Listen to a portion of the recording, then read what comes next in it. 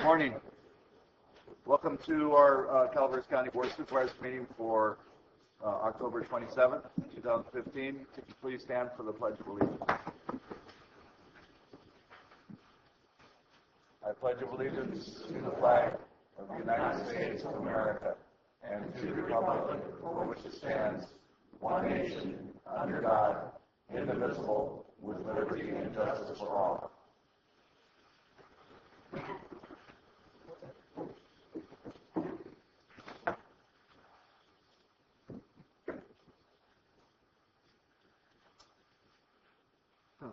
So I'd like to report on our closed session. Pursuant to Government Code Section 54957.6, personal matter, conference with labor negotiator Judy Hawkins, Deputy County Administrator Officer, Human Resources and Risk Management, Deputy Sheriff's Association, DSA, Sheriff's Management Unit, SMU, and Calaveras County Public Safety Employees Association, CCP-SEA, and Service Employees International Union, SEIU, negotiations, Human Resources Director. There's nothing to report out. No action taken. And with that, I'd like to ask the board if there's any comments or announcements. Okay. So we can move into public comments. So public comments are any item of interest to the public that is within the subject matter jurisdiction of the board and is not posted on a consent or regular agendas may be addressed during the public comment period.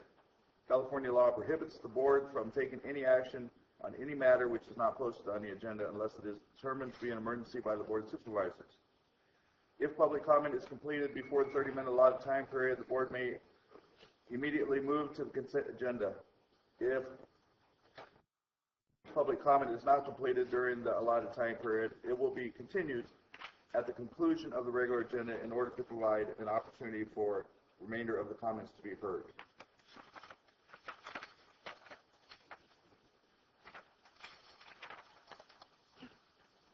Good morning. My name is Bonnie Newman. I'm from Double Springs. Two things. First, Cliff, I'd like to get the address of that asphalt plant in Tahoe because I'm going to be in Fernley and all weekend, and I want to go check with the neighbors. And I'll be leaving on Thursday. So before you leave today, I'll get it to you. Perfect. The second thing is I'd like to talk about something that almost relates to the asphalt factory. Where do we live? What's the name of our county, folks? Calaveras, okay, in case you forgot or, there wasn't a refrain here. Calaveras, what does that mean? It's a Spanish word that stands for skulls, okay? Why are we called skulls? That's a symbol of death. Why are we known as a county with a symbol of death? It's because when we first started 150, 200 years ago, this was the Wild West. You could kill a man for stealing your horse, no problem. You could kill a man for jumping your claim, no problem. You could kill a man for cheating at cards, no problem. You could kill a man for thinking he had stole your horse, no problem. We killed people right and left. There was no respect for life. We became known as La Tierra de los Ríos de Calaveras, the land of the rivers of skulls, because all of our stream beds and riverlets were covered with white orbs of people who had been murdered in a kind of ethnic cleansing that happened over and over and over around the mining claims. The white men, the Indians, the Mexicans, the the Portuguese, the Chinese, people were murdered right and left, and we were known as the land of death. What's wrong with death? Death is the ultimate result of life. Nobody can avoid it. Nobody can get around it. We have to embrace it because that is where we're all going to end up. That's a resource that we have here. We could capitalize upon our namesake, the Las Calaveras, and become a place where people come to retire and pass on into eternity in a beautiful setting. Granted, some of us has lost the beauty, but in 30 years, things will grow back. We'll have trees and bushes and green once again. I'm proposing an embracement of the death industry. We should have a satellite office of the Neptune Society. We may have a crematorium to help people not have to go to other counties. We can help with moving into death. I'm thinking in terms of medical marijuana. Embrace it, support it, and tax it. Okay, you want to know how to get some more money in this county?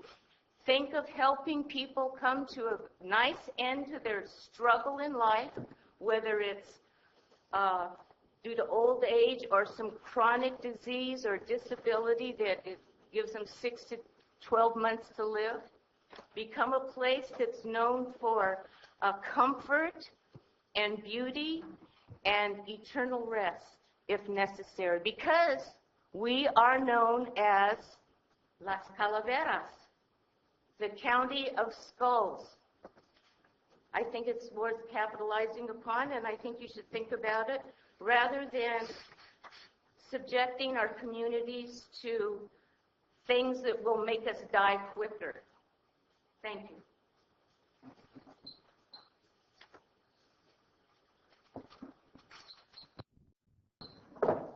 I'm Peter Ray from General Ed.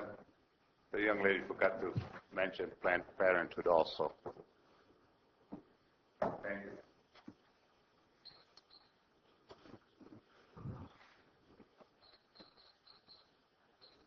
Al Segala, Taxpayer Association. That's a pretty hard act to follow. I don't have any props, but I have some good news.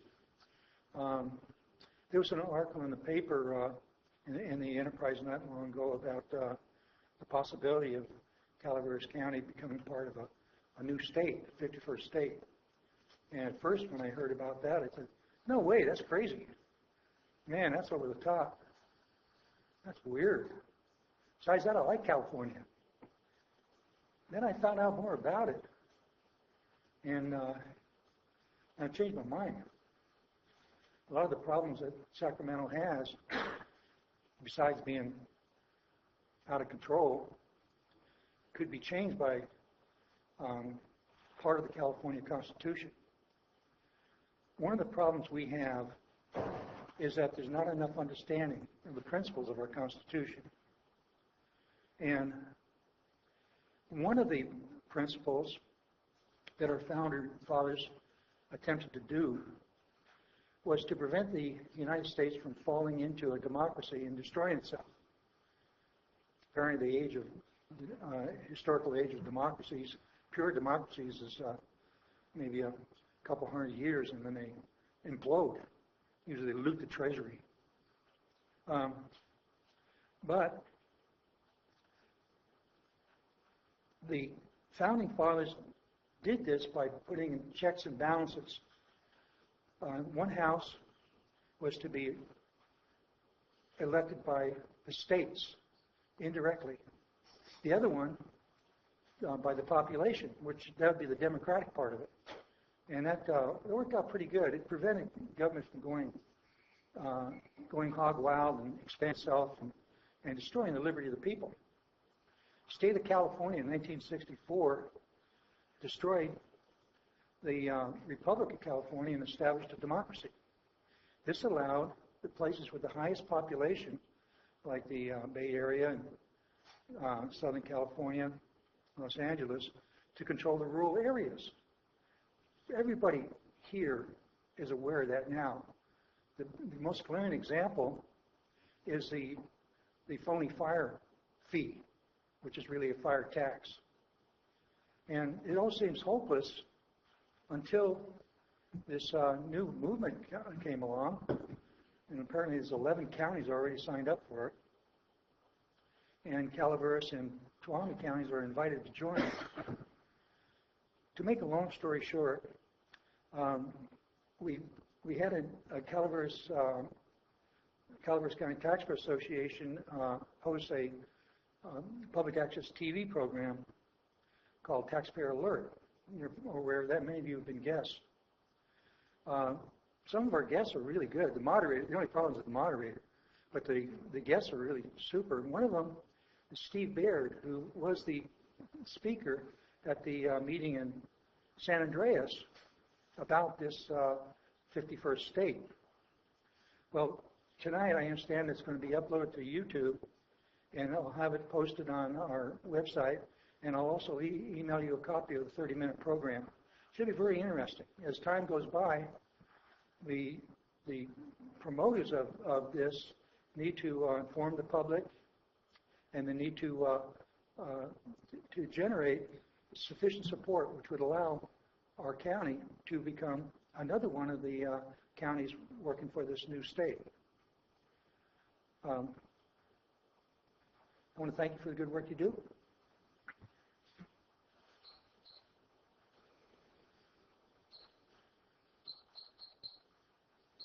Good morning, Rosemary Wilson, McCollum Hill. A couple of meetings ago, I told you about our dear supervisor from the adjoining county who came over and took a look at my trees. Well, as I was catching up on the Twitter feed from the law firm that is in one of the law firms in the county that is handling claims to do with the fire, they had forwarded a tweet that led me to a blog of a San Francisco newspaper, wherein a blogger, I'm not sure how this works, maybe they're paid anyway, had gone up Mountain Ranch Road with a friend or relative that apparently lives in over the other side of the county, and had taken photos of the Butte fire. So I was looking, I thought, well, more photos of the Butte fire, wonder what's in here. And it's very strange how you can recognize your own tree with a red cross on it. Just a portion of the tree with a red cross. I thought, well, that's interesting. Let's see what the next one is. It turns out that 5 out of the 12 photos that this person had taken had been taken on my property when I gave them no permission to go on the property and take photographs, panoramic views, other comments such as, I wonder what it must have felt like emotionally if you came home to this. And interestingly enough, they have a photo of my old Mercedes, several of them. And one of them still has the license plate firmly displayed on it. There is no way that these people could ever have taken these photos without coming onto my land. So just a word, people are still trespassing on property, and I frankly find it in very poor taste that the San Francisco news publishing company should have chosen to take those photos and put them on their blog. And I know that the local news people would not do that. They come and ask me if they thought that it was a good photo representative of the fire, which apparently my place seems to be. So thank you for listening, and have a good meeting.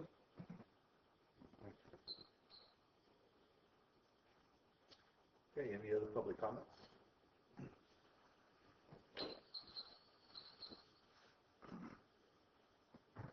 Good morning. Dennis Mills. On a lighter note, maybe, just to remind everyone that there is a business symposium that will be going on next Monday at Frogtown. It's sponsored by the Calaveras Women's Network, the Chamber of Commerce, and EDC. And we have a number of local business professionals that will be putting on workshops there. For those that are interested, do please contact either EDC or Chamber or Women's Network for more information. I'm sure it will be a big benefit for those that would be interested in improving their business skills. Thank you. Thank you, Dennis.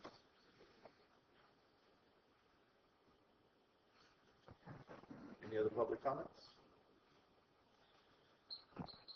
Good morning.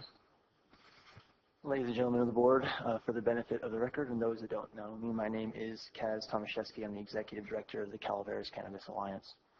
I'm here today to issue a statement on the recent shooting in Railroad Flat. Firstly, obviously, we were horrified and gravely disappointed that this revolved around the cannabis grow. We want to make it clear that everyone involved in these shootings was completely unknown to CCA leadership. They were not members. We have not even been able to find a single one of our members who knew them. Apparently, they were very new. We'd like to issue our condolences to everyone involved and to the community at large. In coming days, we expect to see a lot of anti-cannabis detractors linking crime and violence like this to our trade. It's one of the reasons that we advocate for ethical standards amongst growers and for an active relationship with law enforcement, which has done a fantastic job in recent years of protecting growers and enforcing state and local ordinances. We believe that crime like this is not the result of the cannabis trade, but it is a result of an unregulated cannabis trade. When there are valuable commodities that are not regulated by the government, they're handed over to black markets, which draw crime. And even as that system begins to be broken down with new ordinances and new laws, even ethical growers attempting to be on the right side of ethics and the law often feel unsupported and don't have access to theft and damage insurance, security services. They don't yet feel safe calling the sheriff, and therefore even good people can make horrible mistakes. We think that incidences like these are part of a dying breed. We believe that more and more growers are feeling supported by the county, by law enforcement, are being made aware of the laws that protect them, and are choosing to take advantage of those things. And it is our continuing mission to make sure that these incidences like these go away. We are absolutely committed to the county and to the community and to you in making sure that happens. We know that there's a lot going on with fire relief and there's a lot of pressing issues. But when this conversation does come up, we are here and we are ready to collaborate, and we are behind this board in the creation of an intelligent and comprehensive ordinance which handles issues like these and can support and incentivize ethical and lawful growing. Thank you. Thank you. Any other public comments?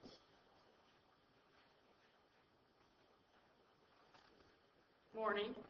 I'm Jennifer Garrellis from the 4-H program representative for University of California Cooperative Extension. I just wanted to give an update on what's going on in our program.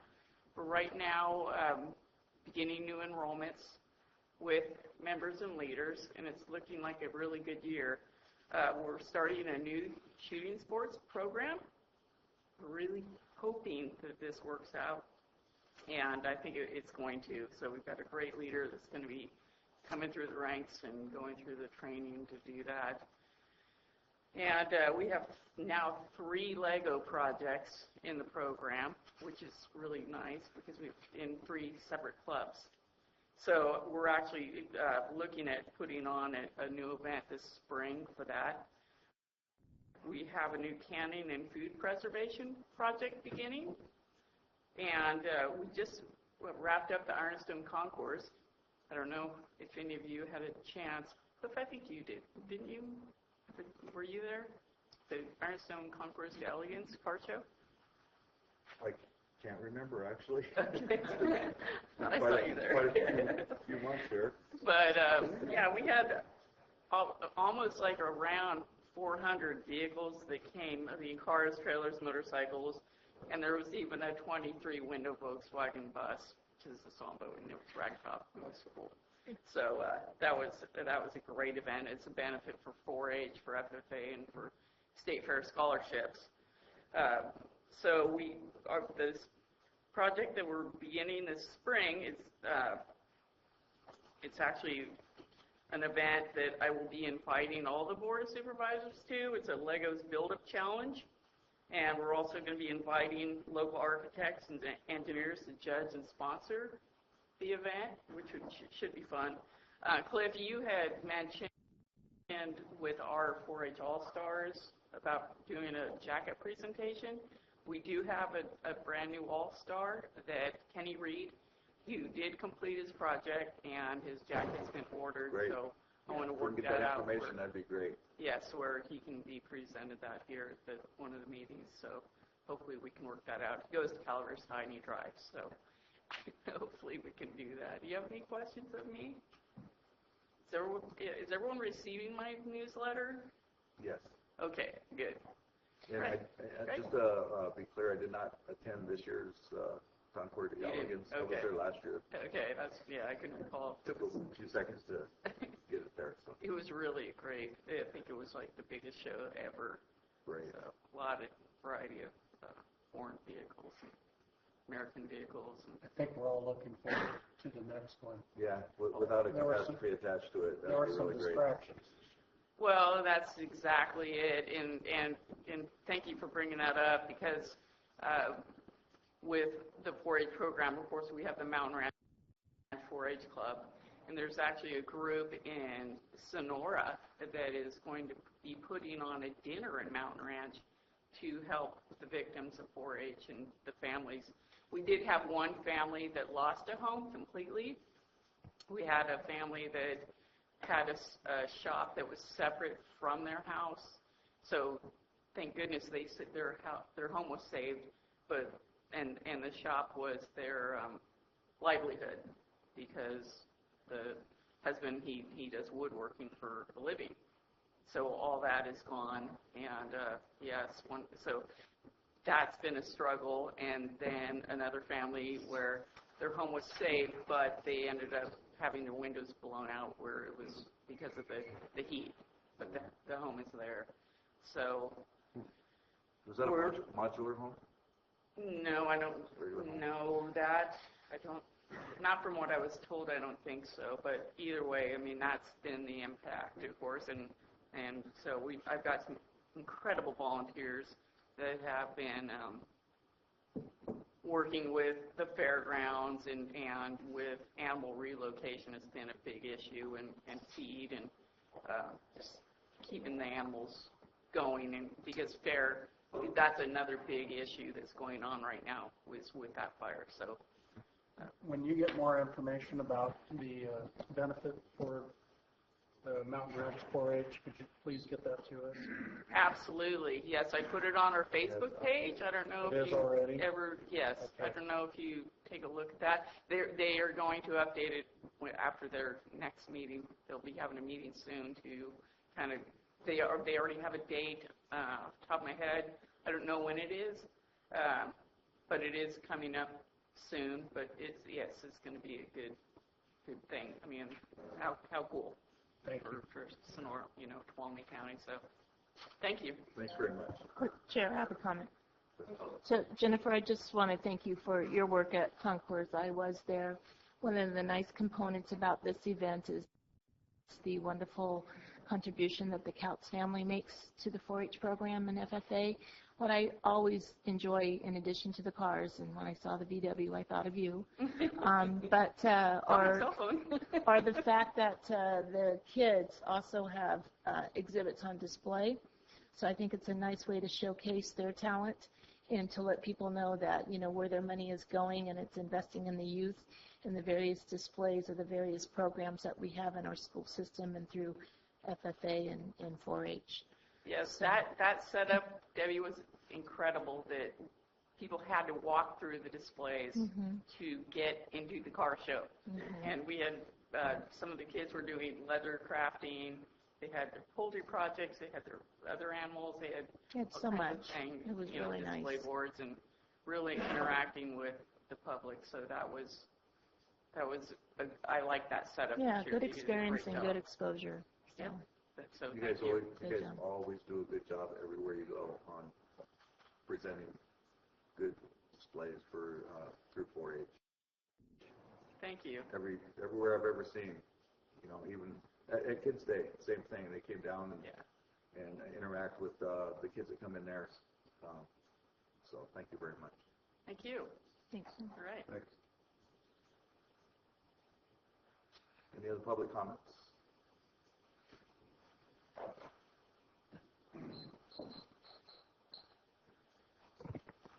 Bill McManus, Calaveras Project. As we get along with the news today, couldn't help but thinking of the news of yesteryear, some 25 years ago, when this county was shattered and the world was shocked at the horrific murders attributed to Charles Zeng and Leonard Lake. It imposed a huge burden on a small county with a young district attorney named John Martin, who's had to spend millions of dollars, much of it state money, to see that trial through. The stigma that was attached to the county seemed like it took a long time to get over. We were always the county where Charles Zeng committed his horrible crimes. But in thinking back on that in those times, we were able to determine that that was pure evilness. And people would ask questions like, is there something we can do to stop that? Or why didn't somebody see it? Just as we do today with school shootings and mass murders and all sorts of evilness in the world. You can't predict evil. It just happens. Now here we are again with the headlines spread out, a triple homicide in Calaveras County. Now we look at it, is this evil? Some might say yes. And then we ask the question again, is there something that could have been done to prevent this? In this case, in my humble opinion, I think there was. The existence of unregulated, Wild West, shoot-'em-up marijuana growing in Calaveras County came before you in April. You had an opportunity to do something about it. You had an opportunity to do what other counties who have experienced this type of crime and have found a solution. You didn't do it. You know, and it wasn't because you weren't aware of it. I'm not big on I told you so's, but hearken back to those days when I was advising you, pleading with you, giving you information, telling you what other counties were doing, how they learned their lesson to do something about this problem. And you turned your back on the county and on your obligations. And so, in some ways, the genesis of this crime belongs in this room. There was something you could have done about it. In the future, I hope that you will reconsider this. You will take this into account. You will try to do something that will prevent this from happening again. Now, I hate to sound harsh. I have received phone calls and emails from dozens of people across the county. They would all like to say the same thing to you. But quite frankly, they're afraid.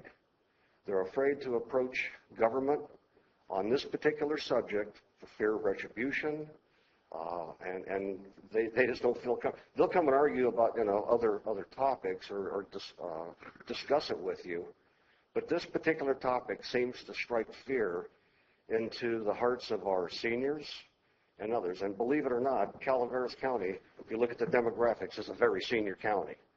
So I told them that I would be their voice. I believe it.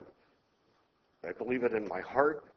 And so I just wanted to bring it to your attention, not in a cruel or mean or vindictive way, but say, look what's happened. We could have done something about it. You could have done something about it. And I hope you consider that as we continue through this process. Thank you. Any public comments?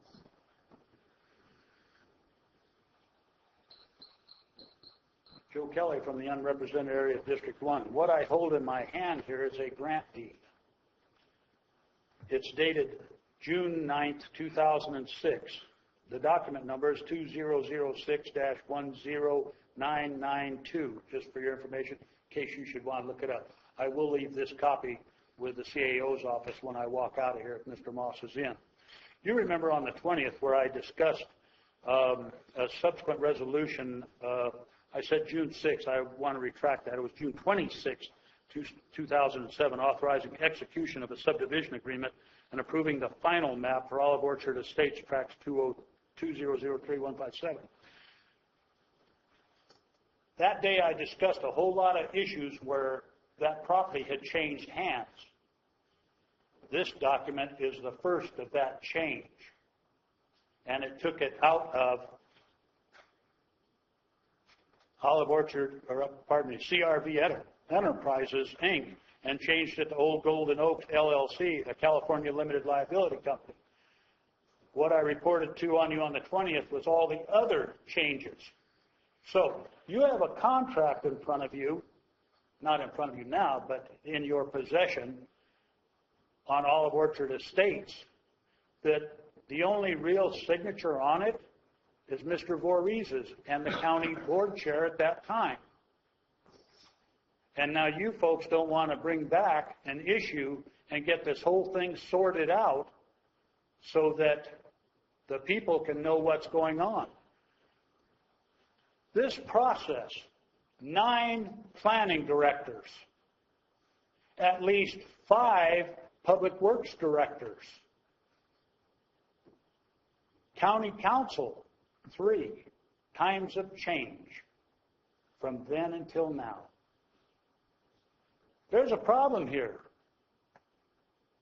and it needs to be cured in this county so that all the information is there within all the document and everybody knows what it is. There was a big surprise when I pulled this up, was able to get it, I should say. It surprised me. This was a year and 19 days before what I talked about on June 26, 2007. The county's not staying up to date, and I don't believe it's the fault of the employees because they're working as hard as they can. But this thing where the denial of a appeal, it's not good. You need to bring it back. I again request that Mr. Oliveira, as the only one that can bring it back, brings it back. Or that if he can't bring it, doesn't want to, if you're able to bring the contract back, bring the contract back so that the people of Calaveras County, skulls, can understand what you are doing. Not necessarily for us, but to us. And your liability as the county representatives. Now, don't get me wrong. I said before, he builds good homes. I approve of his project. It's just the way it's going about, trying to get out of an obligation he signed on for as a mitigated negative declaration. And that was fully under CEQA. So there's the other issue. I thank you for your time.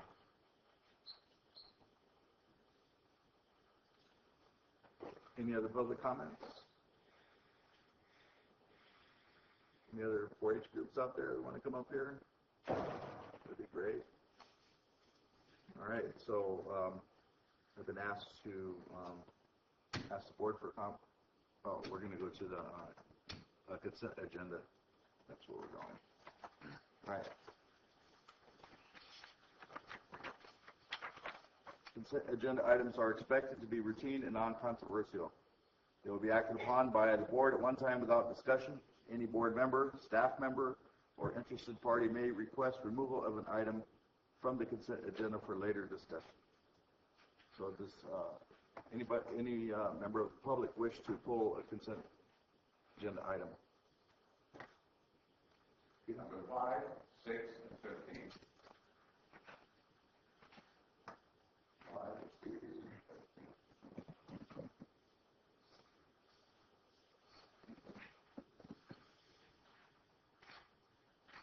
Any other member of the public wish to pull any other items on the consent agenda? Okay. Bonnie? 17.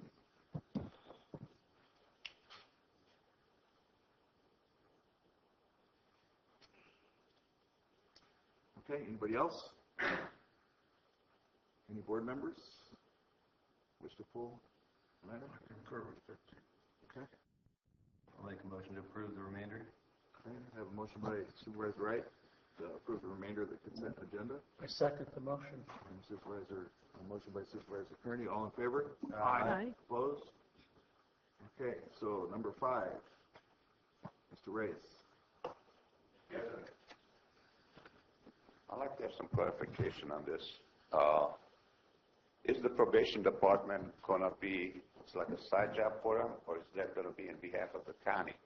Because according to page 24, 23, they're going to be independent contractor. Now, who is the independent contractor? Is it the county, probation department? Who's going to get the 15% bounty money? The county, the probation department, for administration? I'd like to have clarification on it. Maybe I missed something on it. Also, are these being hired for the whole state, or just a local jurisdiction? Or is it for the whole county, whole state, or localization? I did not see any definite clarification on that also. So I would like to have, just let me know. It's nothing against the probation department, nothing against you. Hey, 50% commission is damn good money, okay? But also there's going to be substantial liability because some people don't really want to pay up that easy. So. Are you asking who's going to get the 15%, Peter? Pardon me? I'm not sure that I understand your question. Are you asking who's going to get the 15%? Well, who is getting they're making a contract with the county. The probation department is going to be the administrator, the executor of this collection. Somebody's going to get 15%. Is that going to come to the county treasurer? Is that going to go to budget of the probation department? And who's going to carry the liability for those folks who are going to go out and try to collect this money? Thanks for clarifying. Thank you, sir.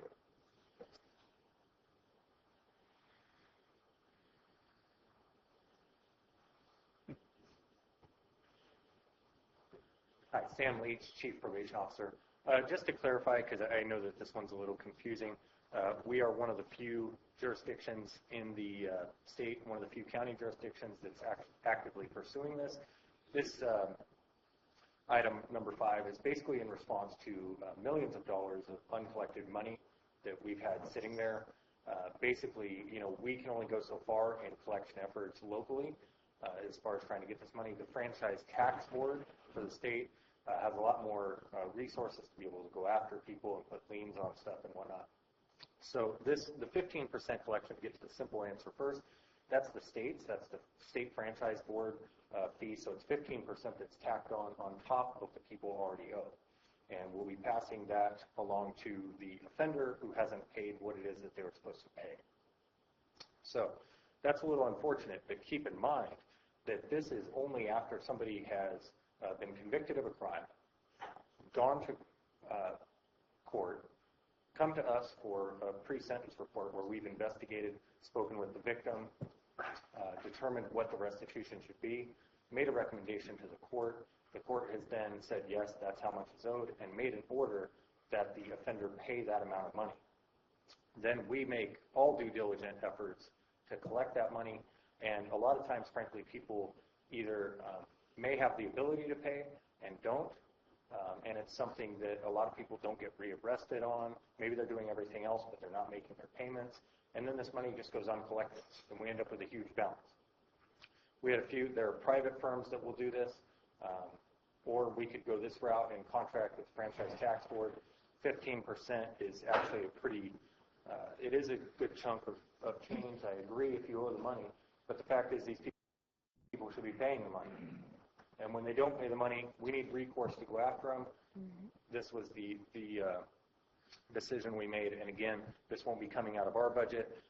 The money, there will be some money coming back into our budget in theory, because if we're collecting more money, some of that is fines and fees. The state is going to take their 15%, so if there's a $100 payment, let's say, 15 of that is going to go to the state. The other 85 is going to go to the victim first, then it comes back to our fines and fees. So there are victims that don't receive money. Franchise Tax Board will help us with that. Then secondary to that, they'll be helping us get money back for fines and fees that help supplement our budget. Sam, this is similar to the list that I gave you months ago, right? It is very similar. It's just a different way of pursuing it. And, you know, there's only a few counties doing it now. I think it's becoming more popular. It's being talked about in probation business circles. Well, one of the questions that Peter asked was who gets the money. If I remember how it was explained to me, that's not an easy question to answer because every fine may have the money going to different pots. Yeah, that's correct. It won't surprise anybody that California has one of the most complicated restitution. So it's not. It would be a very difficult question to answer for the entire list because each fine may have a different requirement. And the only thing you can count on is 15% because the Franchise Tax Board, right? Yeah, that's accurate. Yeah. Okay.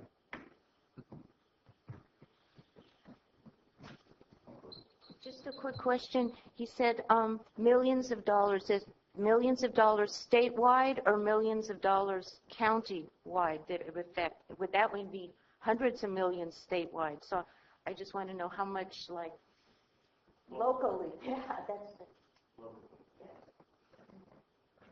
I want to thank the gentleman for clarifying many things. So you're not going to get, the county's not going to get the 50%. Okay, fine.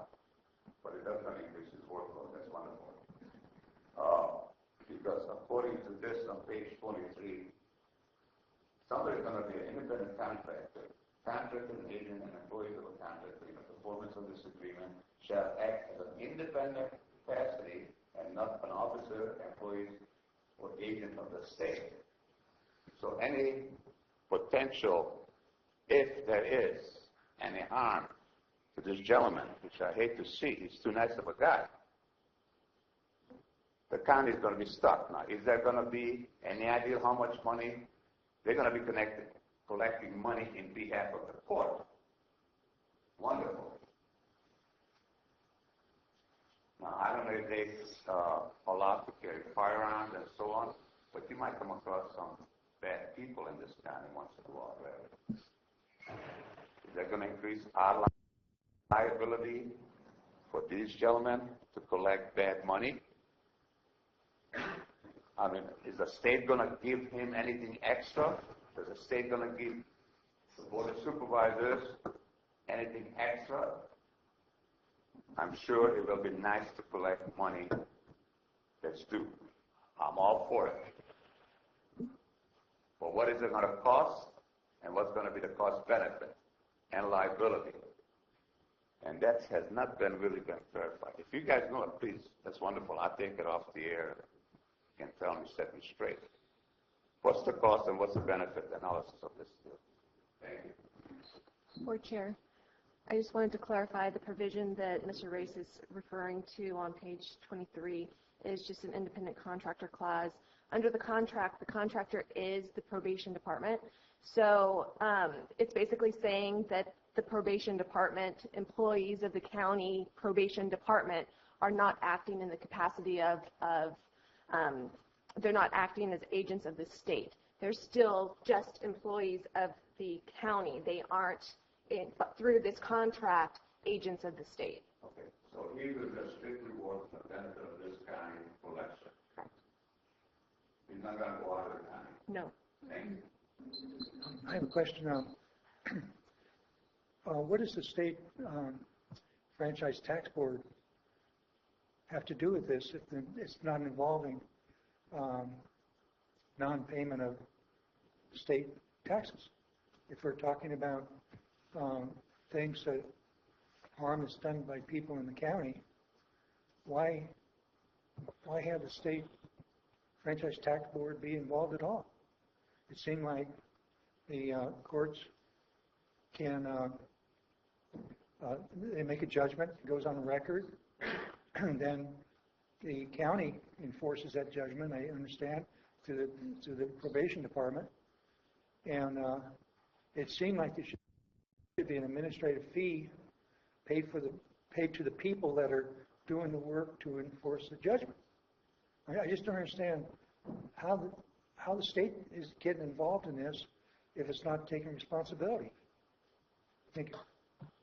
Actually, it's a method of collection. It's a tax intercept program. So if you owe the probation department or through the probation department fines or penalties, restitution, whatever, that they have on their books and you're not paying it, and you're getting a refund from the state on when you file your taxes, they can intercept that refund to make payment to the probation department for those fines, penalties, and restitutions.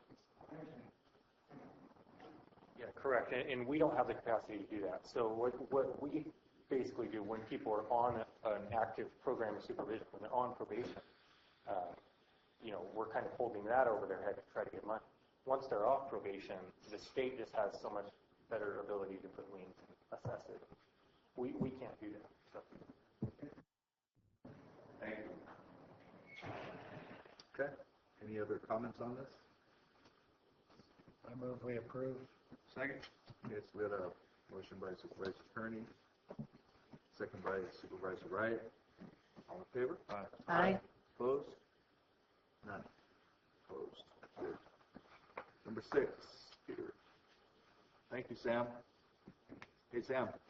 And thank you for all that you guys did on the evacuation process, too. We appreciate that during the fire. Thank you very much. On number 6, we're not talking about much money, but I just wonder, was this put out to bid, or how was it decided it's an acceptable amount? Thank you.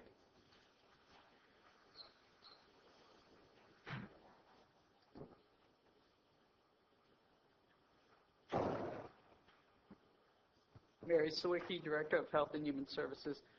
This was not put out to bid because this is a company that we have the existing furniture through, and it's creating the additional modules that we already have that would then keep the office consistent. And because of the amount of the contract, it wasn't required to put out to bid, but the vendor that is used is under California Commodities, which actually has already gone out to bid with certain vendors to get the lowest prices for equipment, furniture, etc. Thank you.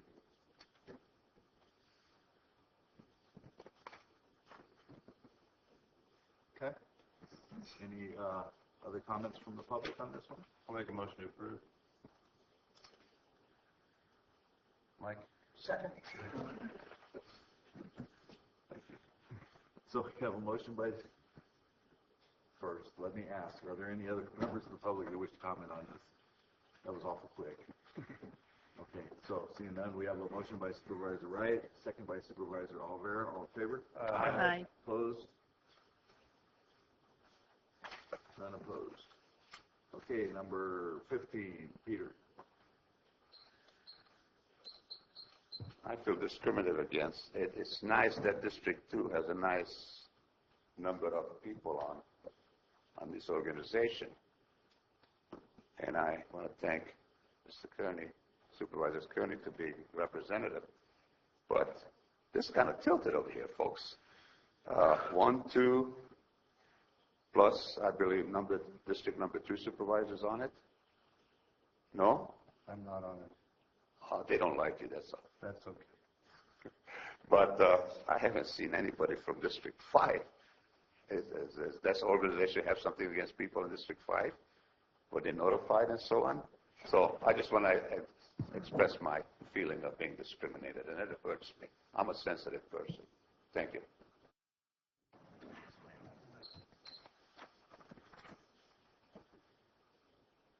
Okay, any public comments? Bill McManus, Calaveras Project, resident of District 3. We've had this discussion at the COG meeting and some other places. Now that we're in, the full board is all together, I would like to express my disappointment and sometimes outrage that my district does not have a representative on the COG board. As we go back in the years, all sorts of things have happened. But I don't think there's any excuse for any district to go unrepresented with at least a citizen representative on the COG. It involves a lot of money, projects. People need to be vetted. You're spending our money. Citizens are spending our money. So we need to have some input there and make sure that it's equitably distributed, and that projects in the hinterlands of the county get their hearing for funds and to see if we can make our community better. At this point, without sounding harsh, to me it appears as though one supervisor is appearing to load the COG up with people that could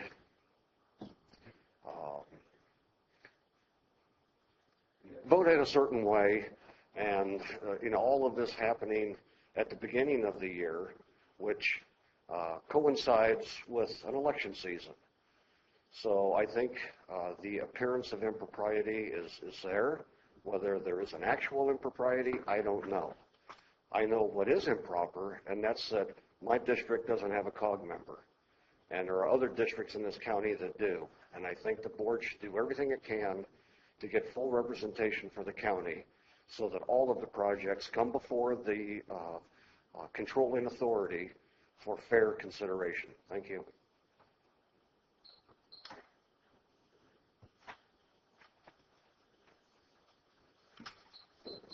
Marty Crane.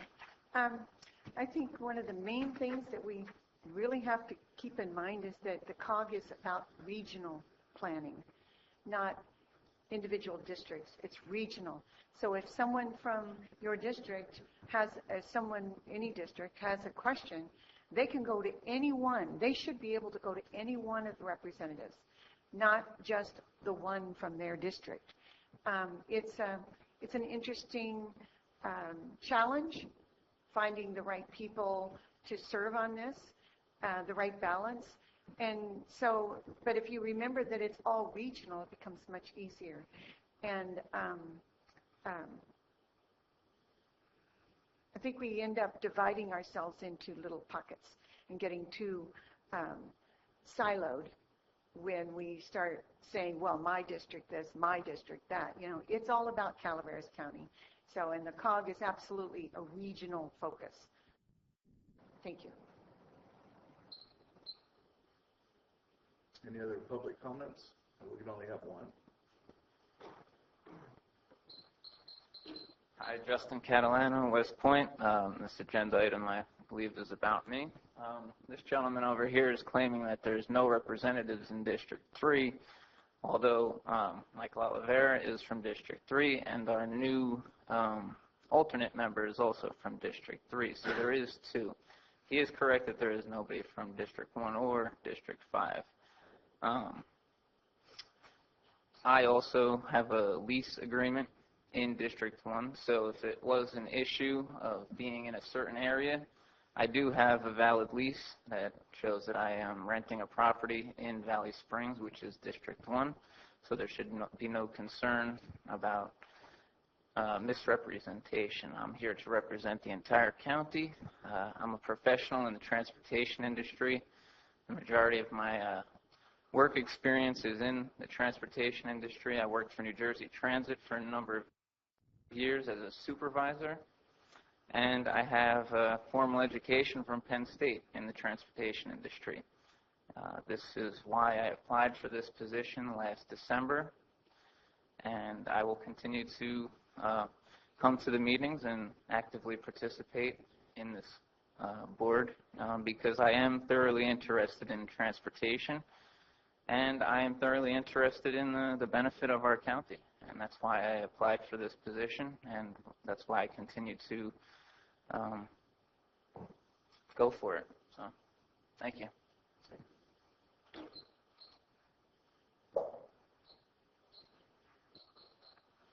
Melissa Eads, Executive Director with the Calaveras Council of Governments, and the Calaveras Council of Governments supports the appointment of Mr. Justin Cantillano in accordance with the Joint Powers Agreement and the policies and procedures.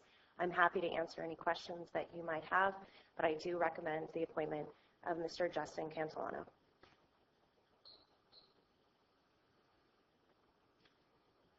Any other public comments?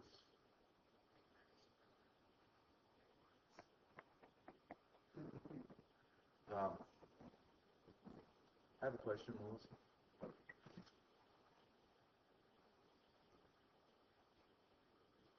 Is there a District 2 representative now on your board? Currently, we do have a District 2 representative, Mr. Jim Heminger.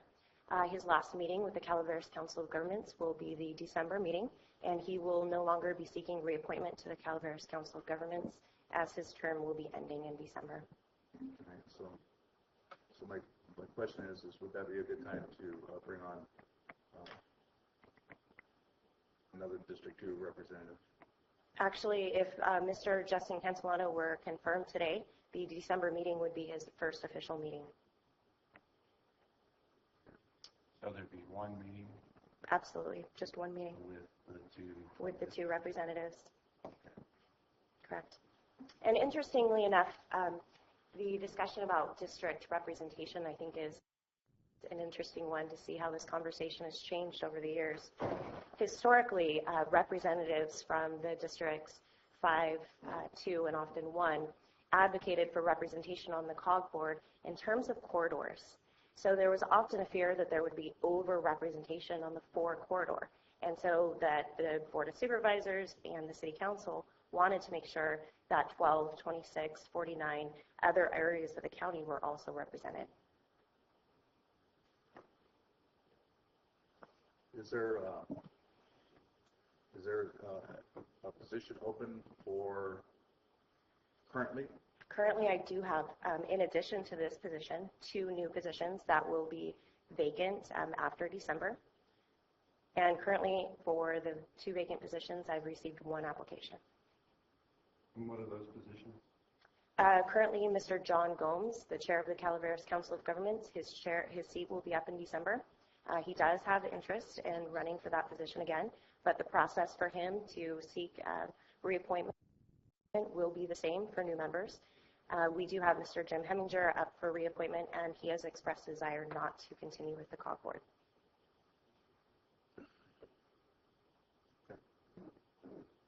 I have a comment, Mr. Chair.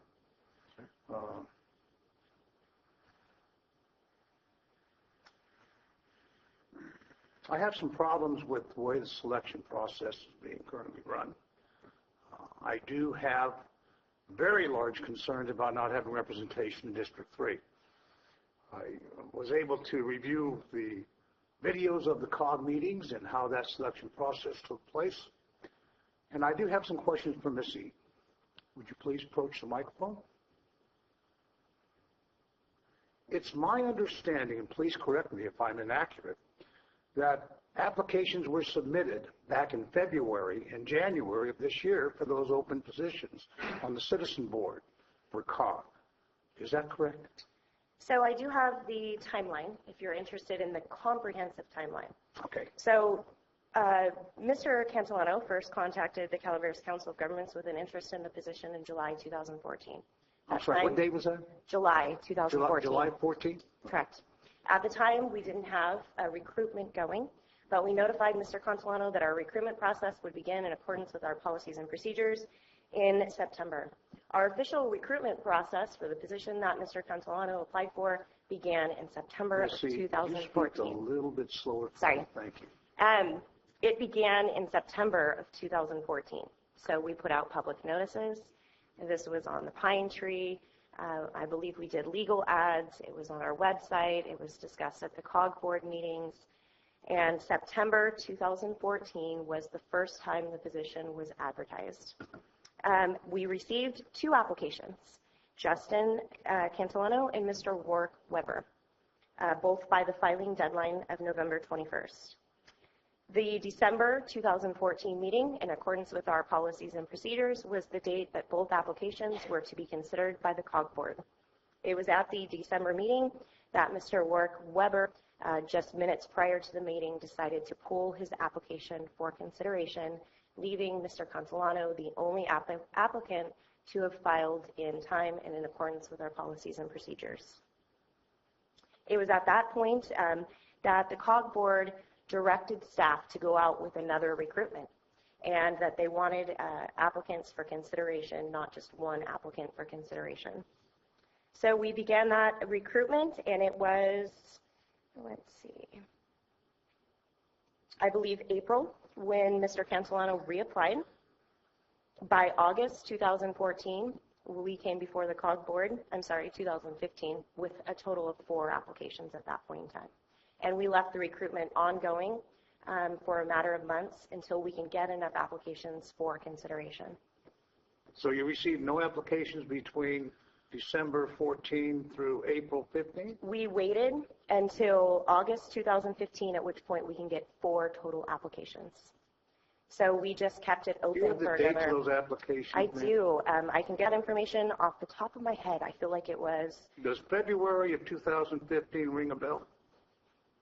I do feel like it was February. Correct. I do feel like it was February, March. And I may actually, I do have these bulleted notes. So the August 2015 may not be an accurate date. I do remember it was February and March. We did receive a number of applications. And the next time we came back was before the COG board with 4. And you are correct. Of those 4, Ms. Kathy Topol, Mr. Muterdes, we had Mr. Rob Williams, and Mr. Justin Cantolano were the 4. And this might be a mistake, August 2015. I believe you're correct. It was February and March when they applied. Yeah, so we had a total of 4 applications in progress, I guess you could call it, from December, period of December to July. You are correct. And at which point we took those before the COG board. They considered 3 applications. Ms. Kathy Topol withdrew her application because of the length time it took in recruiting. We wanted to make sure we had a number of applications to take back to the COG board. They considered those 3, at which point they elected to appoint Mr. Cantolano as the citizen member, and they appointed Mr. Muterdes as the alternate. The appointment of Mr. Cantolano, that was in conflict with your bylaws, isn't it? It was not in conflict with the bylaws. The JPA allows for the appointment of a citizen member that represents a supervisory district, 2 citizen members, but this is part of that process where I come back before the Board of Supervisors to seek your approval and ratification of the appointment of the 2 members from the same supervisory district. So the COG board was not in conflict at all with the policies and procedures or the joint powers agreement. They are definitely following in suit with those goals identified by both the Board of Supervisors and the City Council. You are the executive director of COG, I understand? Yes. And that is a salaried position? Yes. Okay. Do you feel that the board made a wise decision in delaying filling these positions?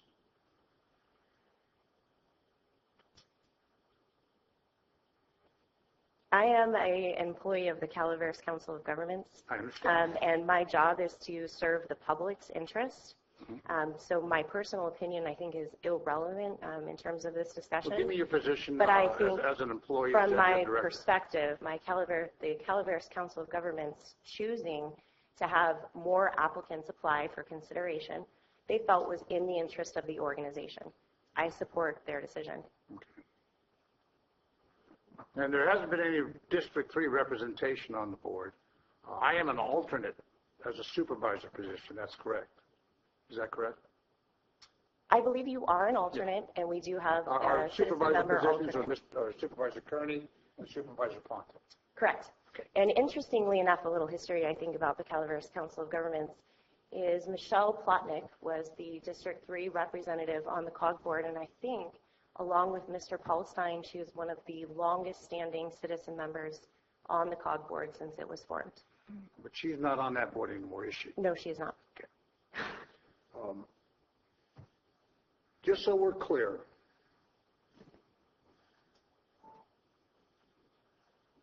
the presence of two citizen members from the same district does not coincide with the bylaws of COG. But the procedure is to bring that situation to the Board of Supervisors for their approval of that condition. Is that correct? If I might read what the Joint Powers Agreement says specifically. There shall not be two citizen members from the same supervisory district or the City of Angels Camp serving on the COG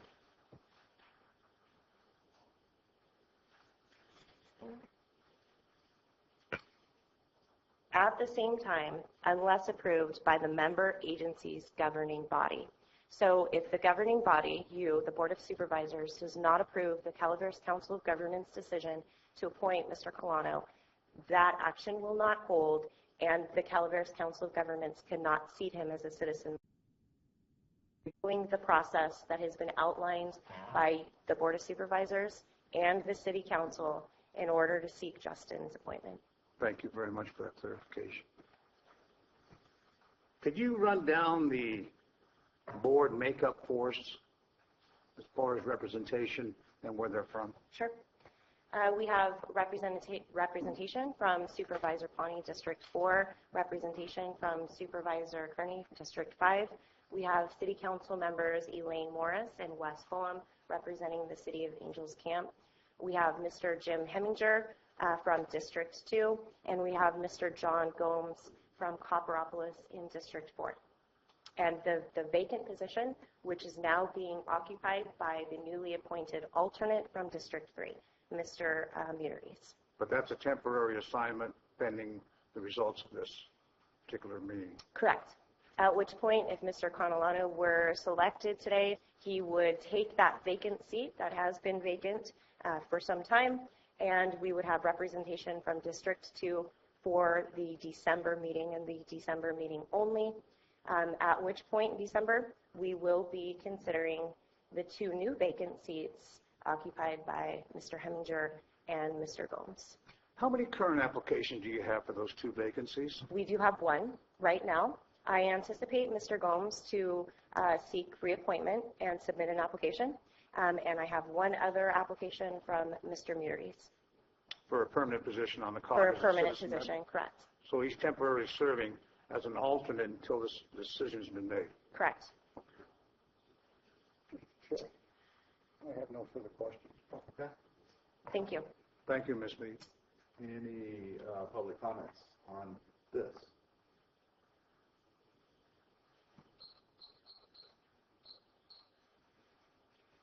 Bill McManus, District 3. A couple things trouble me. First of all, the concept of COG just being a regional board or whatever. And we've been through this, I don't know how many times in the 35 years I've been up here, trying to explain the problems of snow removal to people that live at sea level, and they're trying to explain their problems of star thistle eradication, to us up the hill. Just like this country runs with 50 states, the federal government has things to do, but we all have representation there. We all have unique things within our jurisdictions. There are small problems, there are large problems. You need to get your problem up in front of the board or the whatever commission, whatever, to get that consideration. You're not always going to win, but at least you have an avenue to bring your concerns to the body that's going to make the determination. The other thing that troubles me, and I don't think I quite understand it, is if applicants come before the COG and then they end up at the Board of Supervisors or someplace else, and everyone has got all this brouhaha about it, and we find that there's an imbalance if one of the applicants says, well, to heck with it, I've got an address on the other side of the county, I'll just jump over there and use that address, and you can appoint me from a different district. That would be the same as perhaps a board member running for re-election. You find out that you're trailing, your campaign is in trouble, and you happen to own property on the other side of the county, and you can go run over there and maybe have a better chance. I think that's illegal, but I don't know. You've got county counsel here. She can probably tell you that. But it certainly seems improper and almost kind of shocking that people can just claim whatever district they want as their home district to kind of get on the board and avoid some of the bylaws or rules or whatever that were put there to protect the integrity of the COG. So anyway, if there's an answer to that one, I'd like to know. Thank you.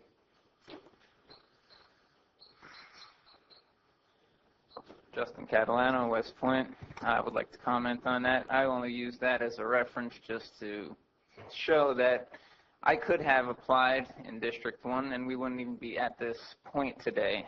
We've been spending a lot of time on this discussion, and I only made reference to that just because it's a point that I could have done, but I am staying in West Point.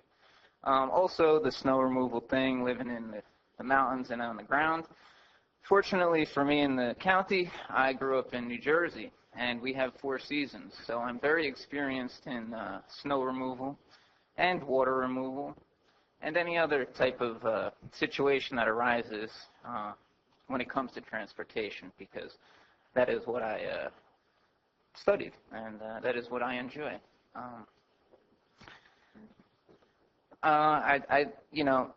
There's another factor. If I don't get appointed, there's going to be 3 vacant seats on that COG board. And, obviously, if we were looking for a particular individual from a particular district, maybe that should be part of the criteria that we put on on the website when we're looking for applicants. And maybe the criteria should be a little more specific so that we don't have a situation where we're spending time on an issue that's kind of irrelevant. If an individual is not doing a good job on a board, it's very easy to just vote them off. And being that there's time limits, they're only going to be there for a certain amount of time. And speaking of time, being that I've been attending the COG board meetings since December, I am very up to date on the different projects that are going along. I'm a young man, and so if I am elected to this board, I will be able to do my best to stick around and plan and get funding for this, for transportation projects and programs, and see them till they're completed. And that's it. Thank you.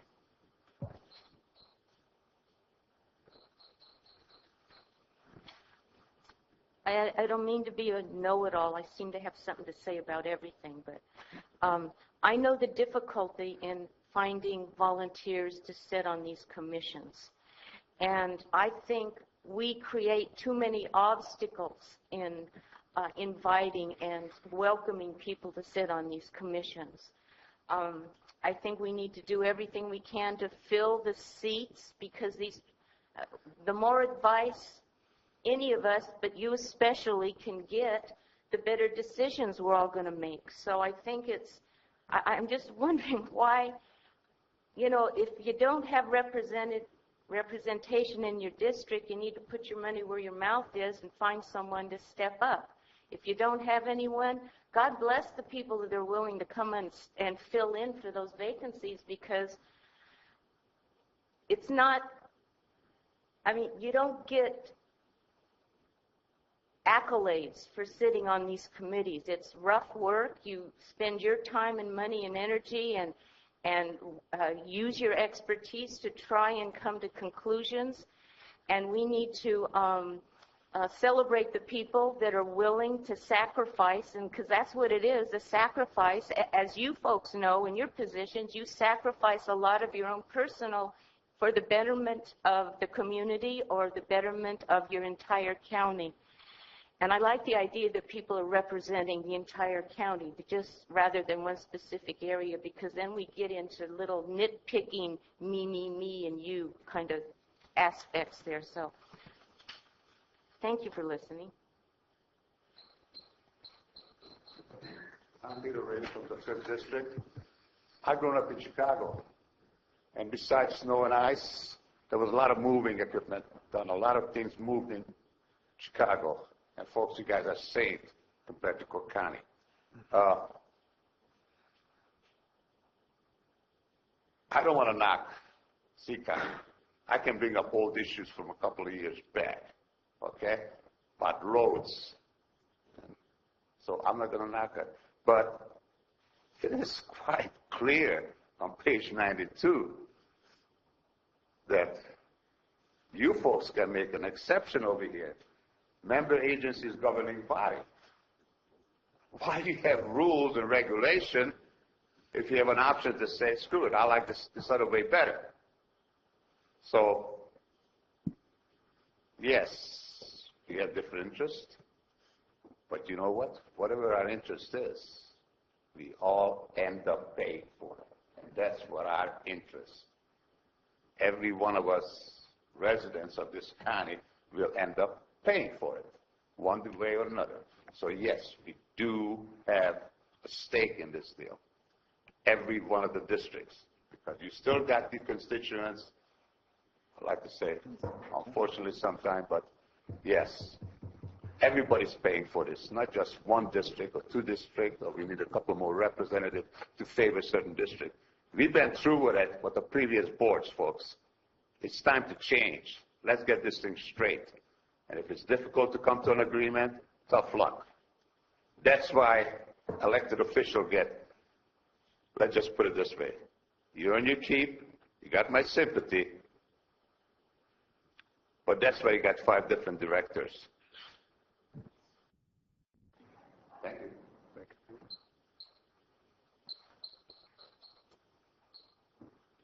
Rosemary Wilson from McCullum Hill, but yes, it is in District 2. I'm not sure, but I think I find myself agreeing with Peter again. And that's only ever happened once before. Maybe it's because I lived outside of Chicago for a year when I first came to the U.S. and lived for about 4 years or 4 winters in Boston, where, of course, they have snow. I haven't seen this gentleman before, but heavens, are we debating and wanting to consider turning down a Penn State graduate in transportation in Calaveras County, where we and a young man who is not part of the well, we're all aging, but don't you think it would be good to have some fresh blood to see what they do on the East Coast? And I just think that you should seize the opportunity and use talent when you see them. Otherwise, you might find yourself, dare I say, hiring a consultant. Bye.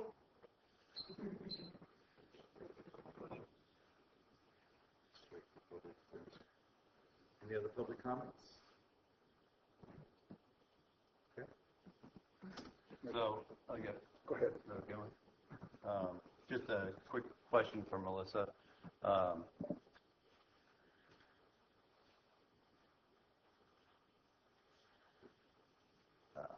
Thanks.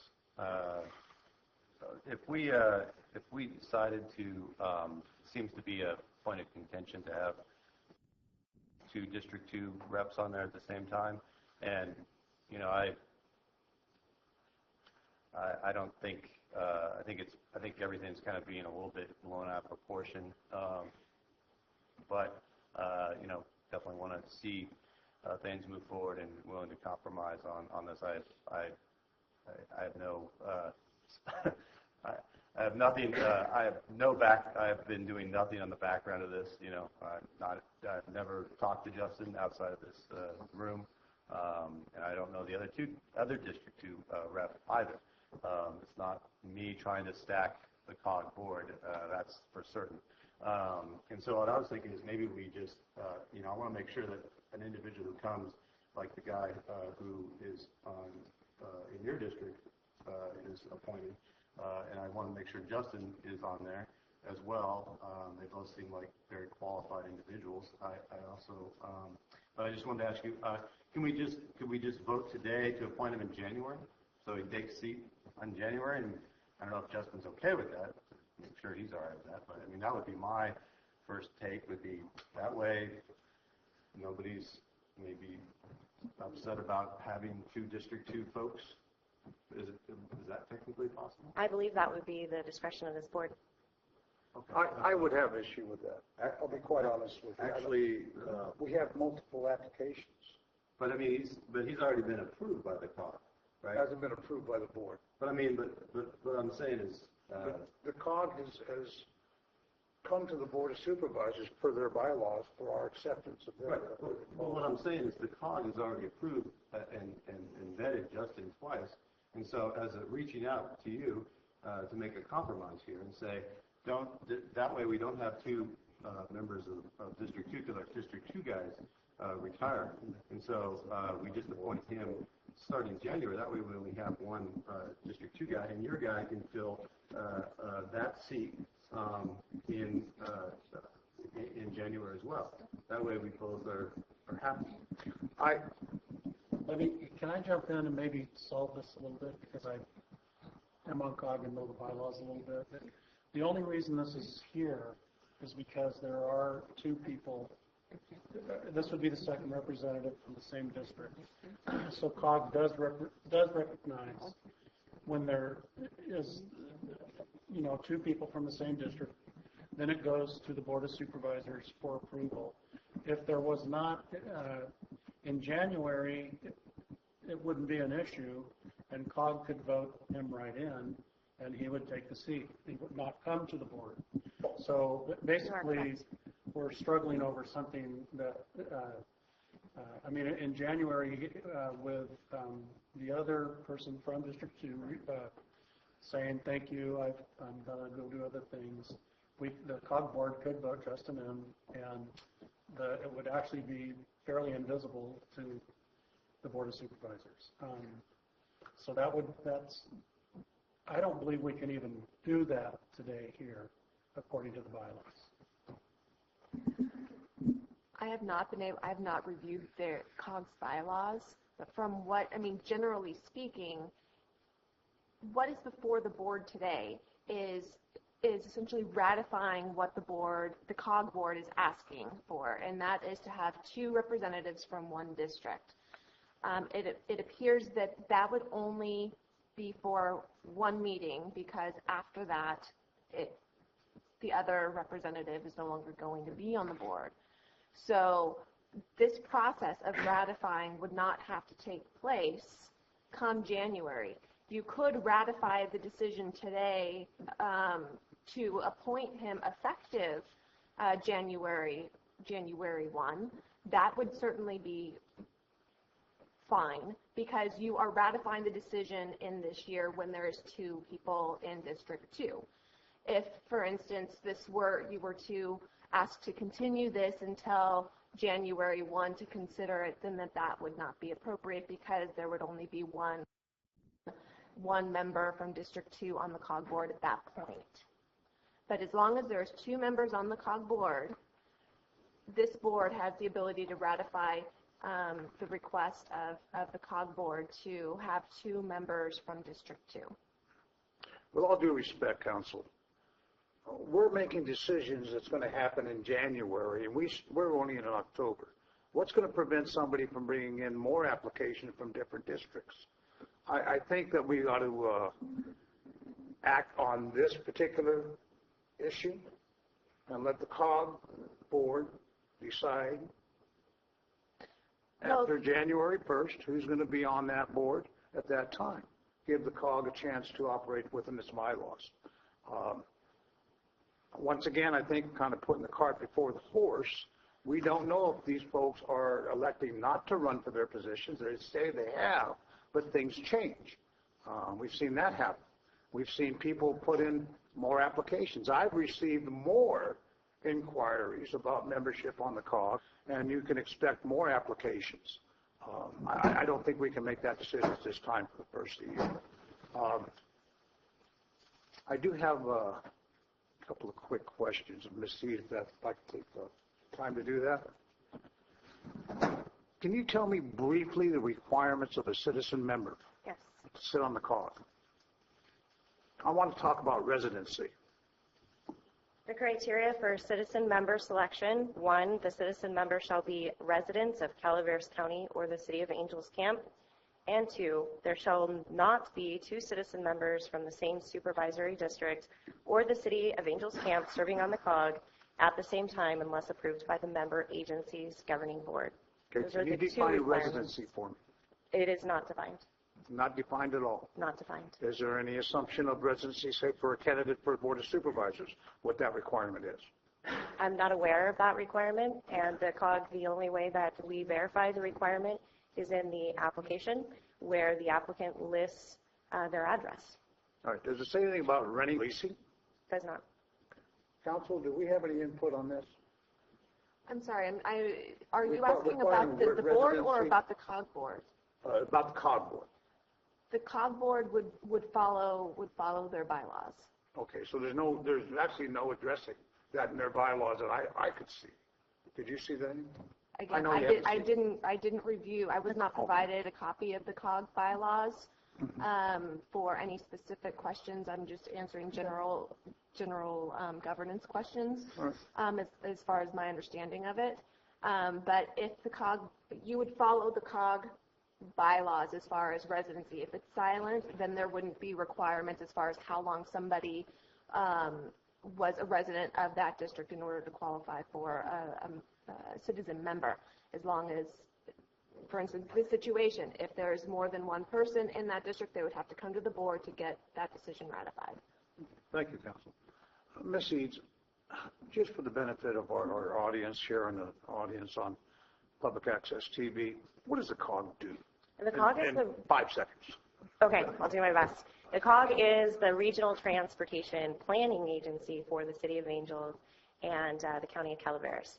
So interestingly enough, at this level, there's a lot of talk about district representation.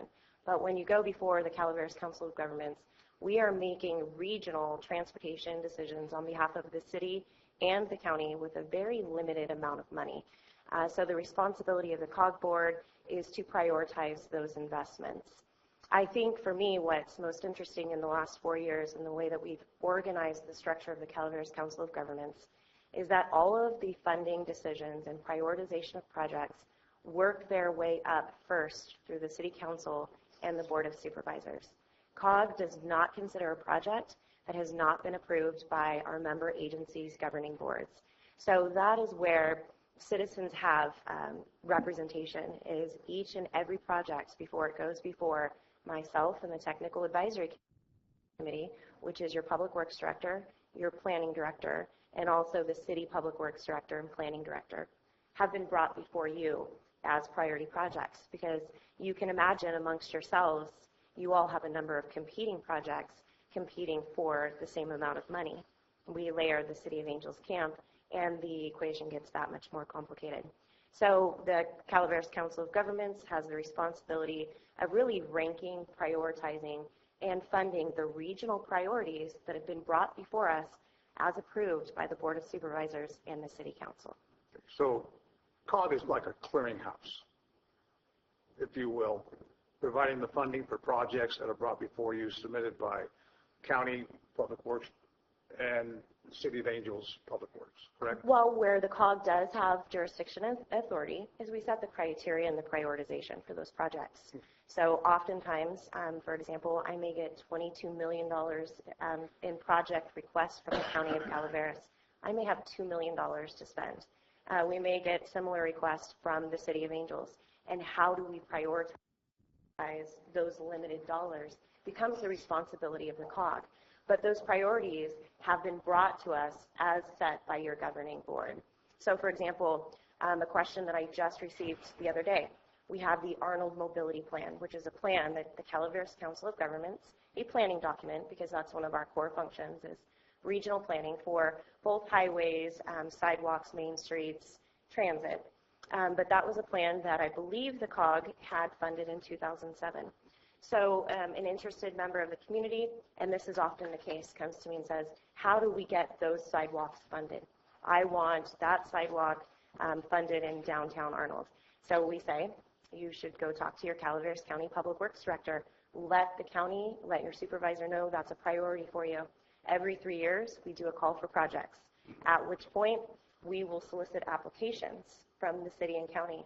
It'll be based on a criteria that technical staff can evaluate to find out which are the most competitive, because we have a small pot of money. Our goal is not to advance political priorities.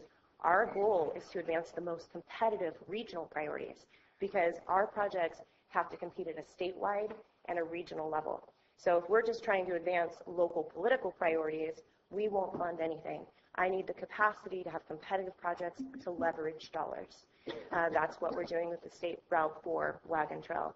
But my direction to them is when it comes to project implementation and capital projects, that's the jurisdiction of the City of Angels and the Board of Supervisors. The COG can't make those decisions on priorities at that level because that may conflict with public works priorities that are existing. And I wouldn't want to give the false hope that a community project could be built when there are already competing demands on your staff that they're considering already. So that project, the Arnold Mobility Plan, has not been implemented since 2007. The plan, I'm not even sure, was approved by the County Board of Supervisors. It was adopted by the Calaveras Council of Governments. It exists, from what I understand, as a community vision, as several of the mobility plans do. But as far as I know, there has not been momentum from the county in a number of years to advance a project from that plan. How many projects has Angels Camp completed in the last 5 years? I could go through our capital improvement program, Yes, and I would have to take a look. But in terms of our call for projects that we typically do, I remember the first round, the city usually competes for about 20 to 30% of the total overall funding that we make available. What the city has been very, very successful in doing is mobilizing consensus for priority projects. So they start with the planning phases, and they're continuing those priorities through implementation. So I think in the last 4 years, this is where I've seen the city be very, very successful. They unite on a priority. For example, the Angels Creek Master Trails. They applied for planning dollars through the COG.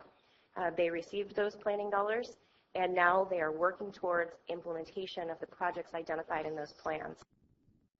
And they are really in a great position to compete on a state and federal level because active transportation is where the majority of those dollars are going.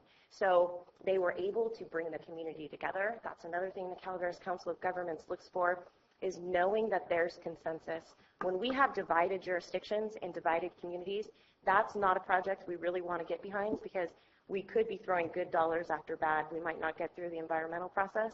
We might end up with a no-build alternative, in which case it wasn't a good investment of our regional dollars. So what the city's doing is they're bringing communities together. They're building consensus and support for projects, which makes them prime not only for our regional dollars, but state and federal dollars. They do have now $1.1 million in CMAQ money that they're using to advance the Angels Creek Trails and Master Plan through environmental and design phase. Then the goal would be we compete for state and federal dollars for construction. They have also sought funding for the Gateway Corridor Study, which is another planning document. So the COG often, we're the regional planning agency. So project delivery and construction is not what I do.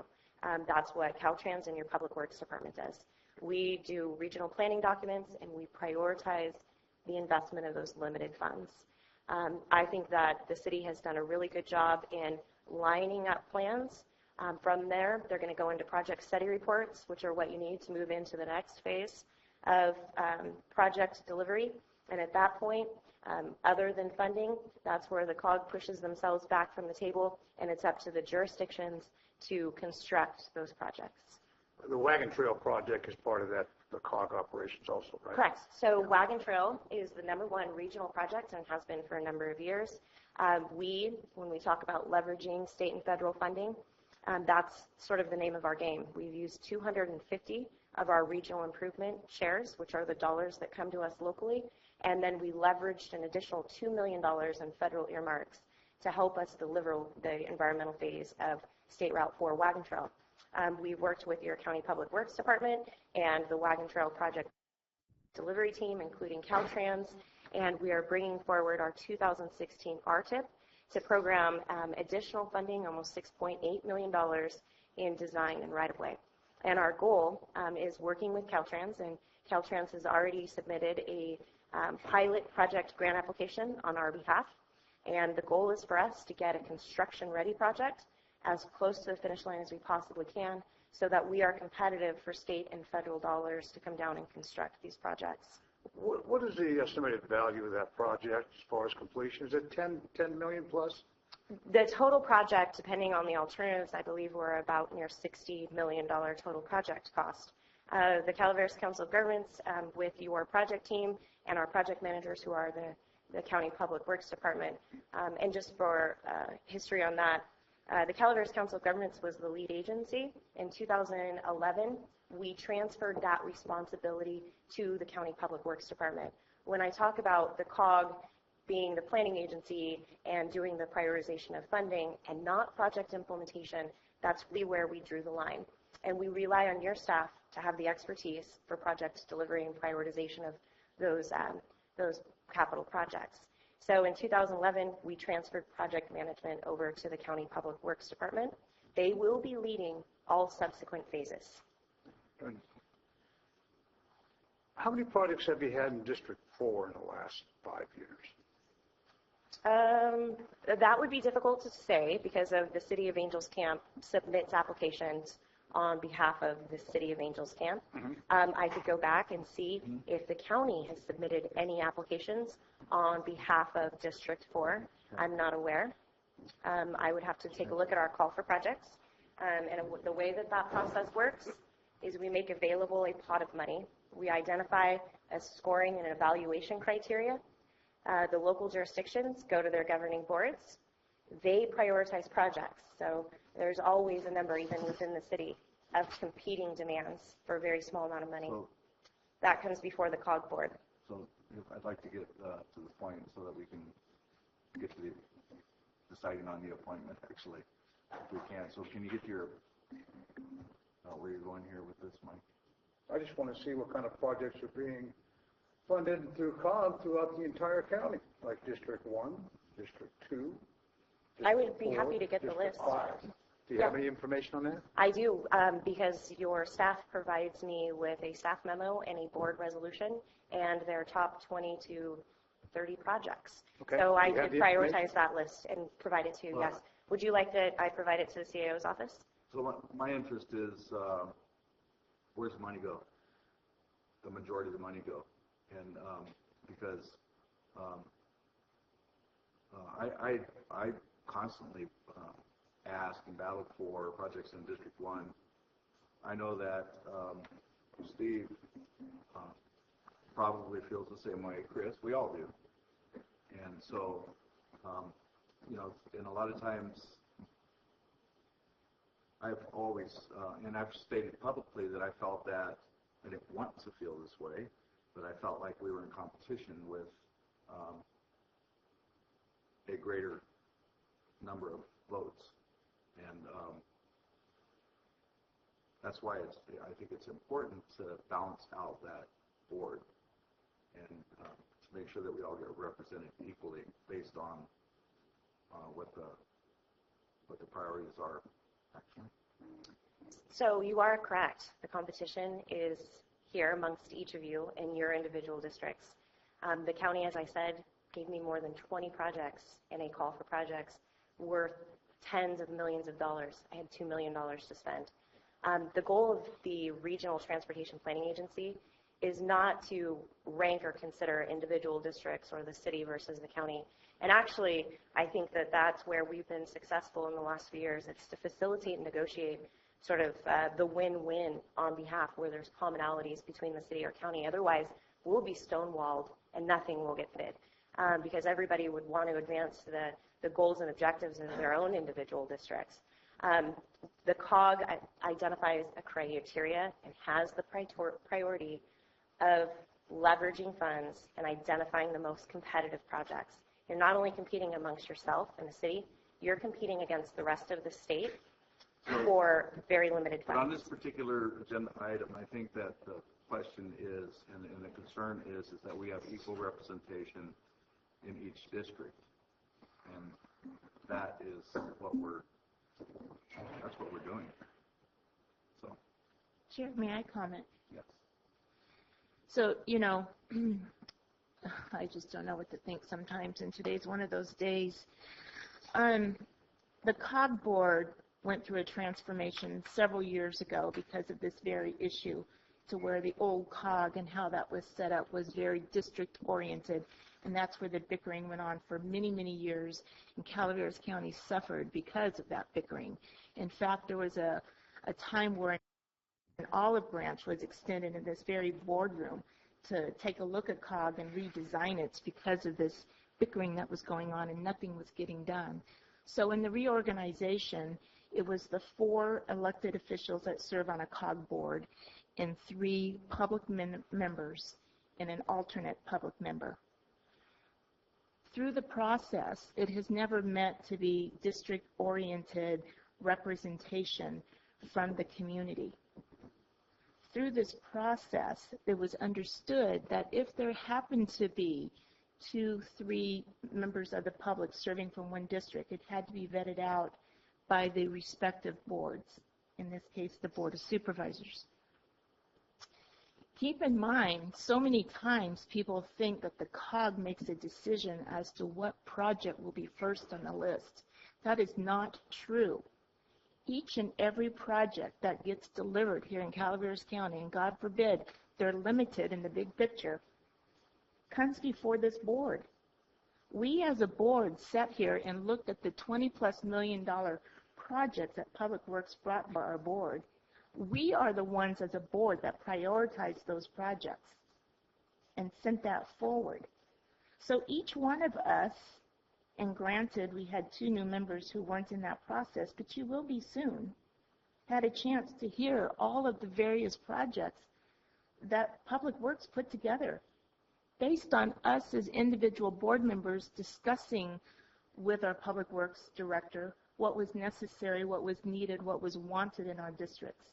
That information came forward, and we as a board voted on what that priority was. It was a vote, and it was a 5-0 vote. Our projects are very limited. I think in Calaveras County there were 3 or 4 projects.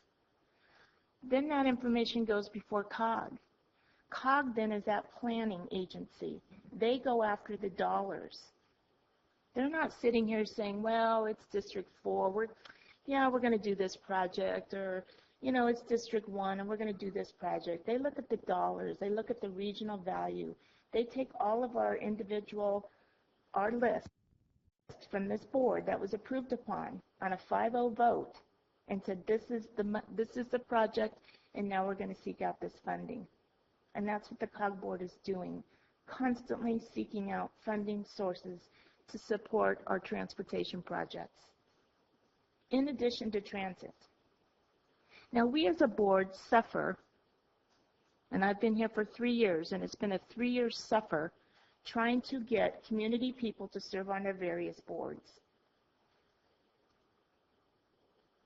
We have had a gentleman for the last year who continues to participate in this process. I have no idea, I have no personal knowledge of this gentleman except when he's come before here and has been interviewed by the boards. And the COG board endorsed his participation. and we're sitting here dickering over about this district and that district and so on and so forth. If you want to dicker, the time to dicker is when we bring these projects before us to fight about as to what we want to prioritize to send on to COG. There's been so many interesting questions about COG that I encourage all of you to come to a COG meeting and listen. I encourage you to meet with our COG executive director and find out a little bit more how this works.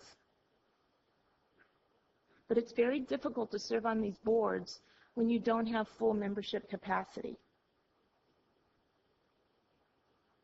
And I could go on and on about the list of boards that we still have openings for. Fish and Game, Park and Rec is one. I wish we spent that much time dickering about Park and Rec that we are on this one. When we get 20 million, we can do that. Well, it doesn't really matter about the money, and I could debate that one with you too. Yeah, I understand.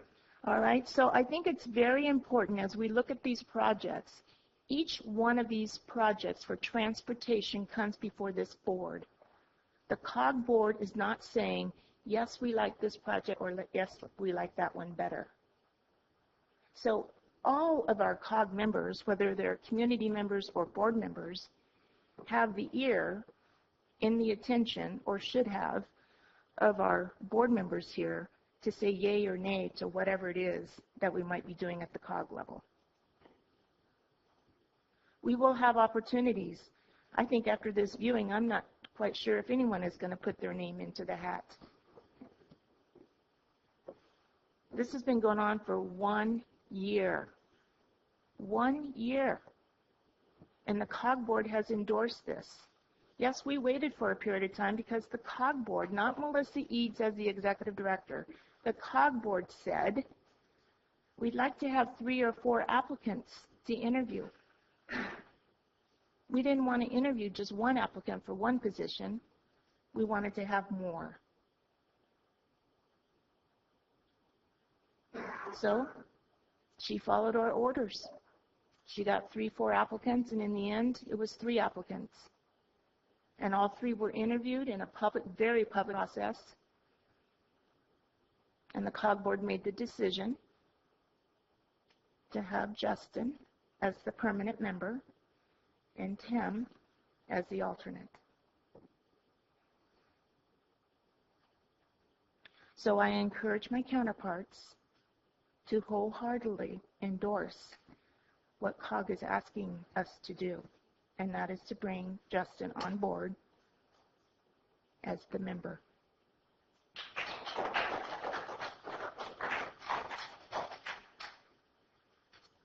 Okay, so any other public comments? Vicki Reinke.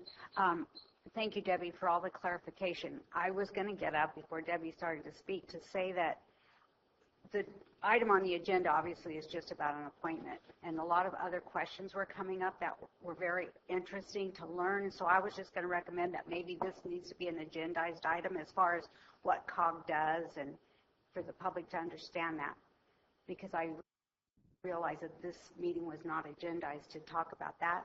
So that was kind of going to be my comment, because I think COG is an important issue that people need to understand. But obviously today you're looking to say whether you're going to appoint somebody, and I don't really have a comment on that. So thanks.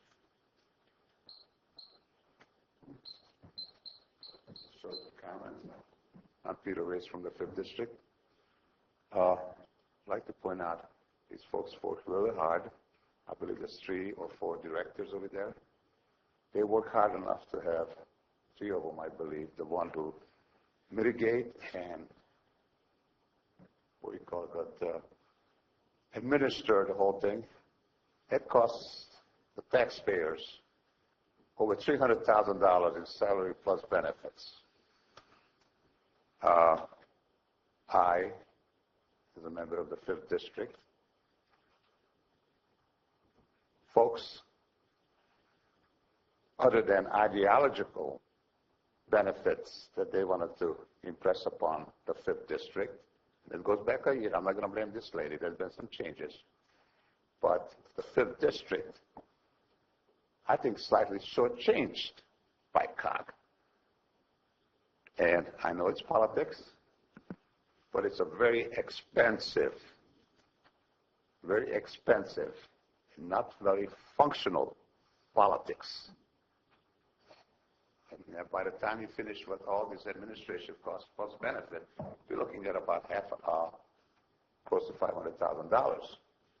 And that's not for your benefits information for most of these folks, because most of these folks have their minds made up.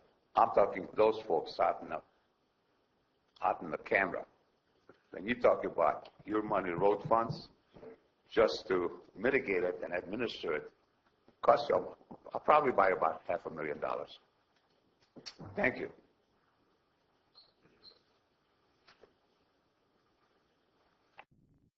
Melissa Eads, Executive Director, Calaveras Council of Governments. In short, I was asked some very specific technical questions about percentages, amounts of money. So what I would like to do is send a letter to the county CAO as correspondence for the public and the board on the percentage of money the city receives, the prioritized list from the city and the county, the total amount that COG has made available in our past call for projects, the total amount allocated, and also, Mr. Oliveira, because of my mistake on the schedule of events, I'd like to go back through that, revise the schedule of events, and make that public information as well. If I've missed anything that I was not able to provide you guys with answers, please send me an email. I'd be happy to include it as correspondence to your CAO. Thank you, Mr. Hayes. Okay.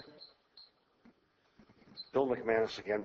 I think when we talk about the bylaws, and there's even a mention about the number of representatives that can be from a district, I think the intent is pretty clear. It's a district-centric kind of organization. If there was going to be some sort of regional complexion put on it, you'd probably have, at-large members that just float around the county and could be on a board. But since they do reference district, I think that's what the COG is trying to do, or should be doing, is making sure that as best as possible there's representation from the various districts, because they're going to take their recommendations to the board, which you all represent districts. So I think it's a good matchup. Another quick question I had, as we've just, it seems like every issue that comes up just has an endless lifespan, but when this first came up at a Board of Supervisors meeting, Supervisor Oliveira was absent. Then we were trying to get permission to do this. That permission failed to gain a majority. So Supervisor Oliveira, at the next meeting that he was at, since it's his option, called for reconsideration of this. It was going to be brought forward and discussed and so forth and so on. But it was part of the agenda. Somewhere between then and now, this item shows up on the consent agenda, which, considering that we've been talking about this thing for almost an hour, I thought the consent agenda was supposed to be routine and non-controversial. This hardly seems to be routine, and it hardly seems to be non-controversial. Now, who in their right mind would put this item on the consent agenda? I mean, I don't know who runs the equipment behind the curtain in the Emerald City. Someone is coming up with an agenda. Someone decided that Supervisor Oliveira's motion to reconsider should have been on the consent agenda and not the regular agenda. So I'm asking, who put this on the consent agenda, and could you please tell me why? It was a mistake. Oh, okay. I appreciate that. It was actually two mistakes, because one, it was mistakenly put on there, and two, I mistakenly didn't put it on the regular agenda during agenda review, so that was also my fault. Mistake twice times? And that's what happens sometimes, it's just kind of. Thank you very much. House of God Taxpayer Association. I understand that the only people that don't make mistakes are people that don't do anything. So making mistakes indicates that you're doing something, which is a good thing. I wonder if there's an 800-pound gorilla in the room that we're not looking at. Our Taxpayers Association is concerned with county government. We want good government, and we want our taxes to be reasonable and preferably low. And we have a problem over recent years with this concept of regional government. This is where new forms of government are set up to supplant and work parallel with, and sometimes replace local government. The problem when doing this is representation. We feel, the Taxpayer Association, really comfortable with the county structure being run by the Board of Supervisors, who we elect. There's good communication there. We don't always agree, but we feel comfortable with that concept. And as far as planning roads, there seems to be two different types. One is county roads, and the other one is state highways. And they're probably, in the case of state highways, a good function for organizations such as COG. They did a good job on the bypass of Sonora. I think they did. They were within budget or below budget and finished the job ahead of schedule. To me, that's a success.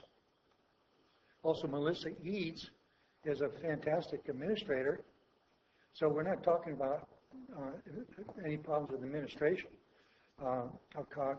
We're kind of concerned a little bit with the concept of supplanting local government with the regional government. And there is areas in the Bay Area where it's really contentious there, where the local voters, taxpayers, are really upset about what's happening with regional government. So, to make a long story short, what may be of concern to those on the Board of Supervisors that have an ideological orientation regarding that subject, who gets appointed to go to COG to make all the difference in the world as far as protecting constitutional rights and property rights, which is what our taxpayer group really advocates. So I don't have the slightest idea about the orientation of the candidates. But I suspect that maybe the 800-pound gorilla in the room is the future direction of COG. Thank you. Okay. Any other comments? Good. Okay, so I'd like to make my recommendation. Melissa, could I ask you one more question, please? I hate to keep pushing this on, but I just wanted to come to an end. So right now, Tim Urides, right? Correct. Is the alternate? Correct. For COG, so that's District 3. Correct. And as an alternate, he's filling what place? He's filling the seat that's been vacant for over a year. Okay, so there's been a seat vacant for over a year, so you're actually running in full committee or full board. We currently do have him filling that seat. However, in the case of last month where I had my District 2 public member alternate, I have a vacant seat because I don't have my alternate. So we have been vacant a seat for the past year. Sure, but you've had somebody to sit in on that. Just recently with Mr. Muteri's appointment in August. Okay. So for September, October, I did not have a full board. I had a citizen member absent. Right. So 1 month we did have a full And board. Mr. Murides is also, the COG board chose him to be able to do that? Correct. So to get past this whole thing, I actually like Justin too. Why couldn't we appoint or ask COG to consider Tim for that that seat, and then in January, just recommend that COG put Tim into that position for when Jim leaves. We did a public member recruitment for the application that Mr. Colantolano presented. We closed that. We only accepted applications received and filed by the date set by the COG board. So with that process closed, they made the decision that Mr. Muteries be the alternate. If he's interested in a vacant seat, should Mr. Colantolano not be appointed by the Board of Supervisors, we would just make that vacant seat available with this new recruitment process. They would have to apply. So it's been the past practice of the COG that just because you're alternate doesn't automatically grant you a seat on the board. You have to apply just as everyone else. In the case of John Gomes, as our current chair, if he's interested in a seat that becomes vacant, he also has to reapply. So the COG board doesn't just put people in. We go through a new application process. Well, I guess my suggestion just wouldn't work, would it? It seems like the easy way out, but apparently. Yeah, I understand the process, and I have to agree with Ms. C. It's an election process, it's a vetting process, bylaws, and I see no way you can circumvent that. Well, I think, it's unfortunate that Justin is basically caught up in this larger discussion. Obviously he's put in the commitment and the time, energy of a volunteer representative, just like so many others throughout the community. And the problem we have is that there's not enough money, and the system is not working well enough to provide enough transportation dollars throughout the county. I mean, I think that's the core of the problem. And I know that then there's a lot of maneuvering that goes on and a lot of thoughts on the whole process. But I would just hate to see him punished for a problem that really is much larger than this representative choice. I don't think if it was Tim in this position, I would be 100%. Anybody who you brought up who was vetted by the COG board, I would be 100% behind. And I just think that we should respect his work and realize it's a bigger problem and vote him on the COG's decision today, so he can be officially confirmed. So, and I know it's hard to set that aside because of the other issues, but I would just hope you guys could be willing to do that today, and just mostly because of his efforts as an individual. That's my 2 cents. Supervisor Wright, I recognize Mr. Conolano's efforts. But then again, we have a procedure, we have bylaws, we have to run by those. I would encourage Mr. Conolano to seek a position in 30 days on the board through our process in COG. But at this time, I'd like to make a motion. Mr. Chair. Okay. I move that we not approve the appointment of Mr. Conolano at this time to the COG board.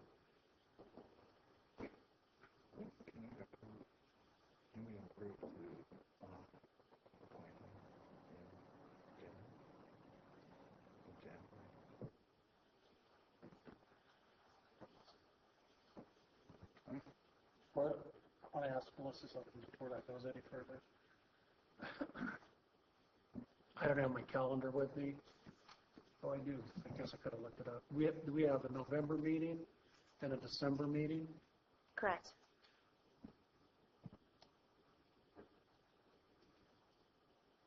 And this sounds like the cheap way out. What if we tabled this till the very first meeting in January? You can't do that? Well, like we had previously discussed, if the current seated District 2 representative does not elect to be reappointed, there will not be this issue where there would be 2 people from District 2. If there isn't this situation where there would be two people from District 2, this issue wouldn't even come to the board. Right, I understand that. This would be handled at the COG, Right. not the Board of Supervisors. I second Mike's motion. Okay,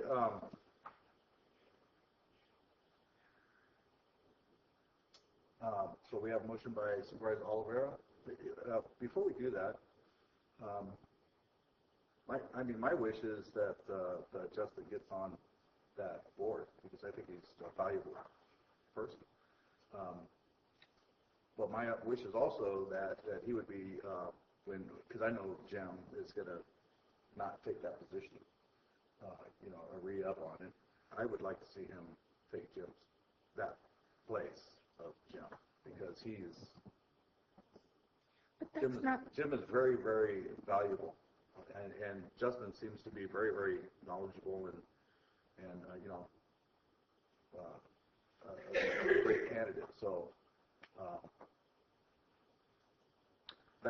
that's how I feel about it, and I think that if we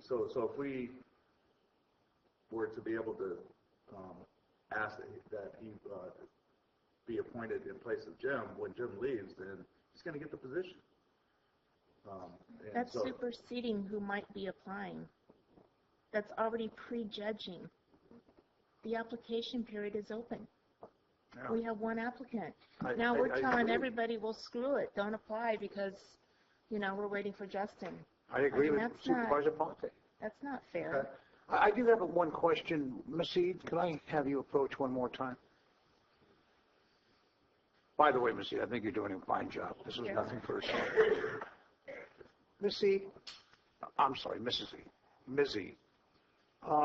You can call me Melissa. Can I call you Melinda? Okay, you can call me Melissa. Okay. If Mr. Catalano was appointed as an alternate,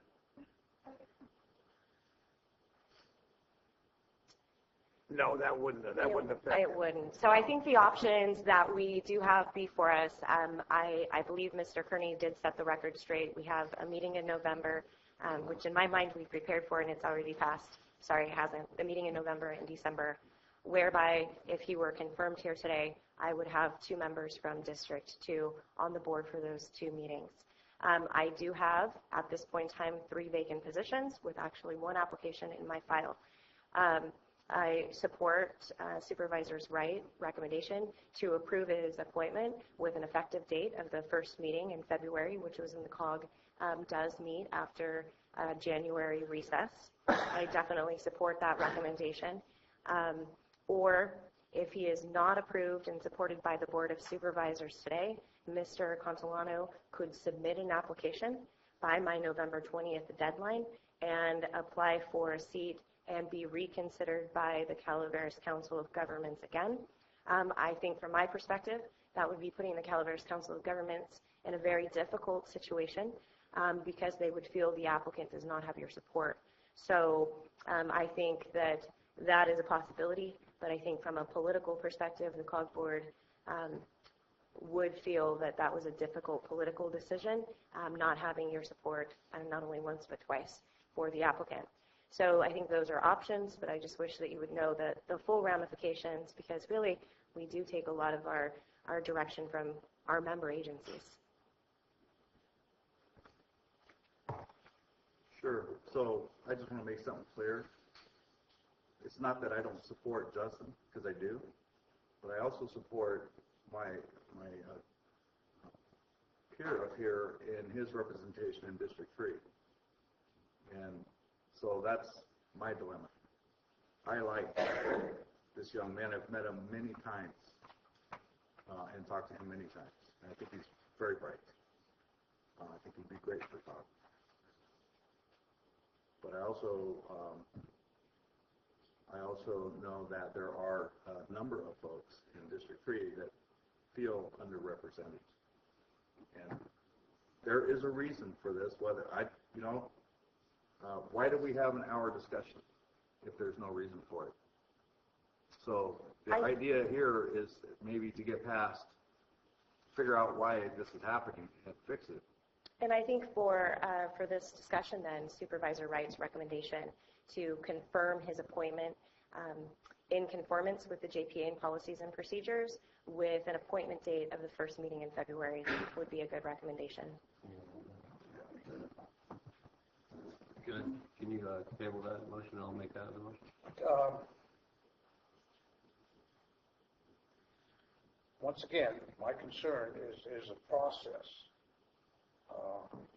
And do we appoint somebody in October for taking seat in February? I would like to Can we appoint do that? I'd like to appoint him today to take the seat he's been serving for the last year indirectly. No, I can't go with that. Yeah, because I mean, Right. it I is. really can't. We're punishing him. I don't see it as punishment. I see it as process. It's not a process that's fair. If you put yourself in his shoes, what would you think? I have responsibility to people that put me in this seat. Well, I understand that, but I'm just I saying, need to respond to their wishes. if you say it's fair, right? This is a fair process. Then I ask you, if you were in his position, would you consider this a fair process? I'm not in his position. I'm in a position of people that voted me in. But you just said it was a fair process.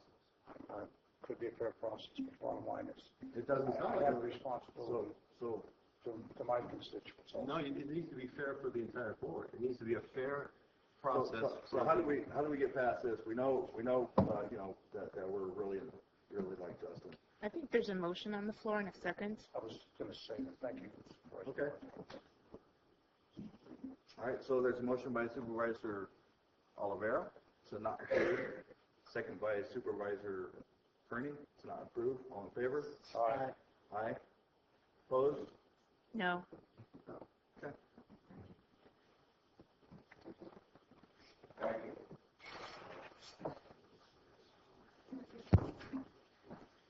So we'll take a 5-minute break.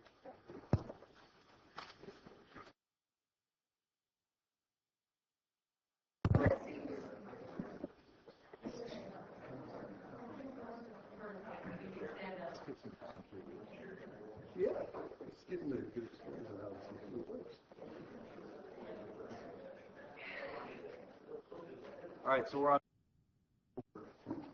17, and Bonnie pulled this one.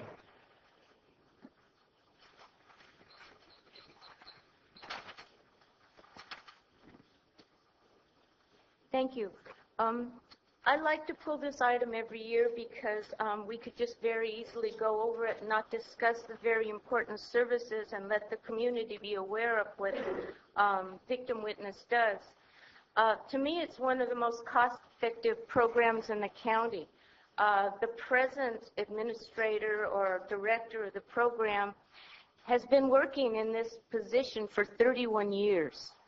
Started over in Amador County when Calaveras wasn't progressive enough to open up a victim witness program in our county, and served our county until we actually hired her in Calaveras. She's been with this program 31 years. She barely makes $25 an hour. What other agency do you know that serves over 600 clients a year on an ongoing basis, sometimes with a part-time staff? This year, I believe she's asking for a full-time staff, and I picked her brain before I came up here because usually I make her explain all this herself. For $25 an hour. I mean, this is incredible. I'm comparing it to another program I know of that has 2 employees where the administrator's making $40 an hour and does not serve 600 clients, and has only been with the county for 12 years. So I asked her, what kind of services, and she knows much better than me that they provide assistance with victims of crime. And let me see if I wrote it down. Anything else? There's a number that I don't know what I wrote down for, but, she's only asked, her budget's $126,000 a year to serve 300 clients. Anyway, I'd like to have a little explanation of some of those services. Thank you. So it was 300 or 600 clients? Pardon? 300 or 600 clients? Over 600. She gets 300 new ones every year just by virtue of what's happening in Calaveras County. And of course, victims of crime can feel victimized for a long period of time, and so she has a carryover of about 300 from years past.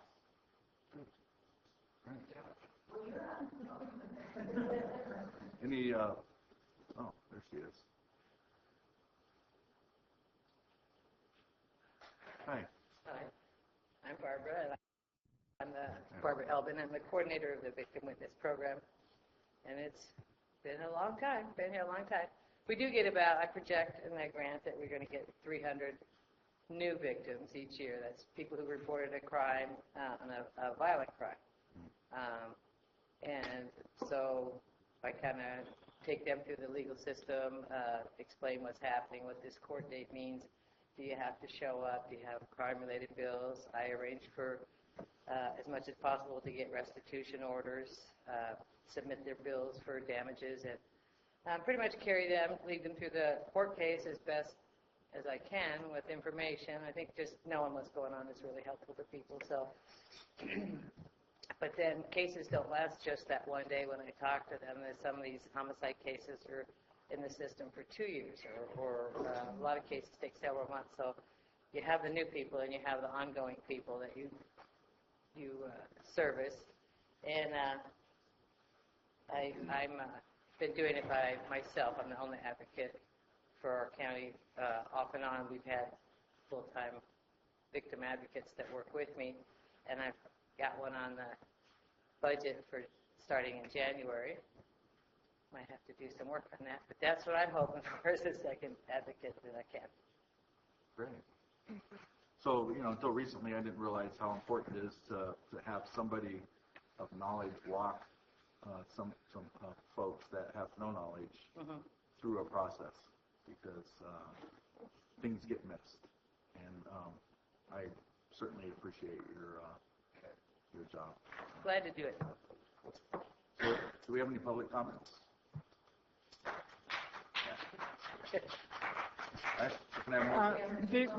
If the board may, beforehand, I just wanted to mention that there is a new position that's being included as part of this grant, and we will be coming back to the board with changes to the position control list once that job description has been fully vetted and we put it in. But this will require us to come back with some adjustments to the position control list, which we will do at a future board meeting and prior to hiring. I hope so. So can I have Make a motion to approve. Thank you. Second. I have a motion by Supervisor Pawnee, second by Supervisor Oliveira. All in favor? Aye. Opposed? Thank you very much. Thank you. All right, so let's move on to administrative office. What? Remember that post that I got? Okay. Chair, could I ask that we review number 19 before we go into the Butte Fire? Based on past experience, the Butte Fire has taken quite a bit of time, and I know we have representation here on number 19. Let me see.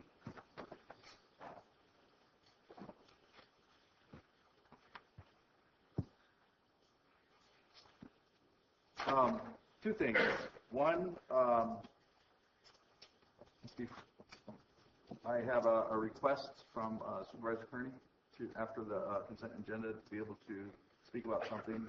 And two, before we do number 19, I would like to have Jason Boetzer come up and give his report, because he has a meeting to go to, and it's really important that he gets there on time. So is that okay with you?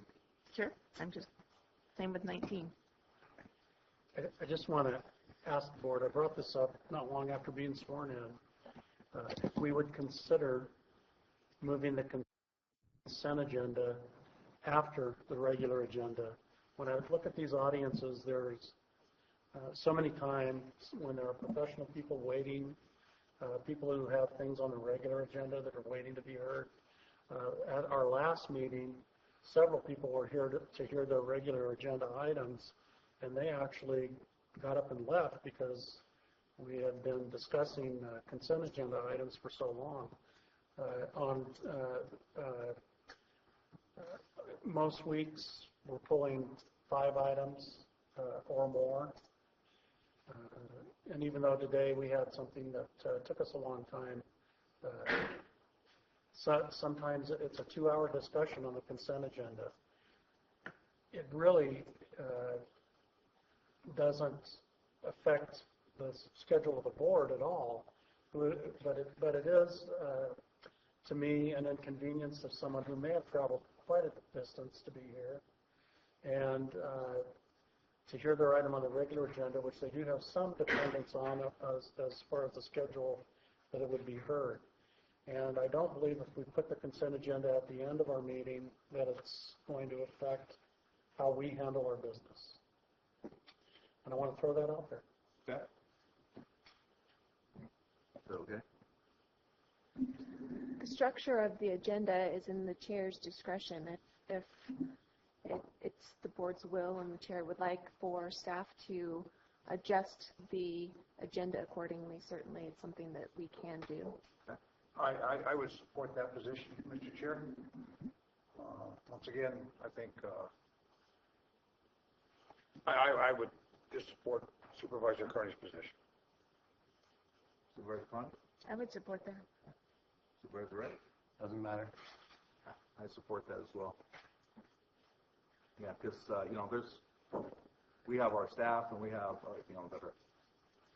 and the public that come here on a particular item, and sometimes, like today, they've had to wait for a very long time. Yeah, I mean, we never know what it's going to be. yeah, it's.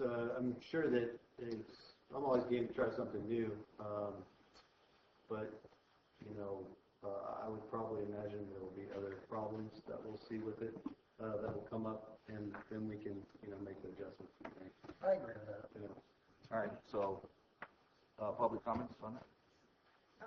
I'd just like to say that if today you would have reversed that, we would have had the district attorney sitting here until the last item.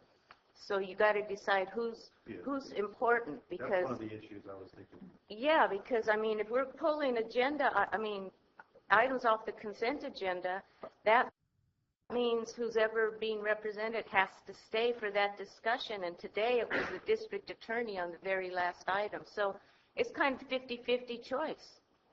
In all cases, who's going to pull agenda items and what kind of discussion? And we heard today that there was a mistake. This should have actually, the one that took an hour and a half should have been on the regular agenda. So, Okay. Just for the board's reminder, department heads have the ability to listen to the board meeting through their computers at their desks. So if the consent agenda was moved to the end, they would not come in probably until the consent agenda was being heard. I'm Peter Race from 5th District. I've been through a couple of board meetings, okay? And the consent calendar originally was meant to be so these gentlemen, ladies and gentlemen who've been sitting here behind us, they get paid no matter what, if they're sitting over here on their butt or they actually earn their keep. So this would be a very good idea for somebody to, I'm going to pick on you, you got the final say-so, and you have somewhat of a touch and feeling what could be and won't be controversial. You got item 20, 21, 22, 23, 24. There was never any big, I had never experienced any big controversy on those issues from the planning department and changing zoning and stuff. Put in a consent calendar. That would have been a reasonable thing to me. Maybe I'm not very reasonable. But then you have some stuff up here. You know it's going to be. And I don't know if you have the final approval or not. And I thank you and I respect you for it. Mistakes made. And I'm glad we have people who are going to have to say, hey, it was an oversight.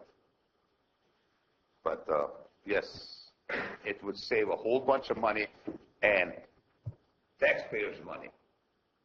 Because all these big ticket items behind me, I think they can do better earning their keep than listening to this.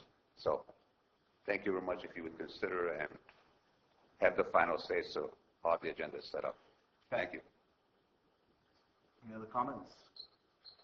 All right, so the board consensus is that we can go ahead and do that, and I'll agree to do that. Okay, so we'll move the consent agenda to the end of the regular, or after the regular agenda. All right. Anything else from the board? No, right. thank you. Okay, Mr. Boetzer. Thank you for hanging on there. Thank you for letting me speak and provide an update to the Board of Supervisors and to the public. Jason Bates, or Calaveras County Environmental Management Agency. I do have a meeting I have to get with state OES, so I appreciate it. I just want to provide an update on the debris removal process under environmental health. To date, the department has received 630 right of entry forms. So we continue to have people sign up into the program, and that is a positive thing. As last week I stated that we completed the self-certification process, so people that do not want to go through the right of entry process can contact our department for the self-certification process. We have 12 debris removal teams. We're adding 4 more teams this week, maybe 5, and continue to add more teams the following week. So we're working out with logistics and planning as we expand our teams into the area. Our goal is, as I talked to my plans chief this morning, is where we're in all the neighborhoods and people can hear the sound of trucks and see activity. But with the 12 teams right now and ramping up, we have over 150 people working out in the field. Might have seen we had Monday morning, I was notified a little late, and I apologize for any kind of inconvenience it caused, but we had a 6:45 all-team site safety meeting here at the Government Center. It did create a little bit of chaos leaving, and I apologize for that, and we'll plan tactfully if that happens again. But it was pretty impressive to see all the workers in one spot, I must say. So with that being said, as of this morning, we have 26 properties cleared of debris. We're waiting. We've received some soil samples back on those, waiting analytical back on the rest of those. So we're moving as we ramp up. We're seeing an increase in properties being cleared of debris. So working on that. The current areas we're working in is continuing the west end of Jesus Maria and central end of Jesus Maria. We've now expanded teams in the McCullum Hill area. We're in the Wendell Road area and Old Gulch area. Also today, we will be completing the cleanup of the Golden Spur property, which was a pretty big property to clean up with the business there. So that is a kind of a milestone there, and we're moving forward. So as I'm here, I want to remind the public and the board our deadline date for signing up in the right of entry program is November 6th. We'll be working on press releases. We've been notifying the public, have issued previous press releases, but we'll send out another press release this week. And that's really to help facilitate getting people signed up, so it helps logistically when we're in an area. We can get people signed up versus 2 months from now, we don't have to go back to that area and if somebody's a latecomer into the program. So we're really performing a lot of outreach and getting as many people signed up in the program that want to participate. The crews are working safe. Air monitors have not picked up any asbestos or particulate matter from the crews working, so we're very cognizant if somebody's property wasn't burned next door, that we're not impeding on their property and protecting public health through the process. And my last note is just a reminder to the public and everybody, with all the workers, we're averaging 6 to at least 6 dump trucks a day on a property. So as we expand out, there's a lot of heavy equipment on the roads to be safe and watch out for the crews as they enter the properties. And we've been working with the Joint Information Center. Please go to the Butte Fire website and also the Facebook page, because we're trying to put out daily updates there on our progress of the program. Any questions? Yeah, Jason, thanks a lot for the update and the work. Been out there visiting sites, and it's nice to see so many people that are getting the job done. So I appreciate you keeping things moving and keeping them ramped up.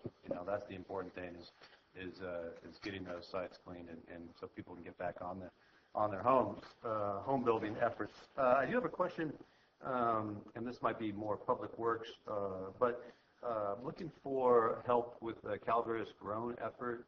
They're looking for more rice straw and more kind of coordination with those guys. Is there anything you can do from your department to help them? So that's more with Mr. Kovitz to be able to assist them with the erosion control. I did meet with Mike Krilitich last week, and so we had a discussion. Sean and I are playing phone tag, and Jeff and I tried to reach out to him. So hopefully we can touch bases, this week. And I've spoke with Mr. Kovitz about reaching out, and he might have spoke to him yesterday. So I'll let him speak to that. Thank you. And then just on that, we also have teams performing structure ash containment, so we know the properties that we're not going to get to right away, setting up erosion controls to contain that ash on site. So that process isn't moving as fast as I would like, but really trying to ramp that up. So I have one question. I know there are a lot of folks out there. You have 600 and something plus right of entry forms signed right now. The question I've been getting is, even if they had a truck or a trailer or something small or just an outbuilding, should they come in and sign up for that right of entry form? So on some of those where they haven't, if it's, I think I might have spoke to this last week too, but if they had a chicken coop or a woodshed that burned, and all of that is there is some metal, there was no hazardous material in that shed, my operations chief, Dean, is looking at it, or another contractor that I have, and deeming it, if it meets what Rock Creek can take, green waste and metal, not removing any ash, so there would be no hazards in that ash, and taking that, we have developed a self-certification process, but that's based on individual inspections of that property. Okay. So as we're identifying those, or people contact us, we have processed probably a half a dozen of those thus far, and we're continuing to look at them. So basically anything with like a trailer house, or a small camper, or even a golf cart, or something that had a battery or something like that, they should sign up to have it removed. Correct, to remove that hazardous ash, that metals that could be in the ash. Or with tires that are burnt or something like that. Exactly. If I may, I just want to say one thing. It's really amazing to see the number of people that are on that all crew. I got here just before 6:30 yesterday morning when the meeting was getting ready to go on, and it was really amazing to see the number of people that were here and that are out there working on this. Yeah, and our goal is keeping all those people safe while we go through this process, and so safety is a big concern. And all those contractors, we have the teams we have a bunch of local contractors in that process, and so it's a mix of people, and we have developed some good teams, and so I feel good about where we're moving forward. So thank you. Thank you for your hard work there, Jason. Thanks. Thank you. Right. Jeff, would you mind hanging on just for a moment, please? I'm sorry. Supervisor Ponte asked us to just take care of number 19 first, so that we don't have to hold somebody up with their other person up with their job. So can we move to item number 19, please, on the agenda? This is authorized board chair to sign a letter of support for Calaveras County Water District's request, inclusion of language to be included in drought bills pending Congress. Thank you, Mr. Chair. Members of the board, I appreciate you moving me up. I just, again, wanted to return to you after the last meeting. You had asked that I needed to go back and make sure that my board spoke clearly in its support for what you had before you. Since that time, our board met in special meeting and did adopt the attached resolution that you have in the materials, which is a resolution of support for the effort on the Warnock contract, and lists the reasons why we're pursuing this: the drought protection, the alternative water supply to the Columbia Air Attack Base, the ability to have a resource means to do groundwater banking in the Eastern San Joaquin Basin, which overlies a portion of our county, which could also allow us to keep more water in storage in New Hogan as well. The one thing I'd like to just note with this, in addition, and I failed to mention last time, really the value of having access to an existing reservoir, the alternative, the expense and complexity of trying to build your own reservoir, particularly surface storage reservoir, it's virtually impossible to get new projects permitted these days, and the cost could easily be in the hundreds of millions of dollars range. So there's a huge economic component to this, and the ability to have access to an existing reservoir. And with that, I would just ask if you have any questions. I know that there was some question about what the letter of support that would come from this board.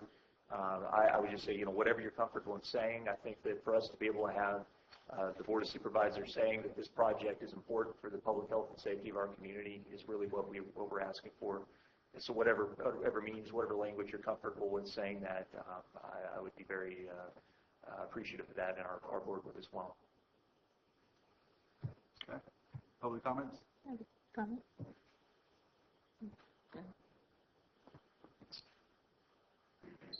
Al Scala, Taxpayer Association. We appreciate the action of CCWD on this item, and we urge support of the proposal. Also, looking ahead, I understand that New Maloney's Lake was built without federal funds. It was built with private money. The different districts. Is that not correct, Chris? Not the new ones. That was built special funds. And I stand corrected if you're right. But I think that we need to have less federal government control.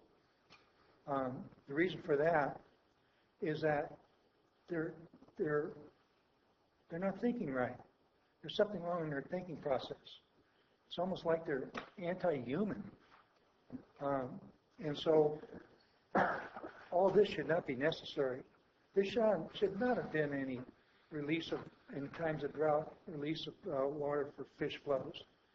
It's just almost insane, unless the purpose was to create harm.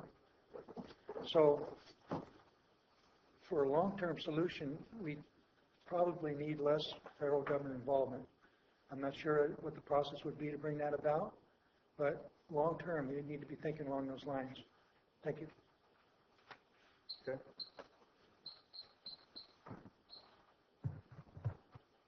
I appreciate CCWD having a special meeting. It's really good.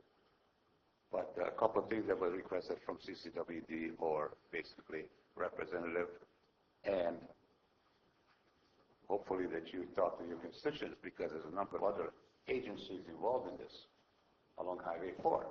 And I do not see any additional information how the stakeholders feel about this. Along Highway 4, I believe there's a committee or groups of all the other small agencies. I don't think much of past records and the present records or any kind of change from CCWD as far as achieving any credibility or integrity that's I was hoping to be made.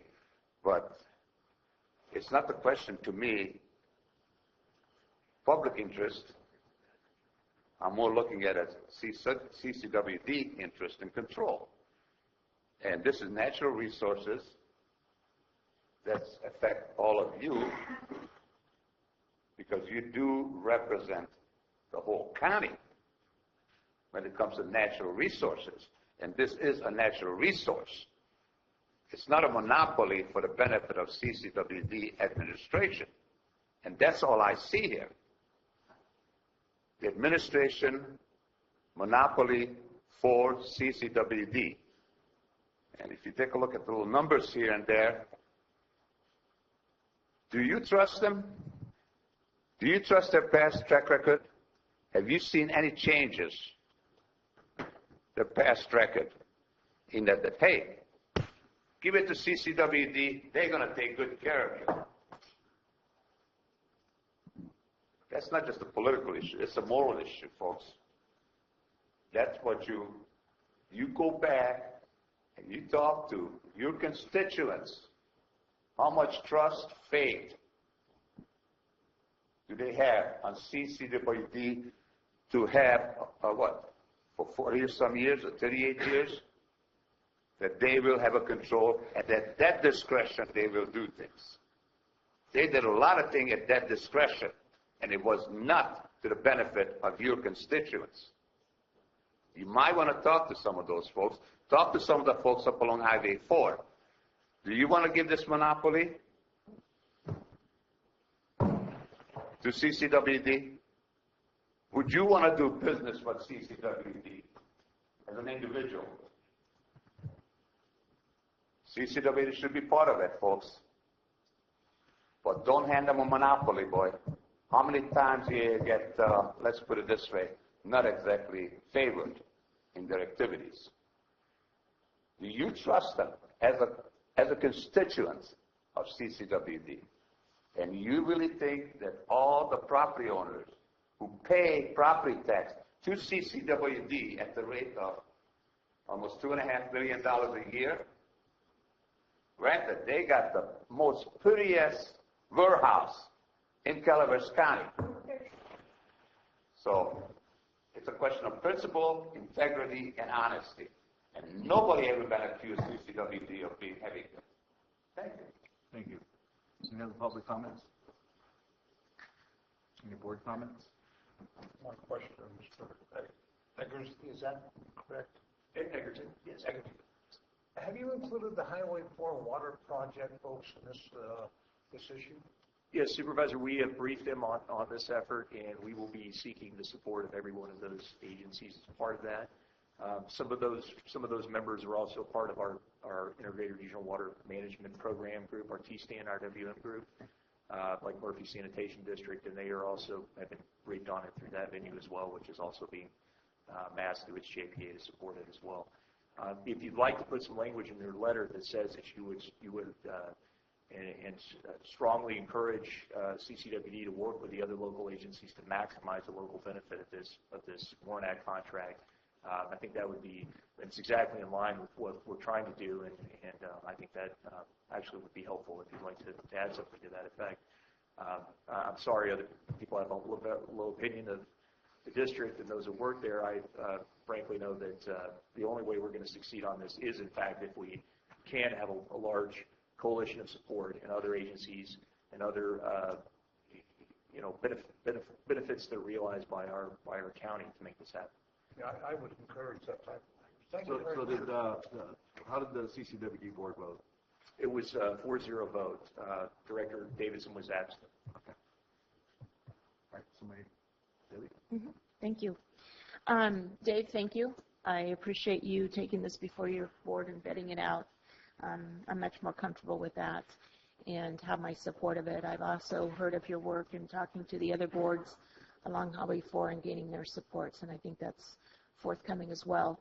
And I've talked to my counterparts in Tuolumne County Board of Supervisors, who I know also supported this effort, and they too were a majority vote in supporting this. So I thank you. I just felt very uncomfortable not having your board hear this and being able to vet it out at that level. So certainly have my support at this point. Thank you. Okay. You bet. Thank you so much. Okay. Mr. Chairman, I actually attended that special meeting, and I also shared Supervisor Ponte's position and your support in this matter. All right, so can I have a motion? So moved. Second. I have a motion by Supervisor Ponte and a second by Supervisor Calaveras. All in favor? Aye. Aye. Opposed?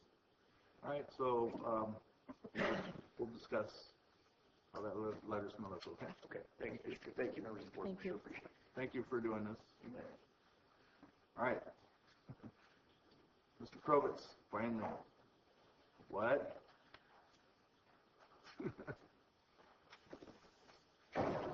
Good morning, Brian Moss, Administrative Office. I just wanted to open up the item real quick. As the board is aware, and we would have received last night, are the latest on the essential elements of information as provided by your department heads, provided by the PIO. And in addition to that, and not represented today, is the U.S. Small Business Association. And just for the audience sake, to date, SBA has received 150 disaster loan applications from individuals and businesses.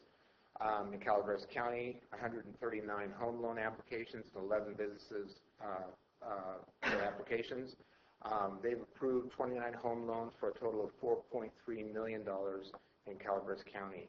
That's compared with the Valley incident. When you put the Butte and the Valley together, a total of $9.3 million has been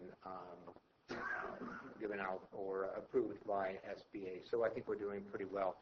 With that said, Jeff will be commenting. Obviously, he's not part of this report at this time, but certainly the assessor, the building department, environmental health has already commented. Health and Human Services, Mary Sawicki is here. And so with that said, I will turn it over to your department. Hold on, Brian. Yes, sir. So I have 3 quick points, yes, suggestions that I have from the citizens, my constituents, your constituents. So the rice straw coordination with Calaveras Grunt. I want to make sure that gets done. They're doing a great job out there. They're an amazing volunteer, but I think we need to support them on the county level as much as we can.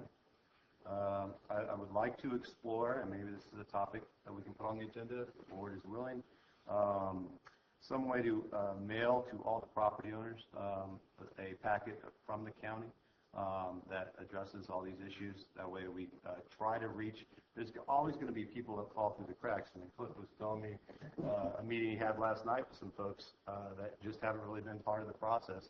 And the only reason they were brought in is because of word of mouth and stuff. But I do think if we could discuss the cost and what that would look like of mailing to all the property owners that were affected, I think it would be worth the amount of money that we would spend to do that, to help those people. Even if we reach one person, that might be a life-saving letter. So I'd really like to, if you guys are at all supportive of that, talk about it some more. What do you guys think? I actually like that idea. It's one of the things that are consistent throughout this is mail. If they don't have, even if their mailbox has been burnt down, I'm sure that they've found another way to get mail.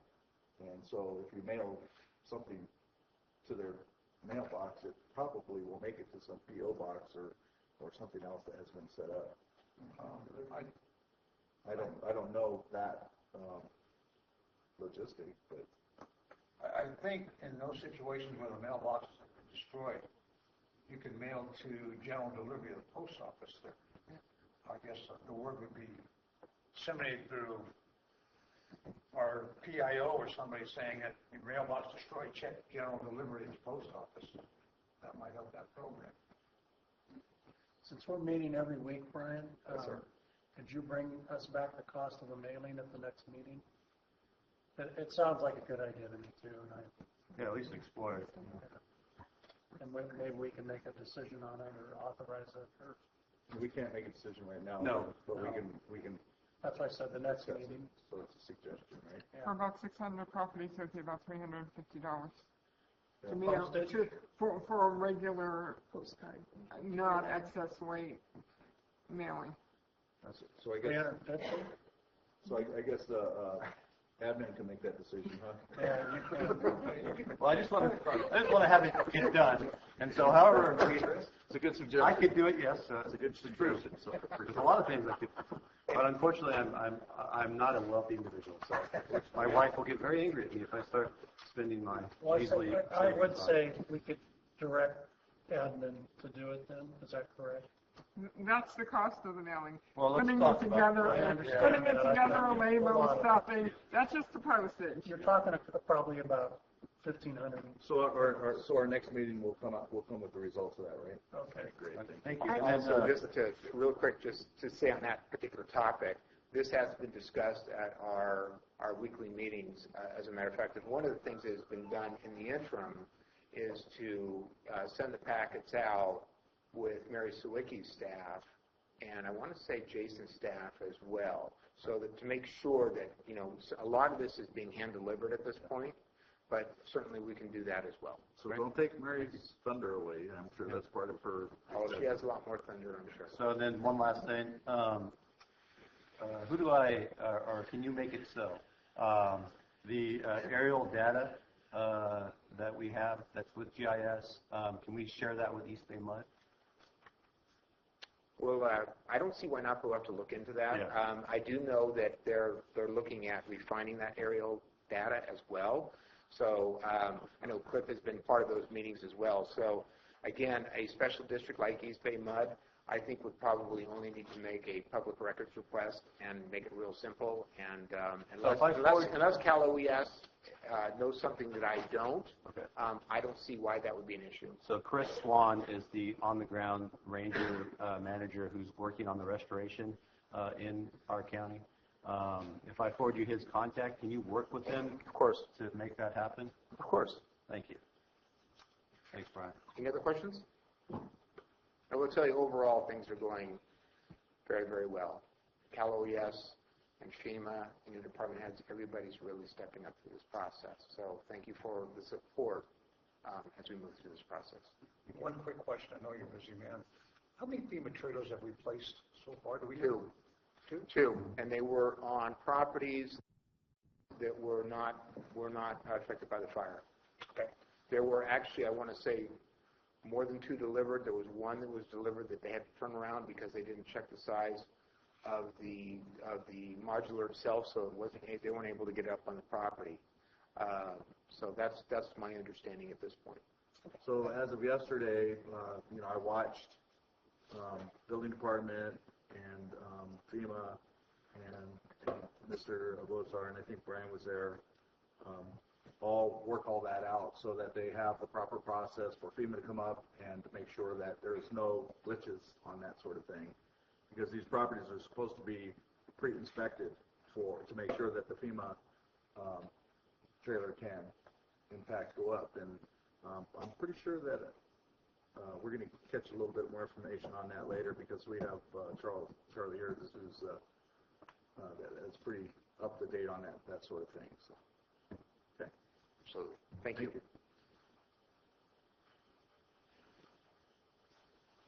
Real quick, I have to run off to a meeting with CAL FIRE. Jeff Krubitz, Public Works Director, just to give you guys updates from what's gone on since I was last in front of you last Tuesday. I've convened, or not I, but we have convened and met with a emergency planning, emergency response group so that we can do our outreach. The event, the rain event that's happening this afternoon, this evening through tomorrow will not be horrible, less than a half an inch over that period of time. So while we will get some mobilization of ash and soils, it should not be catastrophic. To that end, I have mobilized a sandbag station today and tomorrow in Mountain Ranch for residents who provide proof of residency. Limited number of sandbags for each resident. If they come asking for a large number, it may indicate that we need to take a look at their site and there might be a better method. The intent of the sandbags is really structure protection in front of the doors, the sills that are in imminent, exigent harm's way. On the sandbag, sorry to interrupt. Yes. There's that one property owner that was needing a lot of them. Have you contacted them? No, I haven't got to that. I had a little email glitch yesterday and the day before, so I haven't had a chance to circle back to that. Okay. You got it on your list of I think I do. I hope if not, I will let you know. Okay. Thank you, Supervisor Wright. There are, just in terms of the information going out, in terms of the stages, the phases of watershed stabilization, watershed support reconstruction, following the fire, the first phase was a CAL FIRE report and the work that they're doing for post-suppression repair. And that was a report with 26 items that were a potential threat to life, property, infrastructure. The second phase really has to do with those specific areas and the areas within the creeks and streams that represent further danger that would require permitting from resource agencies. And that report is nearly finished. It's currently in review. My meeting 5 minutes ago was to start going over that. Third phase, of course, of restoration is what happens with county and private forces. And there's a number of movements afoot on that. I did have a long conversation yesterday with Calaveras Grown, talking about what they're doing, corresponding with him as to what county is doing, and also corresponding with him concerning grant application that is being looked upon very favorably right now by FEMA and CalOES at the Joint Task Force in Sacramento. That's a $441,000 grant with a $147,000 match. And that would be the one, that's the first one of substantive money allowing us to enter private property for watershed restoration activities. So that is in process. And one correction with Chris Swan and East Bay Mud, the work that they're doing I would not call restoration yet. What they're doing is stabilizing Ponderosa Road. Well, it's important because dollars follow the words. So what East Bay Mud is doing with one of the crews of CCC is currently stabilizing Ponderosa Road from SR 26 down to the Milk River, so that we can have a corridor of access throughout the winter. The East Bay Mud crews, I think today they're up to now starting to shoot some seed and binder to kind of seal in the straw that they've done, and they've done some selective contour felling of trees. And then my crews will follow that up with some base rock starting from the top and working down to stabilize that roadway, because that is the only access to that side of the river. So I will follow up more as I get more certainty of what's going on. Does the board have any questions of me? How many CCC crews do you have working? I currently have 3 crews. The crews range from about 10 to 17. Plus I've got support staff that is cooking, shopping. They're currently deployed up at Mountain Ranch at the community center. They're utilizing the showers and the laundry facilities that were provided. Those facilities have been extended by contract. Mary Rose and I discussed this morning the potential of relocating them at the end of the contract up to the park here in San Andreas, but we have a little bit more work to do. I think that's actually a better site since the crews deployed to different directions, and San Andreas seems to be a little more centralized for both the 26 corridor as well as the central burn area out of Mountain Ranch. And as I get a little closer into this, I will probably be requesting more CCC crews for felling activities, tree felling activities, and other support activities. And then just quickly, in terms of county road crews work, we have removed all hazard trees that we know of right now from Mountain Ranch, from Railroad Flat, from Sheep Ranch. That was done last week with the aid of a deployed forester from CAL FIRE, verifying those trees, and the crews are now out on some of the smaller roads that we know we have residents that are still attempting to live out at their homes that didn't burn within the fire area of severe fire burn areas. So places like Doster, East Murray Creek, West Murray Creek, we're doing those roads. We're moving on to those right now. Any questions? Jeff, real quick, the Mountain Ranch baseball field, after those all moved, that base is no longer there. Everything's moved out. The county is going to refurbish that baseball field? Yeah, I talked with Mary Rose about that this morning, but until, and she's doing the research to find out when they need it so we can start back planning. Okay. But yeah, it's on the list. It's on the list. I mean, that to me is considered fire damage. It was a, and it still is, and it may very well remain a center of operations. And so I'm not going to make any. It's pretty minor in the realm of the scope of the disaster, but just to return life to kind of normal playing baseball is a good symbol. So. You and I both agree, even though my baseball days are over. Playing days are over. One quick question, Director Friend. Are you getting everything you need? It's coming. It's coming, and it's starting to fit in. A lot of the problems that I'm having is my own lack of education. And so as I'm learning the alphabet soup of what we call things, and I learned that I can't just ask for help. It has to be an EMA request or a mutual aid request or I have to learn how to fit within the process and the procedure, and that is, I'm getting there quickly. And yes, FEMA and CalOES are quite responsive to what I'm asking. Yeah, so that was one of the things that I noticed was we don't really know the process for FEMA or CalOES, and a person like you who's actually, responding because that's the position that you've been put in instead of trying to manage that because you can't because of your response. Makes it very difficult for you to be able to figure all that alphabet soup out. So I talked to the Calaveras about that too and asked them, geez, it would be really great to be able to have somebody that knows the system to be able to come in and say, hey, Jeff, what do you need? And I think we're getting closer to that now. Calaveras and FEMA has been pretty darn responsive here in the meetings I've been to lately. They're doing great, and I'm starting to figure out what I'm supposed to be doing, and I'm trying to show up there 3 to 5 times a week in the morning and brief with Fred and Al and Charlie. Charlie's my best friend. Did you know that? He's becoming my best friend too. Okay. All right. If that's it, I need to run off to Cal Fire, and I'll see you later this afternoon for Public Works item. Thank you, Jeff. Thank you. What you're doing. And I'll give you a report on SR 26 then as well. Thank you. Great. All right. Oh, sorry. We have public comments on that. Sorry. Peter needs his 5 minutes.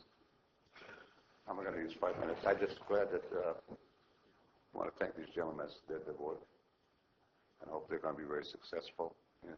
And I want to thank Brian Moss, because I'm sure he checked those trailers that being over here. They're not a surplus from New Orleans, I hope. And I hopefully that they're going to be rain ready, because there might be a little rain here and there. It's coming next couple of days. So I'm sure they all thought about it and it's going to be controlled. Right? Thank you. Thank you. Al Scout Taxpayer Association.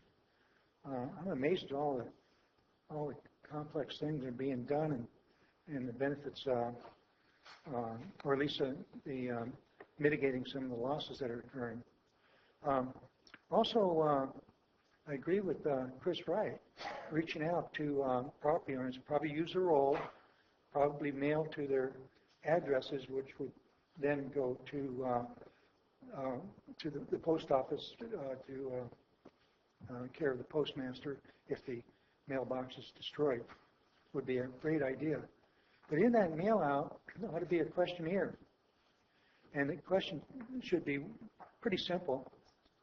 In your opinion, what could have been done to prevent your home from being lost, or prevent the homes from being lost? You might get some insight from the property owners on suggestions. They could be having further area of clearing around the property, maybe 200 feet. It could be response times. It could be, heaven knows, they may have some ideas that what could be done that would prevent the loss of their property.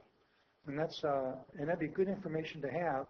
And perhaps there might be enough value in that information to the next time there's a major fire that you wouldn't have the losses that we have now. The second thing that we're concerned about is trying to protect the property owners as much as possible from any unnecessary bureaucracy or activities or regulations that would hurt them above what the losses they already have.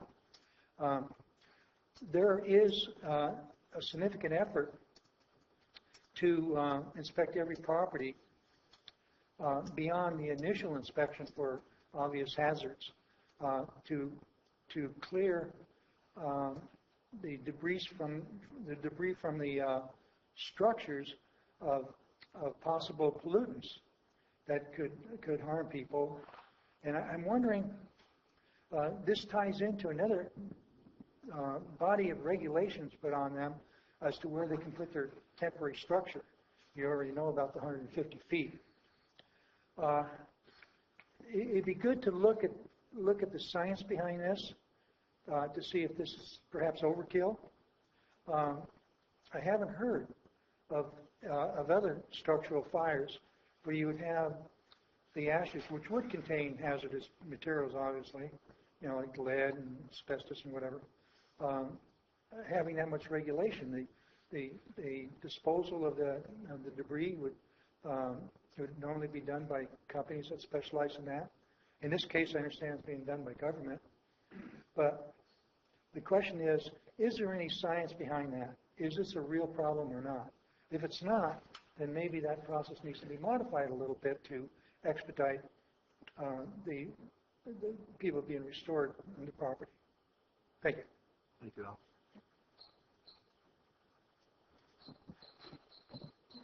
Rosemary Wilson from McCullum Hill. I might be stating the obvious here, but a lot of homes are going to be having 200-foot clearance, whether they want it or not, judging by all the devastation that has happened. Thank you. Any other public comments? Great. Mary?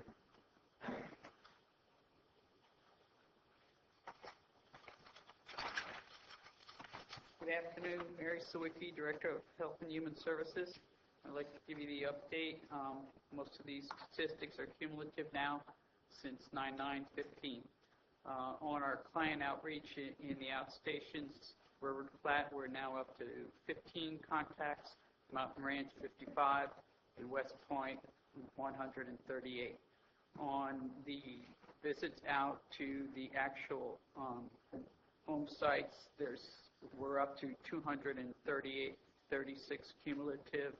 Of those homes that were okay, were 147, and those homes that were destroyed so far that we visited were 53. We will be concluding that particular route at the end of this week because those two workers really need to get back to their day jobs. They, as of last week, delivered 7 food boxes, hygiene items, dog and cat food, gas cards, Visa gift cards, undergarments, water, tools, propane bottles, tents, batteries, and flashlights. The usage on the contract on showers last week was 15 people daily in Mountain Ranch and 45 loads per day for the laundry service. We finished up the CalFresh disaster benefits. The new cases overall that were received were 33 that impacted 53 people, benefiting for a total of $9,544. The cases on AIDS that received some supplemental assistance were 8. The number of people that were assisted were 20. The amount was $1,414. The number of CalFresh benefits that were provided to replace due to the food loss, which was the number one issue, were 793 cases, impacting 1,385 people. The amount was $100,409.65. Our adult services workers, since 9/9/15, served so far 215 clients or made visits out to residents. A lot of those were APS calls for a variety of reasons, calls about people who were out just on their property, some without literally lots of different things. Some were just sleeping on their land, not having anything. They've delivered things anywhere from tents to sleeping bags to prescriptions, you name it. Some of those were also people who were needing placement because their homes had burned down and the person could no longer care for that person, so we did placements, just a whole variety of different things. As I mentioned last week, we were doing 2 sessions under the mental health program, Mental Health 101. They were in Mountain Ranch, one on the 19th where 8 people attended, and on the 20th, 10 people attended. We have 2 more sessions coming up, one in Railroad Flat and one in West Point, and I'll be talking about those in the future. Under the grants, just to let you know, 6 people who received the FEMA maximum grant of $15,900. They also received the state supplemental grant of $10,000 additional, so that will help those particular individuals. In addition, just to let you know, we're working right now with the State Home and Community Development Department, having a conference call on November 4th because we have about $54,000 additional CDBG funds that we have left over because of some repayments. We're asking to add those into the $93,000 to use for some folks. We've had a number of questions and issues that have arisen. For example, some of the questions are arising about power poles on people's properties. In addition, some people who are off the grid would like to have that being considered, so we just are putting together a list of questions to have that conference call on November 4th before we bring to you that whole issue in the public hearing on November 10th. So hopefully I'll have the answers by then for you. That's a very good question about the, I met several people yesterday, actually, that were off the grid. They were using solar, and it got fried, worse than it fries. And so they're concerned about not being able to get any kind of temporary housing because they are not on PG&E. Yeah, and that's what we're having that discussion and having, the conference call about, because our thought was, California certainly promotes it, so let's have that conversation. I don't think it's the temporary housing because I think our emergency ordinance already covered that with the generator, but I think it's beyond that when they go to apply for their permit to rebuild. I think that's where it's going to be an issue. Yeah. Well, for us, it's the issue of providing the funding, the community development block grant funding for some of the replacement costs. If you can replace some of the costs, for example, towards, let's say, the PG&E parts that might have burned, could you not also do that for some of the others? And that's what we're going to find out. So, and permit, I can't. I think we've said this before, and you probably know this. The Calaveras Realtors Association will pay for the permit for the pole. Mm-hmm. And I believe they should have applications at buildings right now sitting on their counter that all they have to do is fill out that application to qualify. Yeah, I'm just trying to answer questions in general for the home and community development folks. Yes. For the last meeting, we mentioned having something report on McCollum Hill outreach. Yeah, we're still doing that. It's just all part of the general requests. I wasn't able to obtain that separately yet. I'm still working on that. Okay, and then possibly look into, if you would, maybe having a meeting in Moke with the mental health issue, because the more people in Moke actually were affected directly by the fire than West Point. Yeah, we've actually had a worker out there, and I'll just get another report if you want. That'd be great. Thank Sure. you. Okay. Any other things? Have you been contacted by Salvador, the Health and Human Services Agency, about a grant that they received to be able to help with some of this outreach? I met yesterday with Nexus on the mental health outreach that they've applied for via Sutter, if that's what you're thinking about. And I've also met with the Calaveras Foundation on the money that they received via the Amador Foundation. Thank you. Question? Mary, are you still the kind of liaison to Red Cross or your department or your arena? Mm-hmm. I just, I want to just share a story because it was a system that I didn't think would work well. It's my understanding of those who went into an evacuation shelter, those who became affiliated with Red Cross, could sign up for a program called Safe and Sound. Mm-hmm. What is it? Safe and Well, thank you. I'm thinking of a song probably, Safe and Well. So if a person was at an evacuation shelter, the Red Cross was signing people up onto this program. And this was a way for family members or friends who did not live in the immediate area, say they lived in Florida, they could sign up for the program as well, Safe and Well. And based on the information, then they got a connection to say, yes, mom or dad made it to the evacuation shelter, and there established a communication process for folks to be able to communicate with each other via the Red Cross.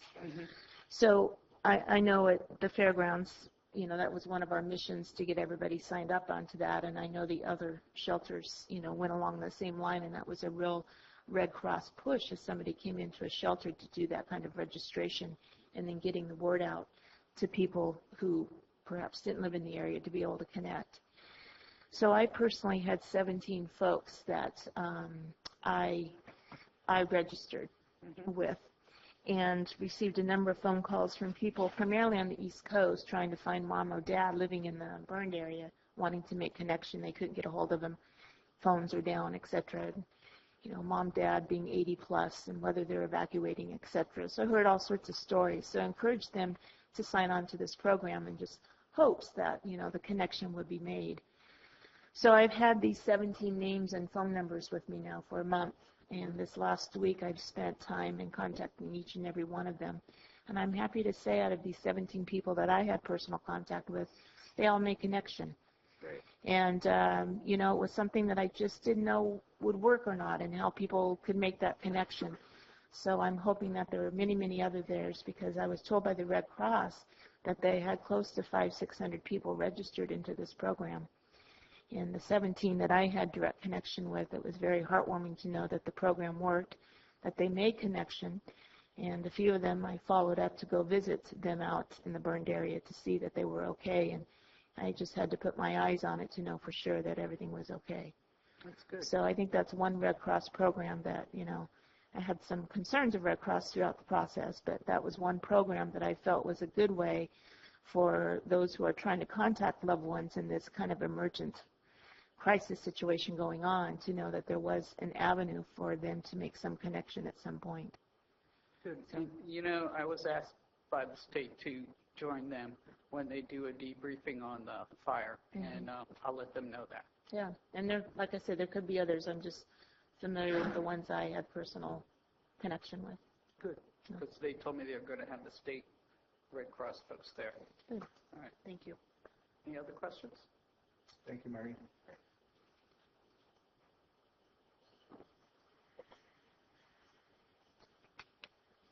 Marty Frank, Red Cross. With regard to the Safe and Well, it's not just during a disaster, it's anytime. If you take off on a vacation or something and your family wants to know how you are, you can post on there, and you have control over what you post and what you don't, and who can see it, who can't. So it's anytime. I'm going on vacation, whatever. So it's anytime. Must be about 5 or 6 weeks since the beginning of the fire, and a couple of days ago I was filling up with gas at the trading post at McCollum Hill, and I found the public announcement board. So there is one in McCollum Hill, but maybe I'm just blind and I'm the last person ever to have seen it, but I finally found it. So thank you for putting it in a prominent position. Trap lines, I think they call them. The trap, yeah. Trap lines. Yeah, I had been looking by the library, by the post office. I go to Frank's when he's open, and there I was filling up with gas, and I came across it. Good.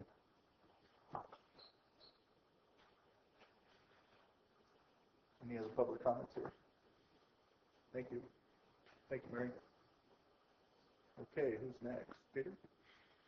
No? Charlie? I know, putting you on the spot, aren't I?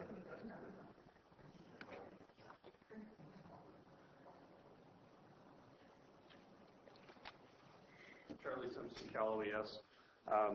Division Supervisor for you here in Calaveras County.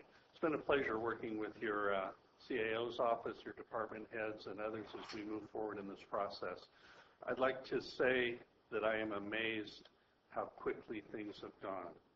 It may seem very slow to all of you and very slow to the public, but in the big scheme of things, as disaster operations go, your staff has pushed things through amazingly fast. So I want to acknowledge them publicly. It's been a pleasure working with all of them. You had some questions directly about the mobile housing units, and if possible, I'd like to defer directly to Fred Warenberg, who's the FEMA Division Supervisor who has direct conduit with that program. Fred, do you mind speaking to their questions on that? And then after, I'd also like to address the East Bay mud imagery question. Okay.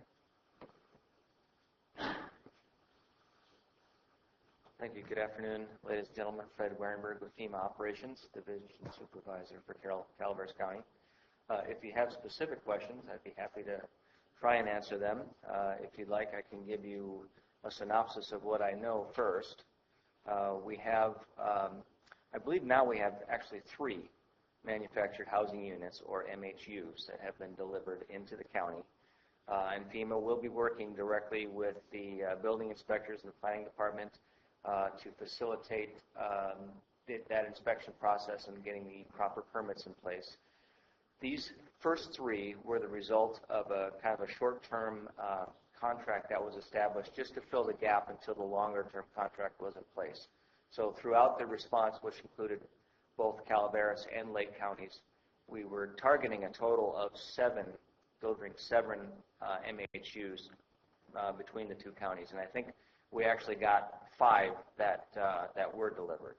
The next contract should be in place in the next week or 2, and once we have that in place, the contract requirements are for the contractor to work directly with the county permitting and inspection officials to work out the schedule for that. We will incorporate the debris clearance process into that decision making so that we can ensure that we're going to that we're actually putting MHUs on properties that have been cleared, and we're going to actually try and get that information to the debris folks in advance so that we can try and target and prioritize the clearance of some of those sites that have been designated feasible for the installation of one of these units. So if you want to explain clearance. What we're talking about is the certified, I think the certified clean is the terminology that Jason's group is using, that the county environmental health department is using. So throughout their process, they've got several screening processes where they do some sample collection and some screening in advance. They move in, they begin removal through, initially it's the household hazardous waste. That's followed by the other debris on the site, including the metals and other things that didn't burn. That is then followed up with removal of the ash, and then eventually the surface is scraped down to a depth of a couple of inches, I believe, and then there are some confirmation samples that are collected. When the results of those confirmation samples are acceptable to the environmental health director, based on the criteria that he has established, then the site is deemed to be cleared. So what about the 150-foot clearance? Well, that county ordinance, that 150-foot setback, if you will, is,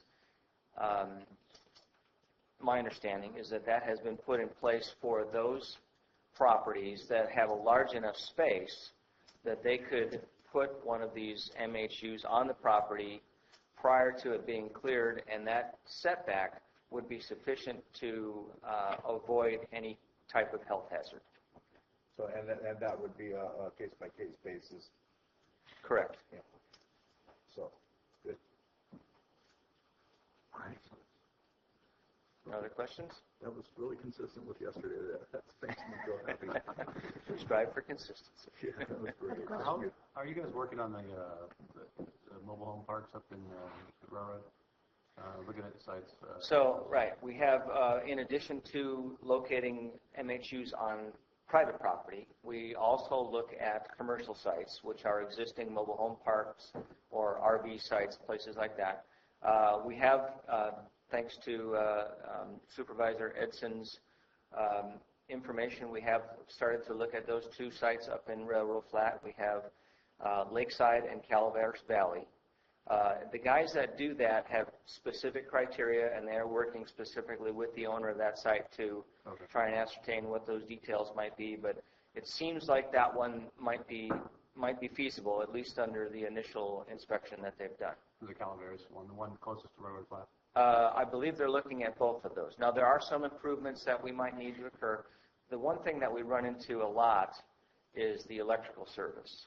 We need a 200 amp service for each unit, which is substantial, but it's everything in there is electric.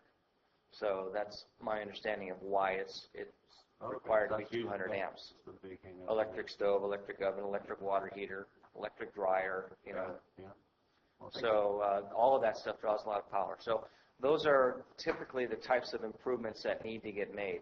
But what we'll do, I mean, if there's an improvement that needs to be made at a commercial site, we'll work with the owner to figure out the best way to pay for that. And if it's something that PG&E does, there may or may not be a charge for that. If it is an upgrade that the owner of the site is responsible for, they can either amortize the cost of that over the time of the lease, or in some cases, we may assist them with that in advance, and then that cost is subtracted from the lease. It's really very case by case, and we leave it up to the folks in the housing section to work out those details. Right. Well, thank you for looking at those. Is that the only site you're looking at in the county, those up in Railroad Flats? I would say it's not the only site. They're looking at a number of sites, but I really don't have all the details on where they're looking.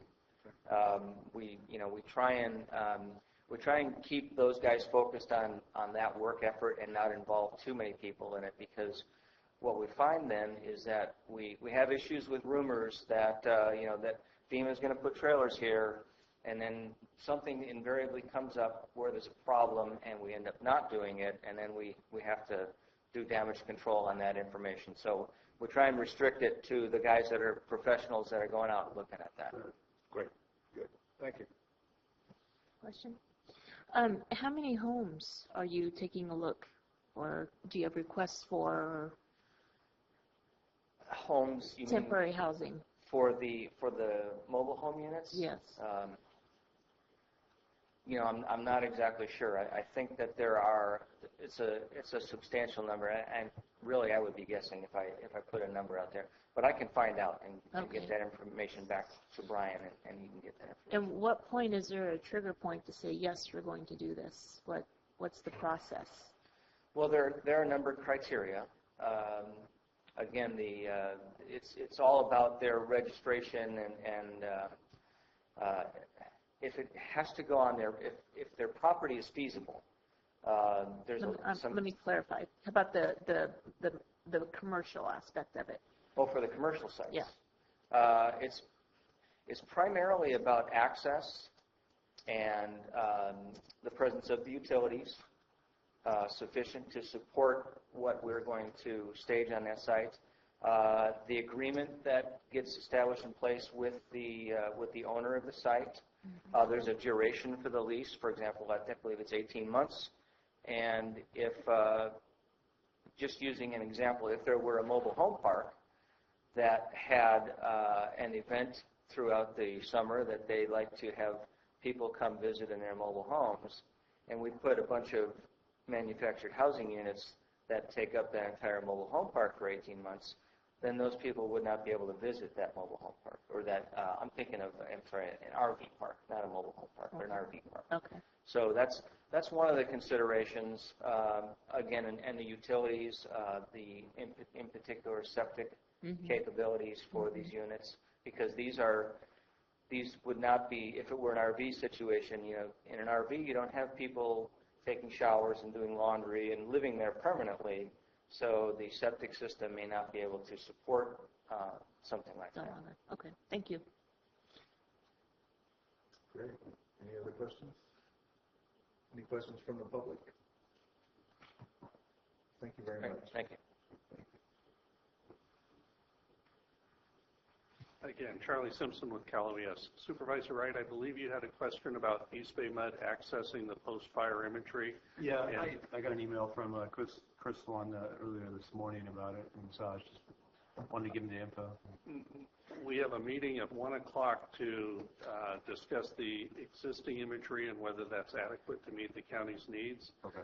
We can address the issue and then of access with the experts that are going to be here to help us through that process.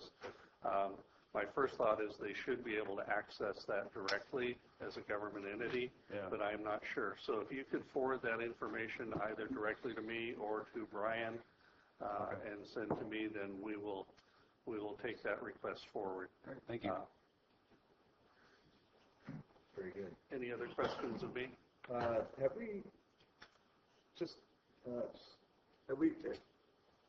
we kind of moved forward a little bit on the communications issue at all? Or are we still trying to figure that out? We have about 5 different aspects of communications.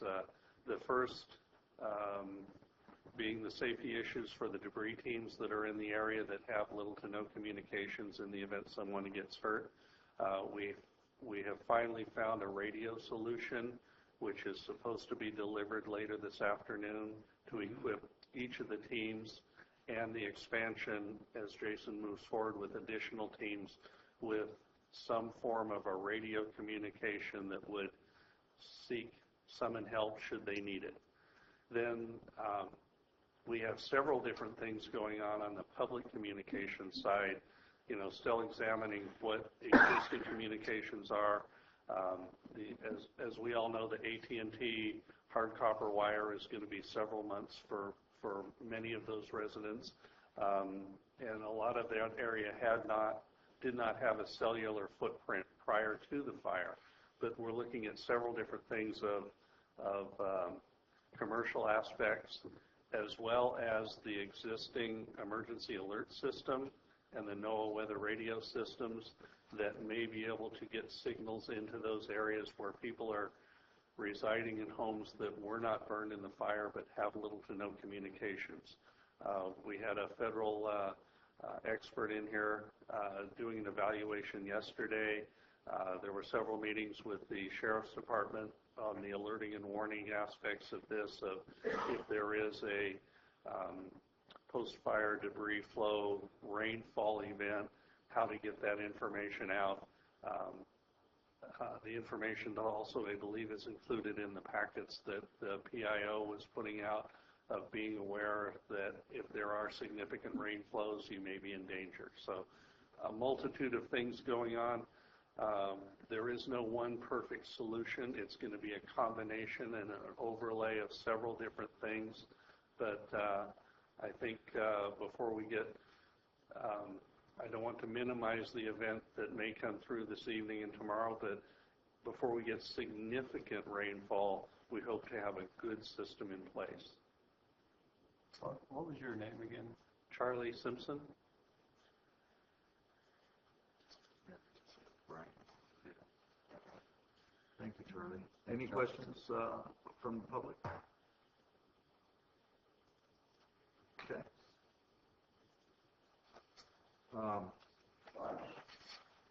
Yeah, just before we go to lunch, I want to mention something. Any questions from the board? I'd like to at least deal with the Sanguinetti. They have been here since this morning. But I just wanted to mention also for the emergency alerts, the station to tune into is KOSO FM 93.1. That's where the emergency alerts go to.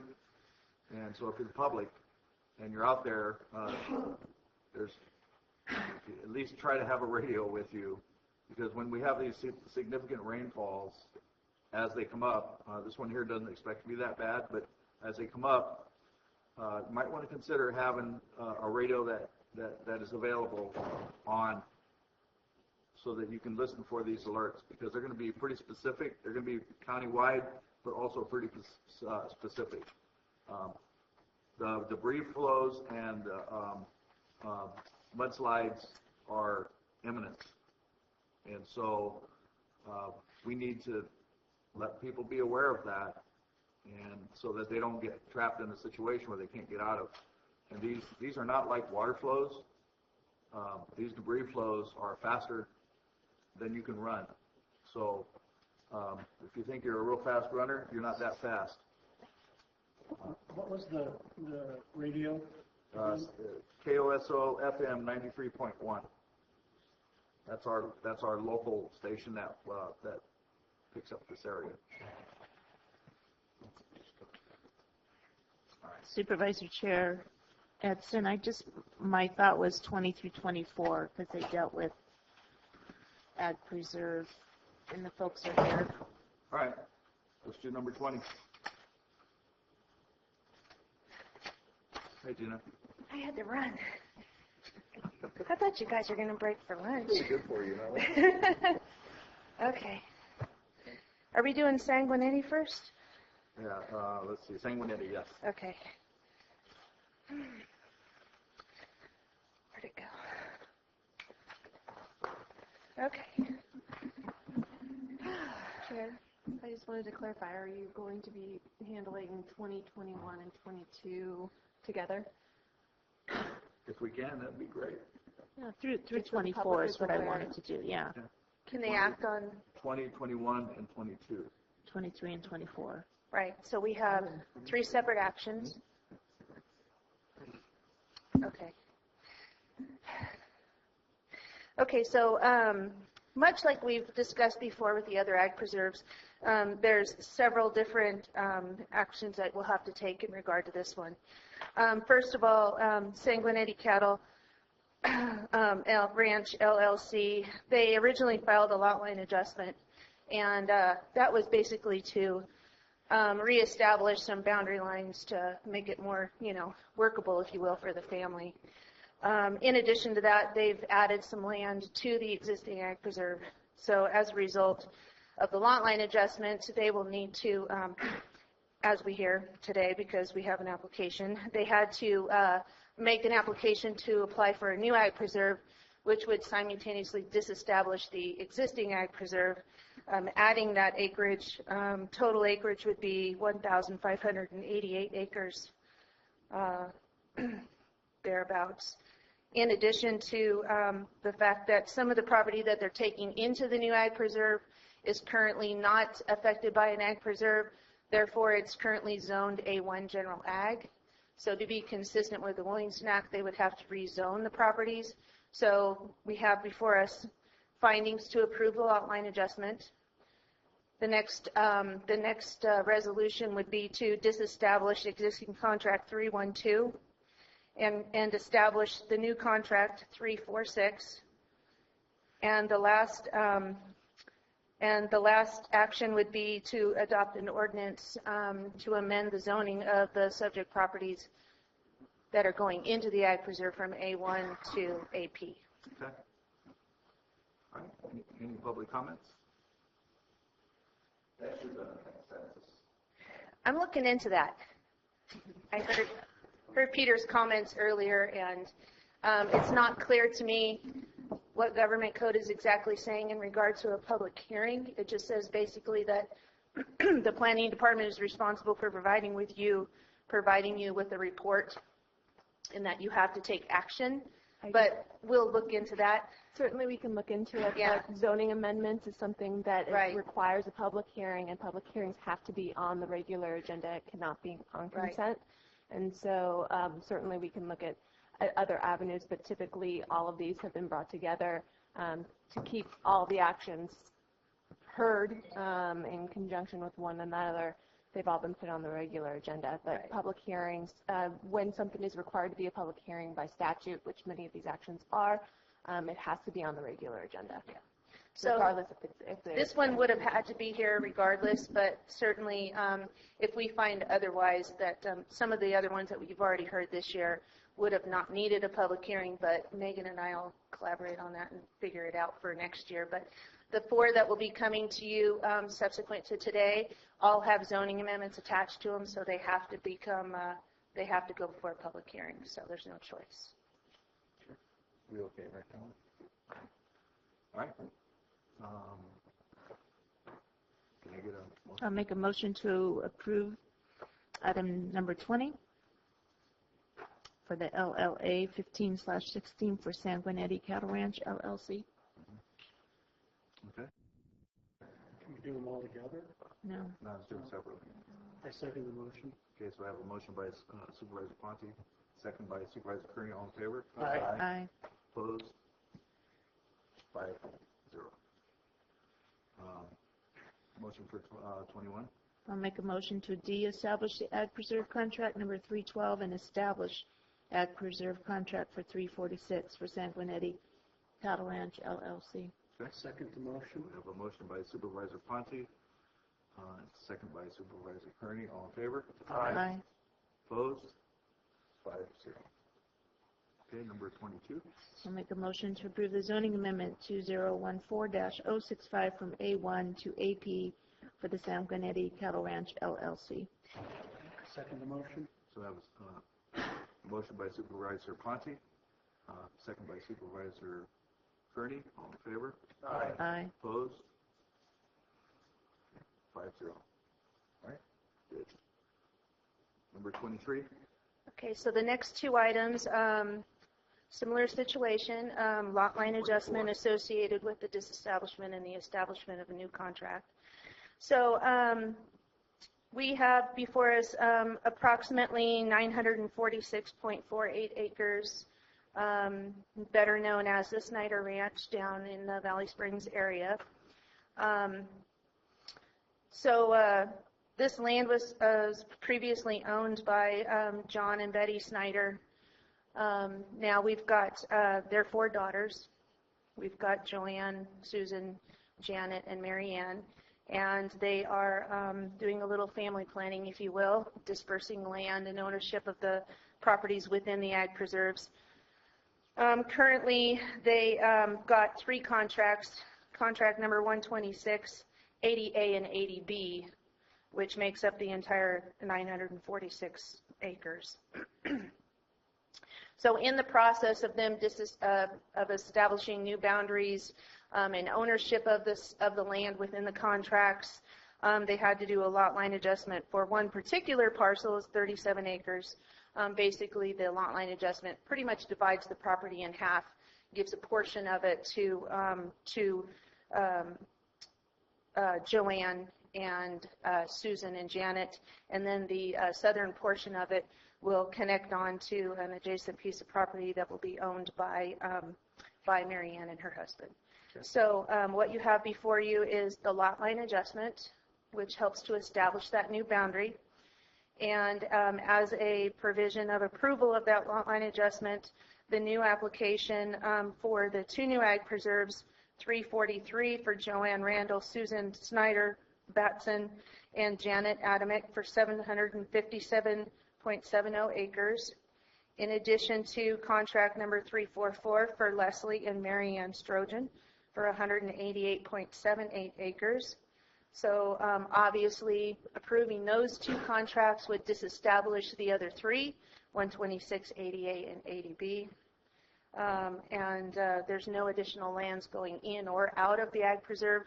Basically, they're taking the land that's encumbered by the 3 Ag Preserves, taking care of the 3, and making them 2. Okay. All right. Any public comments on this? No? Okay. How about the board?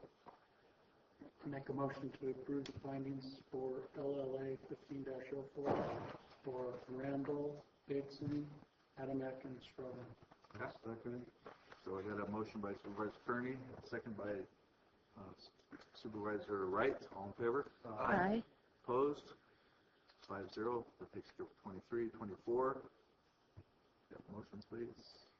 I make a motion to approve disestablished Ag Preserve contracts number 80A, number 80B, and number 126, and establish Ag Preserve contracts number 343 for Joanne Randall, Susan Snyder Batson, and Janet Adamick, and number 344 for Leslie Dan Strohan and Marianne Strohan. Okay. Second. So I got a motion by Supervisor Kearney and a second by Supervisor Wright. All in favor? Aye. Opposed? Good. Thank you. All right, so we're going to take a 1-hour lunch break.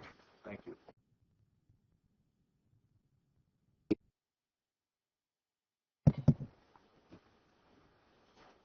All right, so we're going to continue on with our Calaveras County Board of Supervisors meeting for October 27, 2015, and we're on agenda item number 25. That would be Mr. Mauer. Good afternoon. Peter Mauer, Planning Director. This is a request to extend the contract with Augustine Planning Associates and increase the compensation amount by $10,000. We're close to wrapping things up with the work that I've needed her to do, but some of the work that the Planning Commission has asked that we enhance some of the information sort of beyond my staff capabilities and the time that I have directly available to do so. So I need to ensure that I have the ability to complete the work the Commission is doing. The Supervisor Calaveras, you witnessed the Planning Commission last week, I guess it was, and saw how thorough they are in their review of the process, and some of the additional information they requested is technical in nature, and I just need to have that area of expertise. So I'm asking approval of this contract amendment that would extend the term of the contract to the end of next June, as well as to add $10,000 to the amount. The money was included in my budget. I had some additional money I'd set aside for this purpose in case it was necessary, so there's no additional cost to the county other than what was already budgeted in the planning department's budget. Are there any questions? Okay. All right. Any public comments?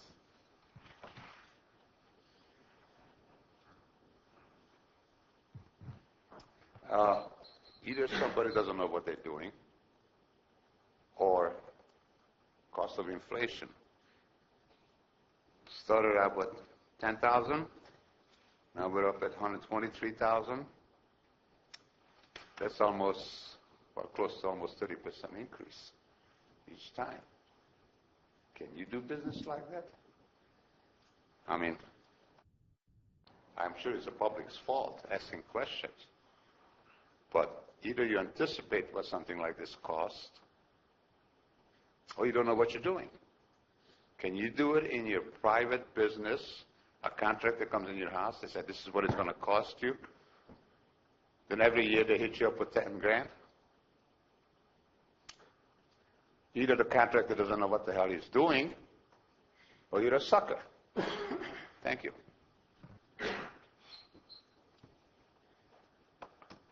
Any other public comments? Okay. Bring it back to the board. Board comments?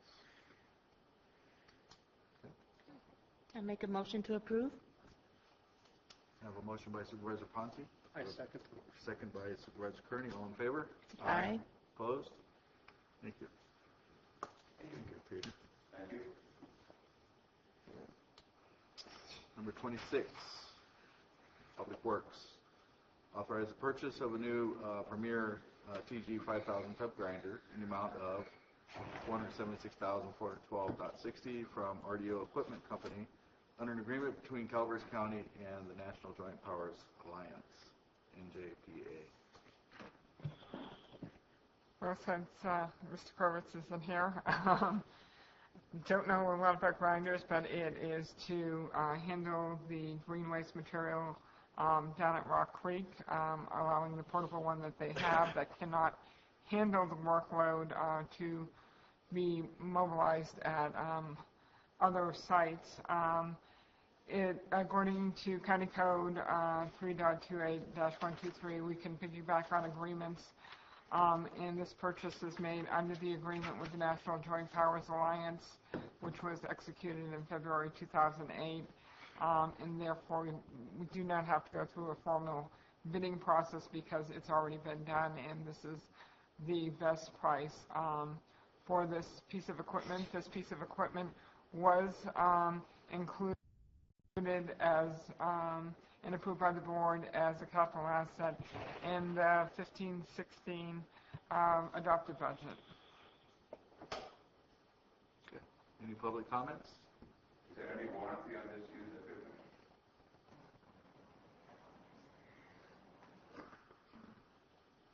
I'm looking. It's a piece of, I believe it's a new piece of equipment, so. It is new. So I would imagine there is definitely a warranty on it. Yes, they have a warranty. Page 264 lists the warranty. Yep, there it is. If you can, I can't read it that way. I had a very quick question. Is the $476,000 coming out of, you said capital assets? I'm not sure. Is that general fund, or is this money coming from the NJPA? It's from the solid waste fund. Okay, any other public comments? I have one question. Is there a possibility that I know not all of it, but a portion of this can be covered because of the use that's going to be required by? I don't believe so, but we can check on it. Because FEMA or the state or FEMA, one of the two, said that they may not cover the whole cost of something, but they would look at consider that the workload has going to be increased tremendously, and so if you were to go out and lease something like this, at least that portion of it could be covered. Our usage charge could be associated with it if we have it here in time that we're using it for fire-related needs. We can charge a percentage or a usage charge on the equipment. So we would have to predetermine what that's going to be for benefits leave, right? Right, and we would actually have to have the grinder in time to actually use to determine what that is. And we'll have more detail on exactly the best way to claim and how to claim and what is claimable after tomorrow's meeting. Any other comments from the board? It's at least a 2-year warranty on it. Mm-hmm. Yeah. So it's better. Big enough to read. Yeah, so except for the warranties expressly and specifically made herein, RDO makes no other warranties, blah, blah, blah. And then,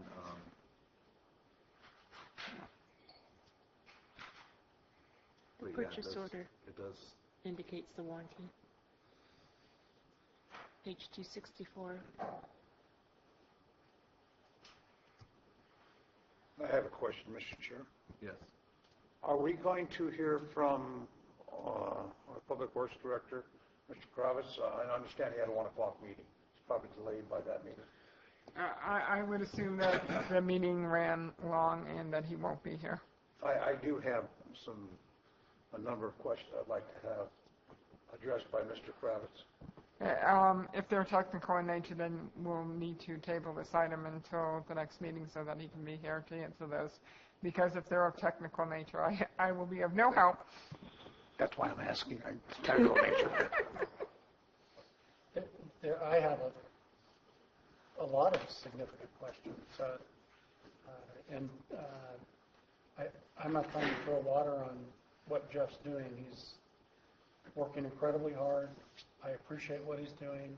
But I really want to pose the thought, even if we do table this today, is this a business that we should even be in anymore? And our cost of a ton of garbage at Rock Creek, and I'm getting different numbers, and I try to add this up myself, there really needs to be an analysis done of it. And since our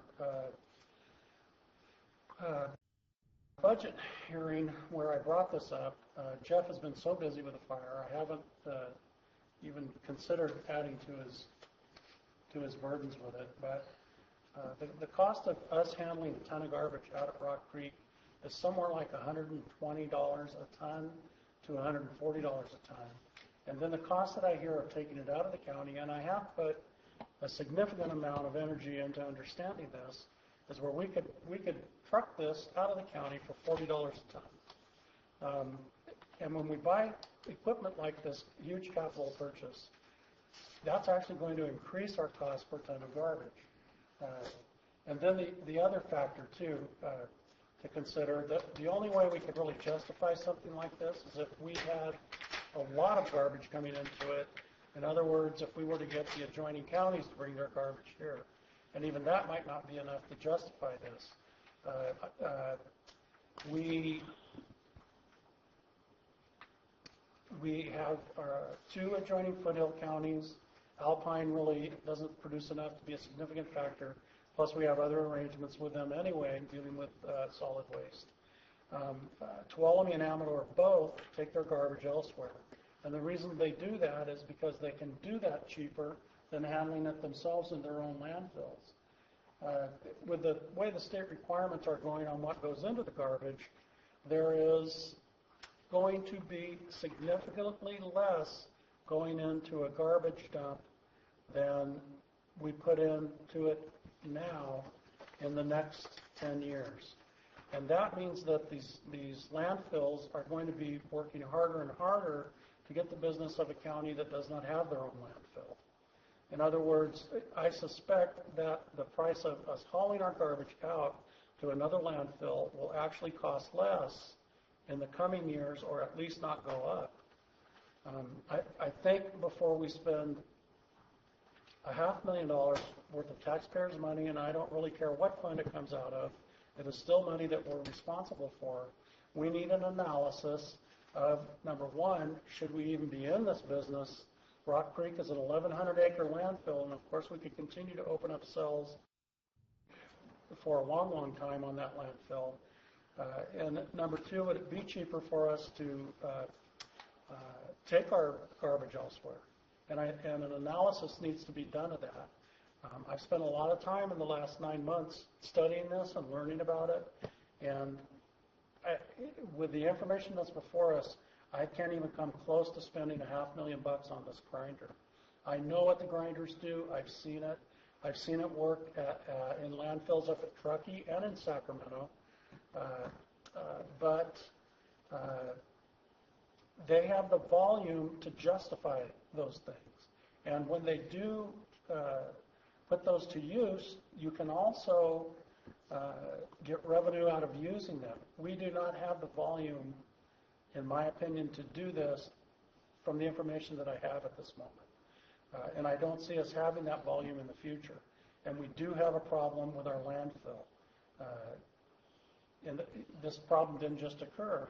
As early as last year, in 2014's budget workup, there was a warning on the Rock Creek part of it to start to work on solutions going forward. And I'm not sure just figuring out how to add more to the landfill is going to solve that. At this time, I would recommend that we table this until Public Works Director Krovitz is back. I think Jeff is on his way. Okay. Go ahead, Jess. Okay. When you say garbage, Steve, are you referring to the green waste too? It's all part of the package, okay? And you can't, when you say that you're handling garbage at 120 to 140 a ton, that doesn't mean the garbage that you pick up on the side that goes into the landfill is the only cost to it. And that's why I add this cost to that.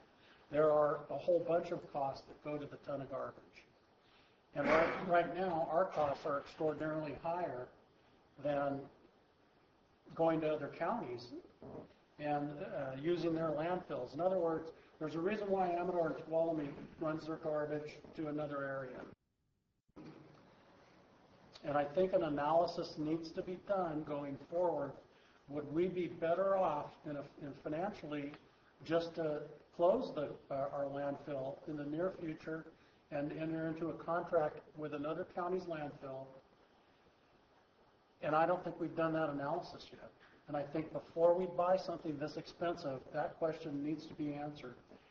Because of Jeff's schedule and other people in Public Works' schedule, we have not, we have tabled our solid waste task force meetings until January. And as I said before, Jeff's white description of Jeff Krovitz as a twirling dervish, I think it was, is very accurate. He's very, very busy right now. I have wanted to pour a lot more on his shoulders, but I don't think that we can justify this with this information here. Okay. Hi, Jeff. Yeah, come on up. How you doing? You didn't run, did you, down here? Pardon? Did you run down here? Not very far. Okay, good. No twirls on the way. Good. Jeff Krovitz, Director of Public Works. Did anybody explain what a tub grinder is? No, nobody explained anything. We're just starting. We're going to ask the expert. Okay. A tub grinder is, as Supervisor Kearney indicated, a very expensive piece of equipment. This piece of equipment, I believe, is what, $450,000 or so, $476,000. A tub grinder will take a tree, large tree, or a tree root, and reduce it to wood chip in a matter of minutes. Okay, it's very big. Typically at the landfill, we would go out with a contract to bring a tub grinder onto the landfill site and grind up the tree roots and the large trees that were brought to the landfill for disposal. Those contracts were in the neighborhood of $50,000 a year. When I got here in March, we had a problem with one of the latest contract that we had at the time, where the contractor did part of the work, didn't do part of the work, and sent us an invoice to be paid for all of it. I refused to pay it, as anyone would. We negotiated out a payment for work that was done and then closed the contract for the work that was undone. The logs were still there. The roots were still there. And we were given a notice of violation for having flammable materials that were sitting on the landfill site. So we were being damned if we did and damned if we didn't. As I spent a little more time in Public Works and started looking at solid waste as a larger picture, and in April, I got a notice of violation that I was exceeding the storage of green waste at the Red Hill Annex, okay, where I was bringing in about 2,000 cubic yards a day for the operation days of Friday through Monday. If you add that up, and that's math that I can do in my head, that's about 8,000 cubic yards. My storage capacity limit by permit is 10,000 cubic yards. So if I didn't process that waste, I couldn't open the next weekend. When I opened the next weekend, sure enough, I got hit with a notice of violation. The reason I couldn't process that weekend is because I have a linear grinder that must be hauled around and is permanently deployed down at Rock Creek. Questions? For a moment. Yeah. What's a linear grinder compared to a tub grinder? A tub grinder will take much larger pieces of debris, as it were, or logs or root balls, and it will grind it up in much larger pieces quickly. A linear grinder actually is a long piece of equipment that is top-loaded and ground, and then what ends up coming out of a conveyor belt is a stream of finer ground wood waste. Thank you. And that will run at about 3 to 5 cubic feet per second. This is pretty fast. That's pretty fast. And it also segregates the metals, like nails and plates and that kind of stuff that's in there. And then we can then recycle the metal. So, Which beats the heck out of our other grinder, right? yeah, well, they both have their purposes and they both have their use. So for the type of material that's coming out to the Red Hill Annex, which is pine needles, trees, limbs, that kind of stuff, in a large amount, that linear grinder will eat that up. Regularly at Wilseyville, when we hit that 10,000 yard mark, we truck the linear grinder up to Wilseyville, and we'll grind up that 10,000 yard pile in about 2.5 days. Okay? And then we'll truck it out. And we generally hire the trucking out because we don't own a walking bed trailer. A walking bed trailer is a trailer that is hauled by a large tractor trailer rig that'll handle 100 cubic yards of green waste, as opposed to a roll-on dumpster, which will handle 40 or 20 or 12 or 8 or 3. And so the cost to move this material from Wilseyville to wherever it needs to go, be it a waste-to-energy plant or an orchard that wants to use it as a wood mulch, or to an area in the fire, it costs me the same amount whether I'm running 100 cubic yards or I'm running 40 cubic yards. It doesn't take much math to figure out that we can pay for a walking trailer fairly quickly. When I put together this request this fiscal year for the tub grinder, the purpose in mind was so that I could have the tub grinder permanently deployed at Rock Creek and the linear grinder permanently deployed at Red Hill Annex, with the exception of those 2 times a year I need to truck it up to Wilseyville to take care of that pile. So it was a pretty good plan. I thought it was a great plan. And since then I have stopped all green waste from going into landfill. And I have got a number of streams that are actively working at diverting that out of our landfill space and giving it new life. So, for example, and I can now speak to this where I couldn't before, Gamby, who runs our transfer stations, has gone into the business of producing wattles that are full of pine needles. We've done some initial testing on those, and they do reduce sediment in water flow to below detectable or legal limits. And as you know, pine needles are quite high in acid. Ash is quite low, very base. And you mix them together and you have a neutral situation. So pine needles, in many places, will be a better post-fire option for erosion and sediment control than a straw wattle. Another question. Fire away. Pine needles, are they ground up and put in the wattle? No, they're going in whole. We've done it both ways, but what ends up happening is we don't get that much benefit of the ground pine needles in terms of reduction in what's called NTUs, which is the measurement. That's the unit of measurement for turbidity within water. And it also reduces our water flow through there. So I'm not getting a lot of benefit, and then they're much heavier to handle. So you can't work them as quickly.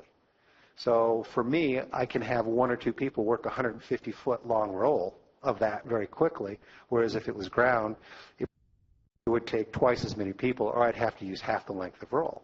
Okay? So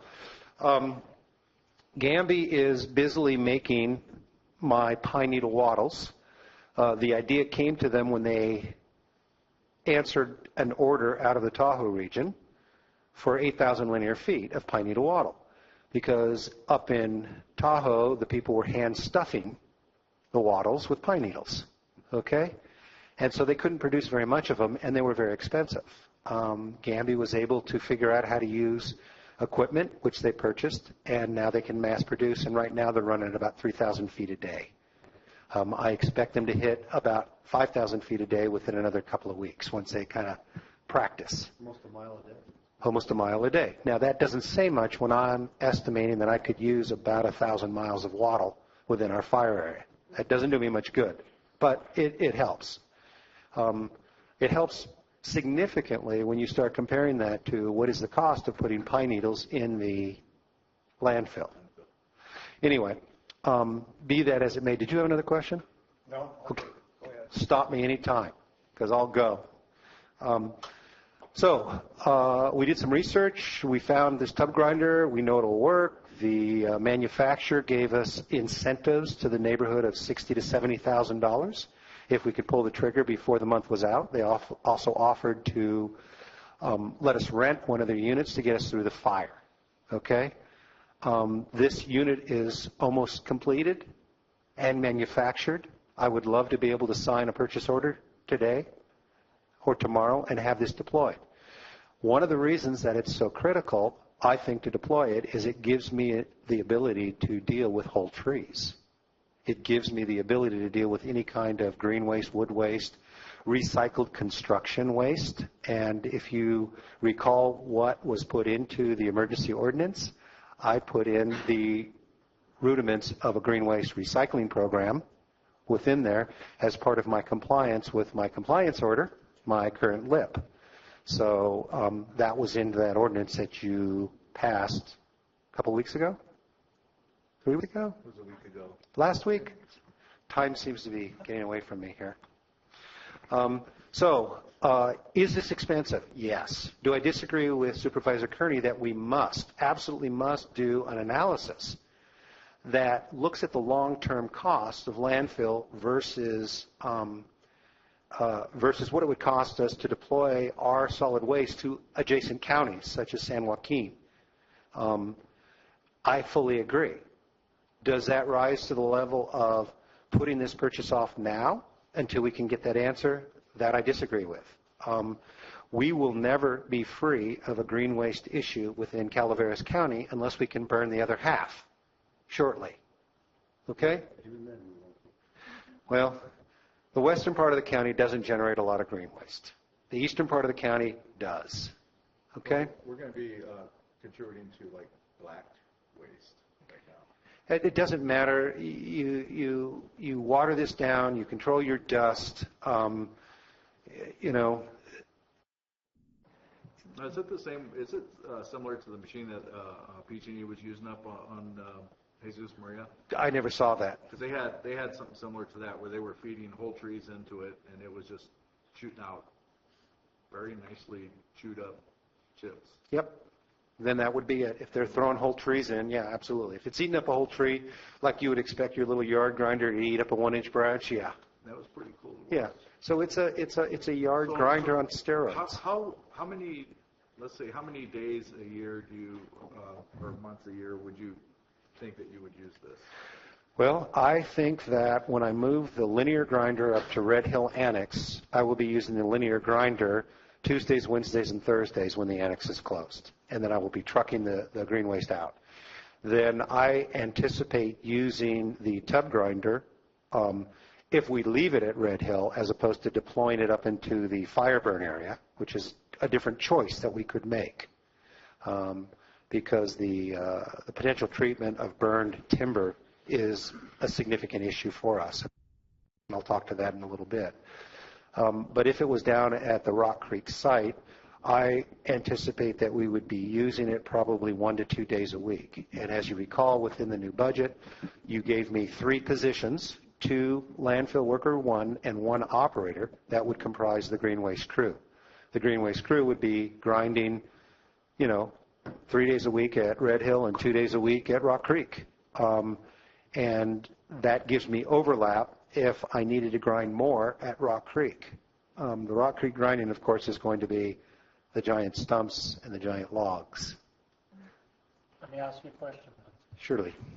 If we were, the more I learn about our solid waste, the more convinced I am that we can take it out of the county for less money and deal with it here. But that being said, when dealing with this green waste, would we need to chip that up before we hauled it out? Yeah. You're talking tree roots and logs that don't take up every cubic inch of a hauler. Yeah, we would essentially kill the program in transportation costs. Our transportation costs are probably the single greatest cost item to our solid waste operation today. And it is subject or victim to the cost of oil, the cost of fuel. Okay? What do you mean, hauling it to another landfill? Hauling it to another landfill, finding another home for it, and if we're hauling it untreated, it will take me 10 trips to make out for 1 trip You're talking treated. Green waste. You're not talking about the total program. I'm talking about the green waste component. One of the failings of our solid waste program has been that it was a solid waste program and green waste was never considered. And so we had no way of paying for green waste. We had no ordinance. Our ordinance still is silent on green waste. Our ordinance speaks to the solid waste fee allowing every single resident of a resident equivalent unit to have 2 cubic yards of household waste per week at the landfill. It's silent as to bringing and operating transfer stations. It's silent as to recovery of recyclables. And so while it was quite, I think, for its time, and its time was 1989, 1990, 1991, 1992, when that all got put together, it was quite visionary. But by 2001, 2002, 2003, it was behind the times from a regulatory perspective. And our inability to change with time, and it was quite clear to us in 1989 what was happening and in the time frame in which it was happened, we didn't respond. And as a result, our costs are higher than they need to be. So to answer your question, is it less expensive today to haul our solid waste out of county and dispose of it? My gut answer would be yes. Okay? Is that going to be true when we get a handle on the green waste? Questionable. Is it going to be true 5 years from now? Probably not. And it is our duty together, board and Public Works and admin, all of us, to look at this from a long-term perspective. And what is in the best interest of the citizens of the county long-term? And again, I will put up to you the example of Sonoma County, who sold the operational rights of their landfill to a private operator. And you look at what's happened to their programs, and their programs are going out of business. Their green waste program, their mulching program no longer exists. Okay? And the costs of their landfill are now in excess of $100 a cubic yard for disposal. We're not there. Calaveras County is not there, and we have a much larger land mass and a much smaller population. So one would expect that our costs would be high, but they're not. When do you get your answer? When do you get your answer? Just as soon as I can get a contract in place for that piece of the study, I can give you that answer. I have really been stopped in the last 7 weeks from my ability to put contracts out to subject area experts, technical experts that can give us that answer. The answer to your question, is it cheaper to haul waste out of county than it is to process it at our own landfill? We may very well come to that. But in the near term, we still have a responsibility. If we shut down the landfill today, we have a responsibility to maintain that for the next 30 years. That doesn't come at no cost. That cost is relatively high. And so we would not shut down the landfill and then give the prorated remainder of the $150 fee back to the residents. We wouldn't do that because the costs are going to go on for 30 more years. Well, you wouldn't be giving the fee back to them anyway. It wouldn't, if you're hauling their garbage out of the county, basically whether you shut the landfill down or not, that's invisible to them. Because you'd still, Rock Creek may not be your landfill, but you'd still have it probably as a transfer station out there. I don't have a problem with preparing for the future, and if I'm not convinced that the cost of trucking our garbage out of the county is going to go high. I think it's going to go the other way because these landfills, the one thing I found, there's a lot of competition to get your garbage out there, and I think that's going to get greater as the garbage going into them decreases, is my guess. But I can sit here and guess all day until somebody actually studies it. I agree with you, Jeff. And I know you've been very busy, so I've been reluctant to add to that heap lately, but solid waste heap. I was wondering if you're going to pick up on that. I kind of did it real quickly, though. So Jeff, without the purchase of this, Red Hill does not open in regards to green waste?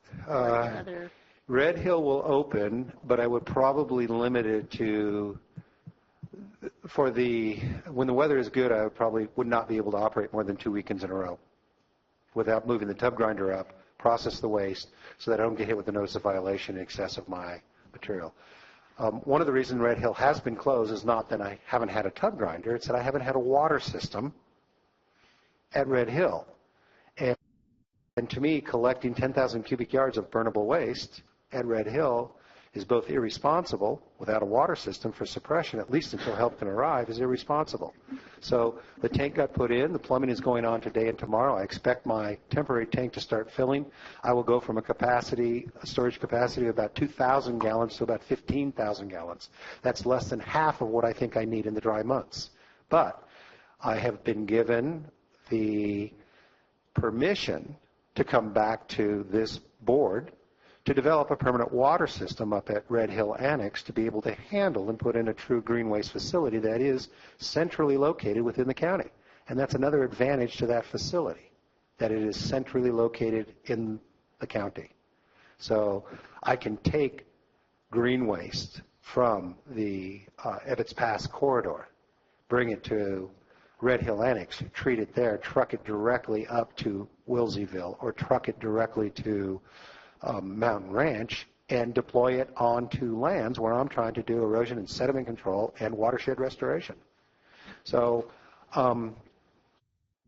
and once I get it open and I have a water system in there, I will make the call for green waste. Bring me your pine needles. Bring me your waste. If I have a linear grinder there and staff to run it, then I can leave that open every week of the year.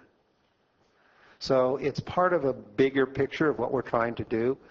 The one thing that I can tell you is that one guarantee I can make for you is that in the future, the amount of solid waste that is generated from each household is going down. And our report that we put together and then discovered errors in and finally corrected said that from 2013 to 2014, we went from a 4-pound per day average generation rate per household to 3 pounds a day average generation rate per household. That means the difference of being on the high end of the state average and being on the low end of the state average. So it's hard for people to tell me that our solid waste system and our recycling education program is not working. So the future says that we're going to have less and less solid waste going into the landfill. My next cell of the landfill will not need to be as large as the last cell. And the cell after that will not need to be as large as the last cell. But for us to go out of the business right now before we have the data, I think is premature. For us to delay deployment of a green waste program, I think would be counterproductive to the recovery efforts we need to make on this fire. Further, I do believe that with a little bit of help and technical expertise, there is a way for us to justify a portion or all of the purchase of this tub grinder as a necessary piece of equipment for us to deal with this fire incident. And that's the goal, and that's where I'm going. So how much of it? Some of it at least. All of it, that would be nice. But I think what we have to do is we have to look at how many hours a day am I going to be running that tub grinder doing fire recovery efforts, and for how long, and what is the expected useful life of that grinder. And whatever it is that I use on this fire should be reimbursable. Unless, of course, a federal auditor doesn't agree with me. And that's possible. But I think it's a pretty good argument. Do they use anything like that on a rimfire? No, they don't, because the rimfire is completely different than what we have here. The rimfire is all on federal land. Okay. And so what they did for the rimfire is that they were not worried. They did the hazard tree removal along the Forest Service roads that the public would use. And the rest of it they left stand. Then they went out with a series of contracts for the last several years for salvage. Most of the salvage logs coming in now are beetle infested, and they have no value because they've been standing too long. But it doesn't matter. Sierra Pacific Industries, who's running the local mills, does not want our burned logs. They have more than they can deal with. We have a market for the burned logs, but the market for the burned logs is much smaller than the number of burned trees we've got. So we have to approach this in a much bigger picture. We have to deploy some of these burned trees to the waste-to-energy sites. We have to grind. We have to use some of them for erosion and sediment control BMPs. Some of them we should leave standing for habitat.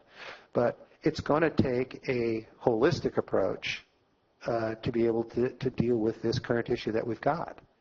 And it's going to take us a while to recover. And that's notwithstanding my exigent circumstances that are coming our way in the form of weather. You have me convinced, okay, but I wasn't unconvinced before. But the thing that, because of the needs that we have for the fire, but before any more capital purchases, I am asking you to find a way to do an analysis of dumping a ton of garbage here and what it's going to cost us. Because what I have seen is it is cheaper to run it out of the county and then dump it in Rock Creek. And we're very close to needing to open up a new cell out there, which I know you know that, okay? But we are not very close to rat-holing the money to do that. Supervisor Kerner, I really appreciate your fiscal concern, and I stand by it. And I believe that a person like me who has been spending the public's money for the last 30 years should be watched and should be watched very closely.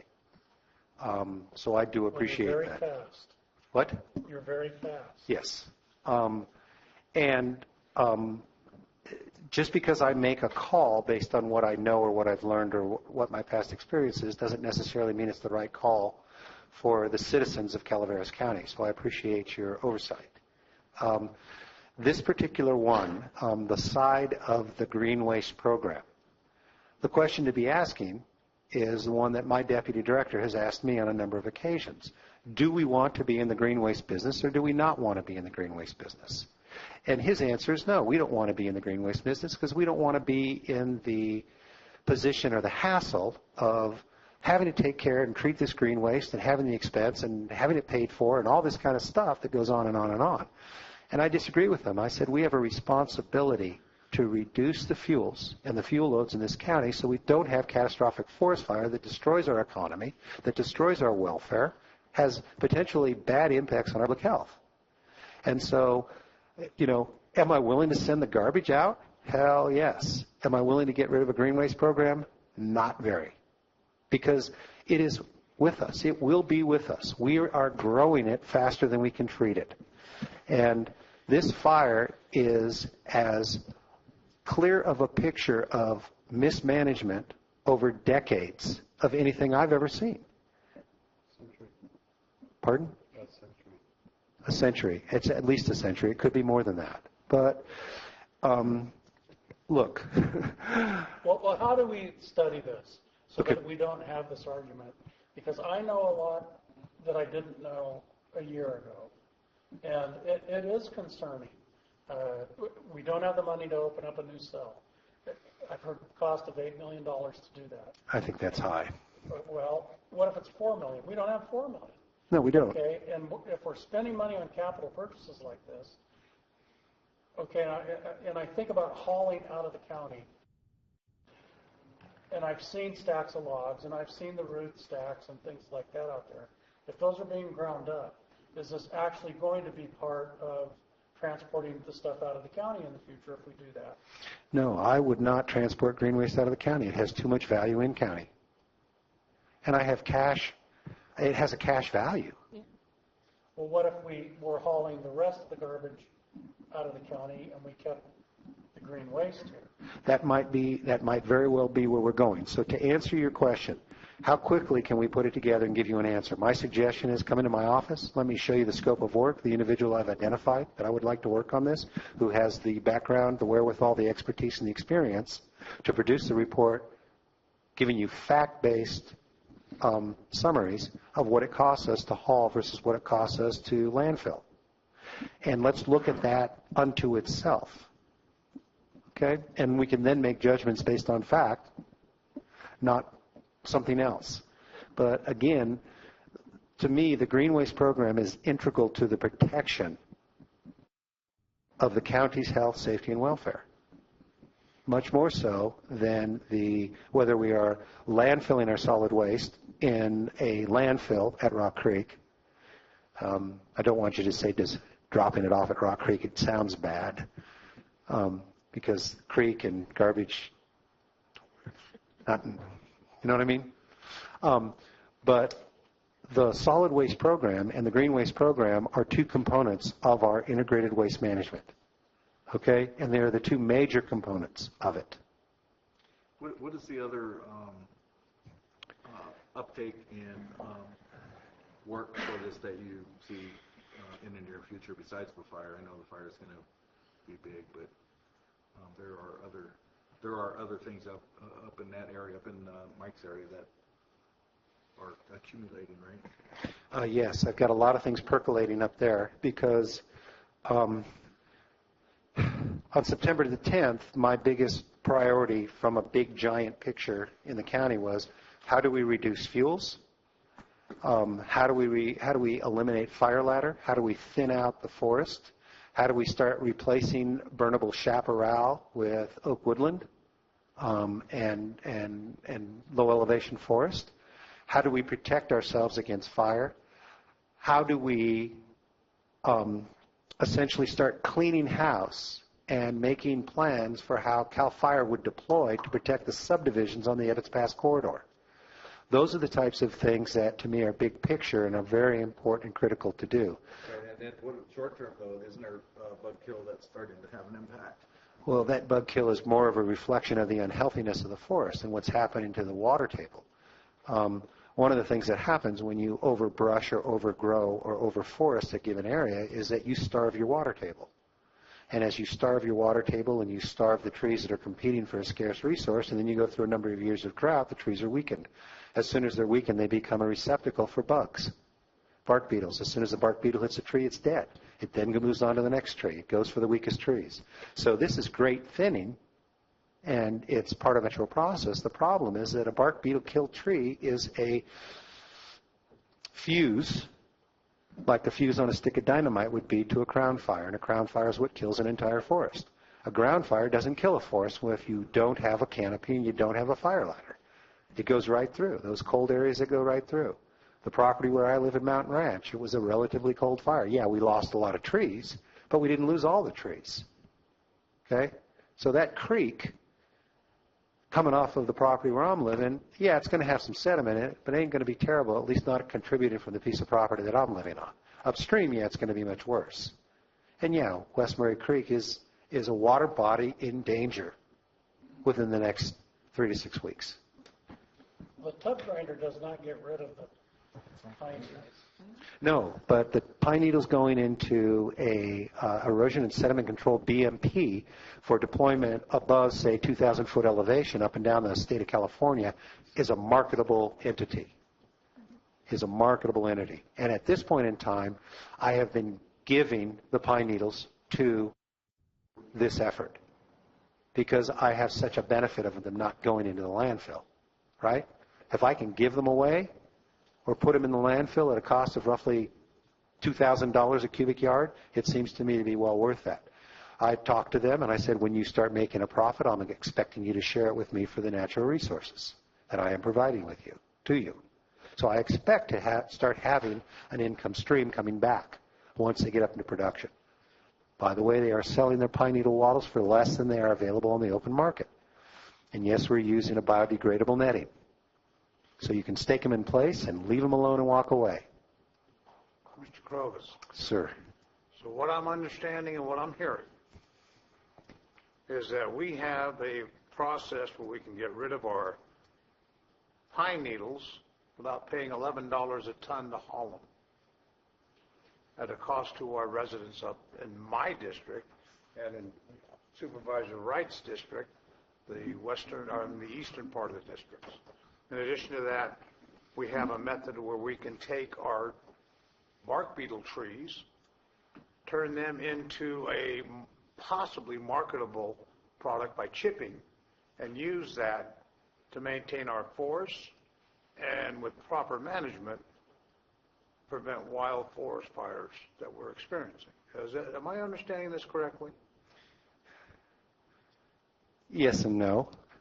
No, this is what my constituents want to know. Okay. I have to take that apart. Oh, please do. Okay. The $11 per cubic yards in transportation cost is the cost that our partner, who has a greenway site up in Avery, charges residents to dispose of pine needles. That is his calculus on how he can treat those pine needles. That's where our folks take that. That's right. And that calculus includes his processing cost, the transportation of those in a walking trailer to the waste-to-energy sites, what a lot of people like to call cogen, the one in Sonora, and what it costs him to haul it to Rock Creek. Those are his costs. His $11 per cubic yard gives him a profit for those pine needles. I understand that. Okay? What does it cost me to get pine needles delivered to the Red Hill Annex by the residents? Nothing, other than me leaving the annex open and staffed. Okay? 4 days a week, Friday through Monday. What happens to those pine needles that make it to Rock Creek? Not Rock Creek, but Red Hill. Gamby's running the facility. He takes the pine needles to his facility. He manufactures the wattles, and he sells the wattles. He transports from Red Hill to his facility and manufactures the waters. That's correct. At no cost to us. No cost to us. What does it cost for our residents to dump off 2 cubic yards of pine needles in Red Hill when it's up on? What should it cost or what does it cost? Give me both. Okay. What does it cost? It costs nothing. What should it cost? Depends. If that resident has already deposited 2 cubic yards for that particular week, it should cost them $4 per cubic yard or $8 for a 2-yard load. But that's what our ordinance says it should be. We have not yet been enforcing our ordinance. So if we elected to go ahead and transport that unprocessed green waste by other means other than grinding, and I'm listening to Supervisor Kearney's suggestion, and I'll be quite honest with you, I'm listening with a lot of attention to both sides of this argument, if it's an argument. We still have a cost of transporting that particular green waste to an outside facility. Am I correct there? Yes and no. I'm waiting. Wouldn't you love to have me on the stand? Sort of. Thanks for the vote of confidence. Right now, I have an ongoing contract both with Gamby, and they do some trucking. Most of the trucking that Gamby does is in roll-off containers, 20 to 44-yard containers. For larger haulings, I have a contract with Tiger Lines where they're hauling 100 cubic yards at a time. They're charging me $95 an hour. Okay, that's using walking trailers. I believe I've gone back to you for 5 amendments or 4 amendments on the Tiger Line contract. I think CAO says 5. And the contracts have gone up because annually our costs are going up. Why are our costs going up? Because as our solid waste volume goes down, we've had a commensurate rise in green waste. Okay? In the end, is it cheaper to treat green waste or solid waste? The answer is obvious. I don't need a double-lined landfill with water quality and methane gas monitoring and 30 years of maintenance after I shut the facility down. Green waste can go on to an orchard, can go on to burned land, can go on to any agricultural operation I want, or we want, or they want. Would we come to the point one day where we might be charging our residents for the use of that mulch? Maybe, maybe not. But we're not quite there yet. I haven't got a system in place, but I'm trying to get there. Did I answer your question, Counselor? You did. Thank you. You did. So, with that information, we're looking at a long-term fix for this, not within the 2-year, 5-year period. Our repair on this fire, the recovery effort on this fire, if you ask me how long is it going to take, how much money you got for me? Give me $45 million, I'll do it in 2 years. Guys, do you want me to write the check now or want to wait next meeting? It's just money and staff. And if I can't get it from money and staff, I'm going to get it another way. We're going to do it.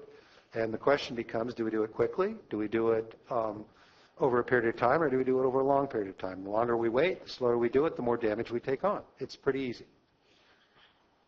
This isn't rocket science. This is mud. Sorry. This is not about a tub grinder. Yeah, future mud. More questions on the tub grinder? I pulled up a tub grinder online, a couple of them, yeah, and saw the rental values or what they charge to rent, and it's about $3,000 a day to rent one. Well, I think we're going to get more than 100 days use out of it.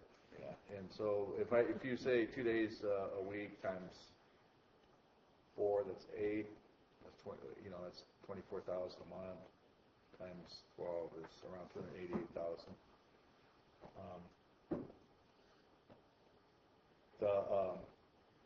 The one thing that I do know is, and I agree with Steve on the landfill, and we're supposed to do a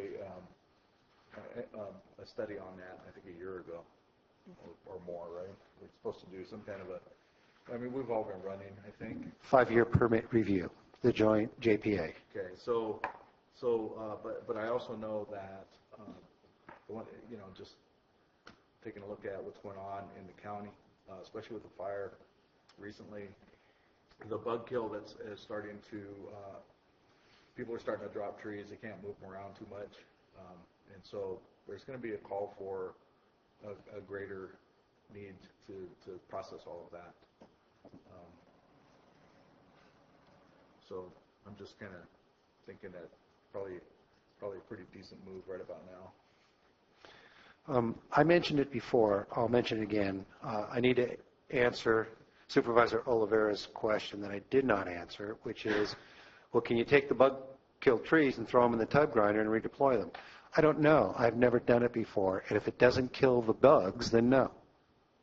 Bug-killed trees should go to the waste energy facility because that type of cremation is a secure method of getting rid of the bugs. And I don't want to infect at-risk trees. But if we really want to heal the forest, the best thing that we can do is thin it.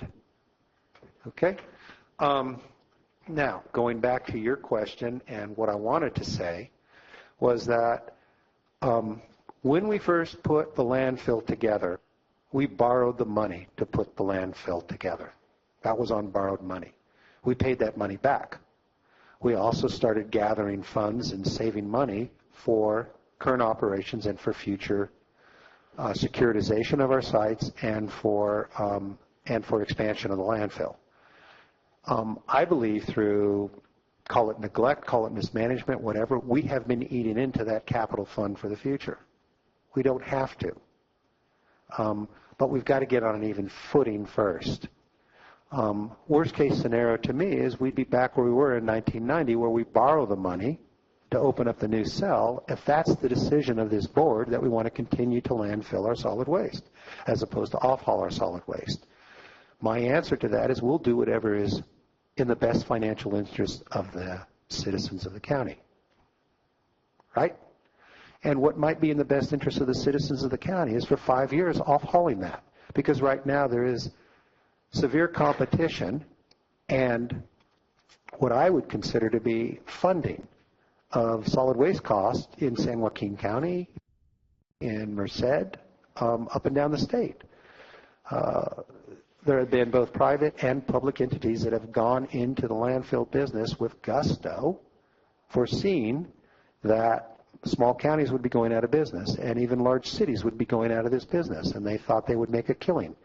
So they invested a significant amount of money to develop and permit these landfills. They didn't get the type of waste that they thought they were going to get because of the increase in recyclables and diversions.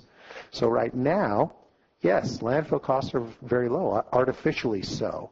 There's a landfill I can go to $26 a ton, which is phenomenally inexpensive. Our costs at Rock Creek are probably 3 times that today, but they don't have to be. Okay?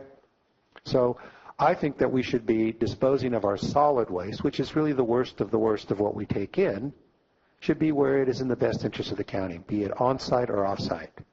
Am I there yet? No, I'm not there yet. But I would appreciate any help, and I'd let you look at what I have put together so far that essentially got delayed on September 10th. Boy, what have you been doing? I don't know. Chilling, hanging out, trying to put my pants out of fire. I've burned up all my pants now. Twirling dervish. Yeah. What else can I answer? Thank you for coming back from your meeting. Answer these questions. I know what they're talking about. Debris flows. Good. So, any other questions? Just one comment. Can you find out whether or not this process will take care of the bark beetle problem, if we can grind those trees? Can you ask somebody? Yeah, I'll try. I'll ask foresters to see if they know. Yeah, because I have a tremendous problem with this. Oh, yes, you do. No, I mean, I've got an immediate tremendous problem. I know that. Yes. I know that. I can drive by it and see them. I can spot them. And you haven't seen anything yet. I expect a 30% mortality within the next 2 years, regardless of how much water we get this winter. And that's your corridor alone. Yeah. So the fun is just beginning. Yeah, I wish that the grinder would take care of it. I don't see how they would, though. I don't think so either. I've dealt with them a lot, to be honest with you. Yeah, I mean, The old time, I'm sorry, I didn't mean to cut you off. I apologize for that. The old timers used to tell me when we were cutting wood that in good winters, what pushes them out is the heavier sap that's coming up, pushes the bark beetles out, and they die. And I've cut down a lot of trees with bark beetle. If you use them for firewood and you keep them in your pile, you have to bark them and burn the bark and split the wood, and you're okay with it. So putting them in a grinder, I'm not an expert per se, but I would say no, because all you're doing is you're spreading the bark beetles all over the place. Unless you grind them up. But again, the reason that these trees have bark beetles in the first place is because they don't have enough water to be healthy. Correct.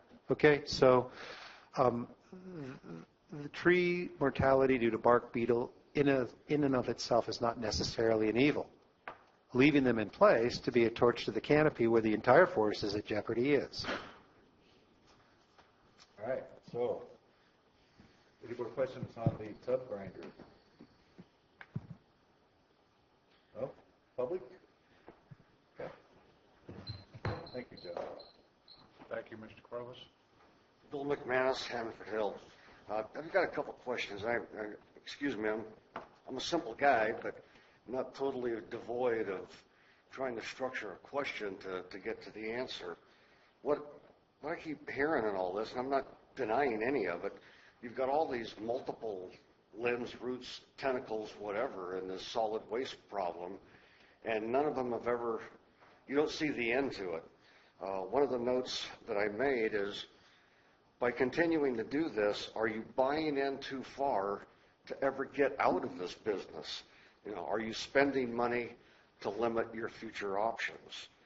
And one of the examples of that I didn't fully understand was if you close the landfill, that there's, I guess you can call it a legacy care expense, that you have to continue keeping track of that landfill. Now, does that legacy expense, is it the same for a landfill that's half full, or is it going to cost twice as much if you close a full landfill? And so maybe in looking at that, you decide now's the time to close it and do something else. It's just a thought.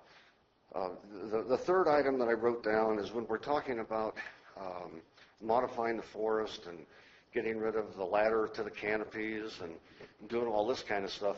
I'm not real familiar with the lay of the land in the rest of the county as far as ownership, but coming from Hanford Hill, I know that if you go a mile in any direction, you're on federal land. So is the county allowed to just go out on federal land and start harvesting chaparral and manzanita? We have broad powers over federal land. I'm sorry? Yes, we have broad powers over federal land. Good. Then I've got a list of things I'd like you to handle with the feds, Supervisor, right? No problem. Give it to And I expect it to be done forthwith. Next week. But I mean, it's a good idea. But in the reality of it all, is that something we can do? It'd be great if we could. But as soon as you start touching a national forest or BLM land, you're going to have about 30 agencies down on you. Everywhere from Department of the Water people, ecologists, entomologists. Geez, did the beetle get ground up in the tub grinder? I don't know. Those are questions that hopefully we don't have to answer. So I agree with Supervisor Kearney that if you could make it simple enough for someone like me to understand with some analysis, and maybe a multi-track analysis of here's where the landfill's going. We're going to fill it up by such and such a date, and then for so many years after that, we have to take care of it. Here's the cost.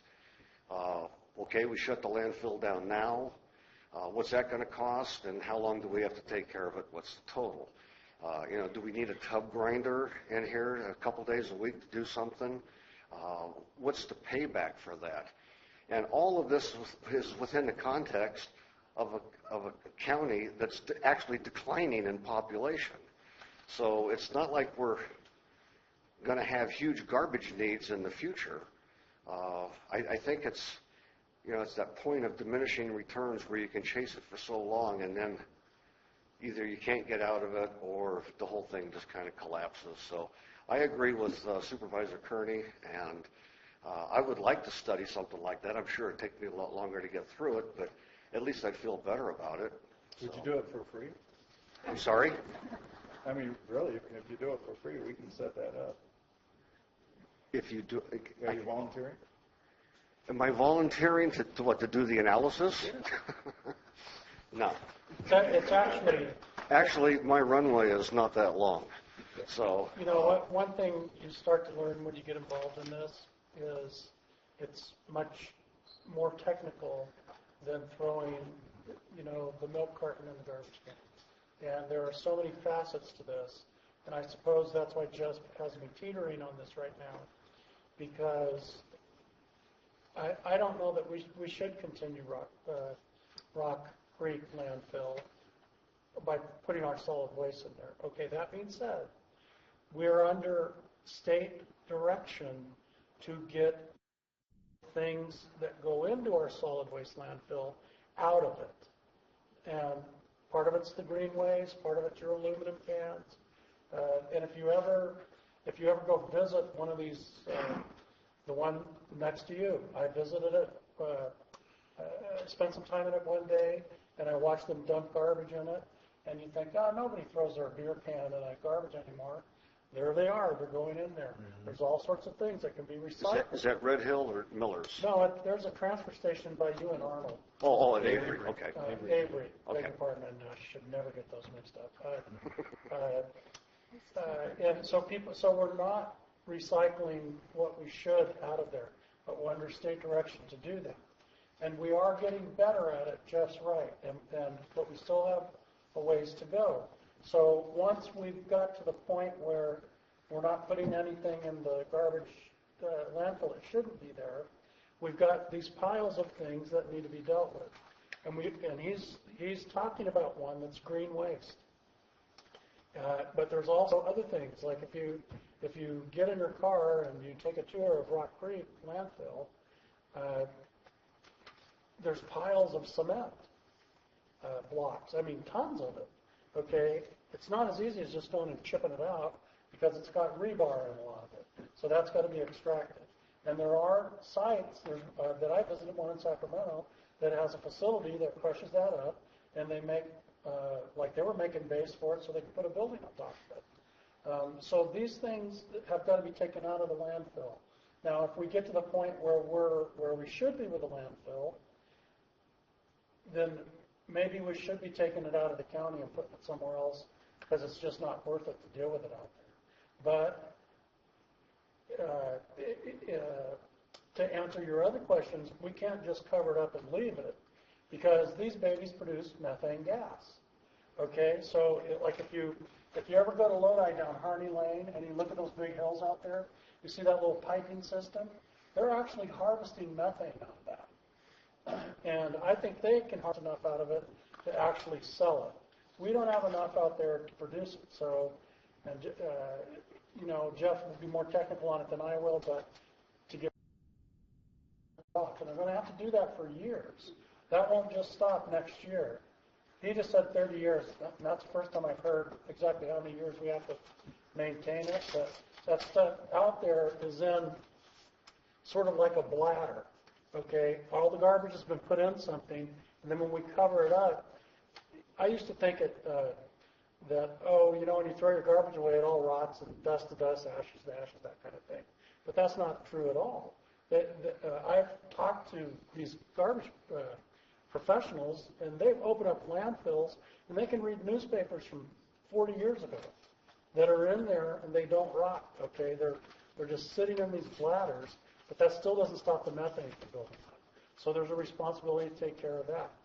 And don't even get me started on toxic waste because that's another half hour that I'll get on a rant that they've got to deal with. That's why I'm suggesting, like a parallel analysis of different whole paths, not. Well, we have to do a study, and he's invited me to his office, and I'm going to take him up on that. And somehow we've got to find the money to pay for it. Because we, as I brought up earlier, when I looked at the budget for 2014, the year before I was sworn in, they were told to start to work on how to take care of this. I'm coming in a year later, and I'm getting busy on it, and that's why I'm on this rant. We can't ignore this. Does this solve all of our issues? Well, he has me kind of going on it because of the fire issues, and so I've maybe softened up a little bit on it after he started talking about that. And he knows he did that. He's laughing at me while he's sitting out there. But the fact is, we have to make a call going forward on how to deal with our garbage. So having said all of this, so you can tell that Steve is on the solid waste task force, and he knows probably more about it than any of us board members, and you can tell that he's also he's into it. Well, I'm passionate about this. It's something that needs corrected. So I think that we got the right person on the job for that. Got the right person on the job for what Jeff is doing. And I think we should probably try to make a motion so we can get past this. Well, I guess if I could just finish off one thing, that in order to encapsulate it all, if some information is good, more information is better in this case. So I look forward to seeing more information come out and kind of a comparative look at what the decisions should be, because it's long-term and short-term. You're going to get all that. Excellent. Thank you. Thank you. So can I have, go ahead. Thank you. Thank you. Yeah. You're welcome. I only said about a third. They shut me up. You know how they are. I mean, I was getting going, and I was. Hey, they got a cocktail to go to. Cost-benefit analysis, yes, it's a good idea. The other thing is that nobody brought up it, and it was Over to your house, Peter. Pardon me? We're coming over to your house. Yeah, sure. Cost-benefit analysis, but something that I mentioned it before, and the gentleman who's collecting waste right now, he's all for it, would look into it. Patterson, waste to energy. It's a moneymaker in the long run. I don't know if it's going to solve your immediate problems, but for the long run, it would be a moneymaker. Hey, if corn's good enough to burn, make energy out of it, pine needles, manzanilla, renewable energy, folks. And there are establishments that they turn energy, garbage into energy. Patterson is a long drive. I've seen a couple of presentations from them because they were selling it for, not Martinez. Anyway, got a Contra Costa County, got voted down. All the study over, it's old, so it's probably updated. It's a gold mine. From tires to all the vegetation, they burn aluminum. Aluminum burns pretty good, by the way, okay, for what it's worth. But yes, you are blessed with renewable energy that would help make this county fire safe, safer, no guarantee. And I don't know if it's going to take care of your landfills problem right away, but unless you consider it something like that, for all these other counties, they don't know what to do there, the green waste. There's a potential there. It's not a long drive, or take a look at its interest. They'd be more than happy to come out and sell it to you guys. I'm not saying sell it, but make a presentation to you. Because that's energy is going to be renewable. Every year you're going to have the same problem. It's not going to go away. Thank you. Hey, that's why you guys make the big money. Come on, solve problems. Thank you. Okay. Any other public comments? Board comments? Anything else? No, I will make a motion. I'm just asking before I do that, though. Let you and I get together. If somebody else wants to come with us, that's great. And do an analysis before we do any more capital purchases. He's already got the next one in mind. Well, I know he does, but I think it's important before we start sinking a lot more money. We have an understanding, And if we have to figure out a way to rush this through, maybe we should do that, Jeff.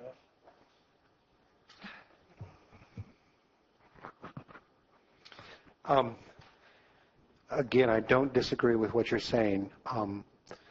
The order that you're asking me to do it in could very well put handcuffs on me, and that worries me a little bit. I don't want to slow down what I think are critically needed expenditures. The one thing that I want to say is that the purchase of the tub grinder for $470,000, a lot of money. Again, if I can sign that PO tomorrow, that purchase comes with about $70,000 of incentives. It gives us extended warranty. It gives us extended training. It gives us some extra parts that wouldn't normally be included in there. A used tub grinder of the same size, I could purchase for about $350,000. Okay? Subtract the $70,000 in incentives. You have a $400,000 purchase, brand new, with warranty, versus a $350,000 used purchase. To me, that's not worth it at all. And if we have to go out of the green waste business, it still has value. That's number one. Number two, I'm hesitant to make a decision that limits our future, meaning that you guys talk about closing the landfill at Rock Creek. That's great. We'll close the landfill at Rock Creek. That's not going to stop us from operating the materials transfer facility, the MRF. That's a man that we have, and if we don't do it with our own forces, with that investment that we have in place, then we will be paying somebody else to operate that facility for us. Okay? If we go out of business with Rock Creek, then we're looking at potentially mandatory curbside collection in this county, and I don't know if that's something that we are ready to face in the immediate future in terms of a decision point to make. I know this county.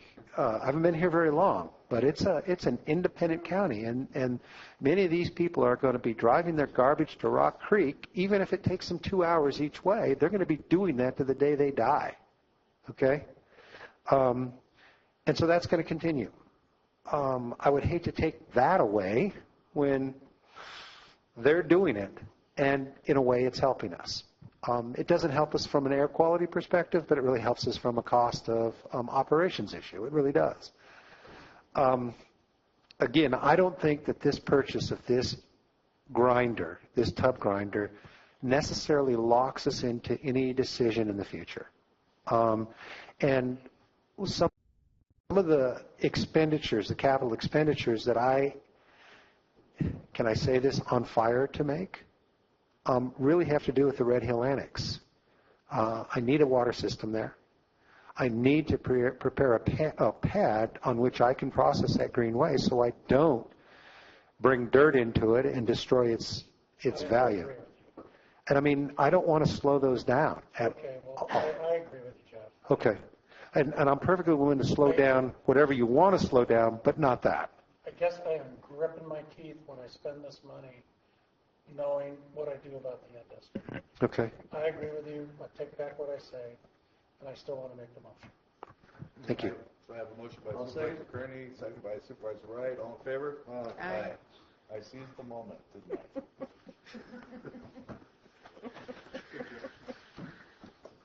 So did everybody vote aye, or? Okay, good. Yes, Thank we you. all voted aye. Thank you, Jeff. Thank you. I'll make the purchase. Thank you for that very extensive, in-depth presentation. Appreciate it. Maybe garbage to you is my bread and butter.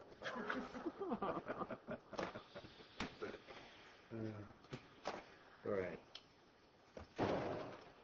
Okay, so we're on to board member announcements.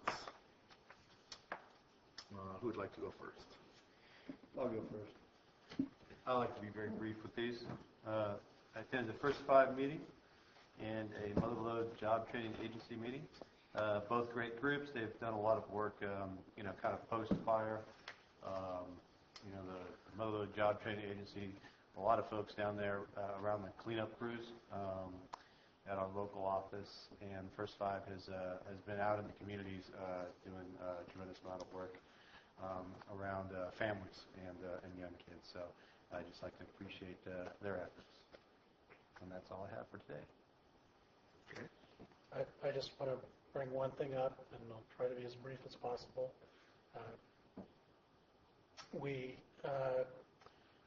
A few months ago, when county council was out on leave, I brought up that I would start paying some attention to the cannabis issues, and I did. I put quite a bit of effort into it, and I would like to ask the board, poll the board, I guess is the appropriate way to say it, if we could bring back a discussion of creating a cannabis ordinance going forward. I think we have a little more guidance with the presentation from RCRC.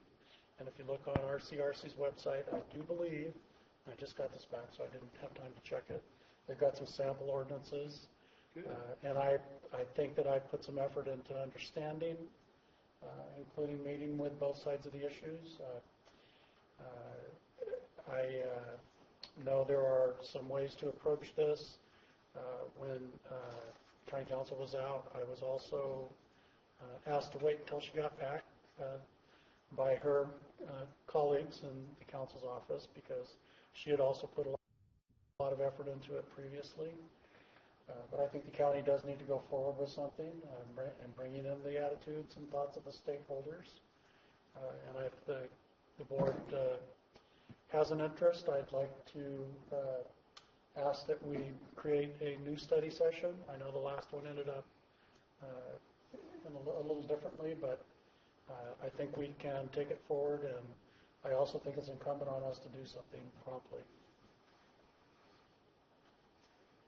Okay. I'd like to comment on Supervisor Kearney's comments. That study session, I totally agree. I would like to see participation from the different departments, Sheriff's Department, code compliance, that type of involvement. I'd like to add that to Supervisor Kearney. I just want to clarify that you would be adding to the request for a study session to have all these departments involved in the study session, or would you like for my office to reach out to the departments in advance of the study session and then schedule the study session once I've had an opportunity to get everyone back up to speed with where things have progressed since we had the discussion in April? I think that'd probably be one of the best avenues to take. Okay. Yeah, reach out to the stakeholders outside of the board meeting. And then we'll schedule a study session in the coming weeks. Thank you. Yep. Unless somebody objects. No, I mean, just with the county council, is there any, do you have enough information how the state is going to go? Is there any other issues that we need to be aware of? I would recommend that we would bring all of that to your attention in the study session. Okay. So bringing it now is good timing for you? As good as any. Okay. Well, I think that, coming with things like how do we recognize the industry? How do, everybody keeps bringing up all the taxes that are supposed to flow like revenues. How do you deal with it? What's appropriate? And both sides of the coin, too. I don't believe anybody's going to be satisfied with everything in it.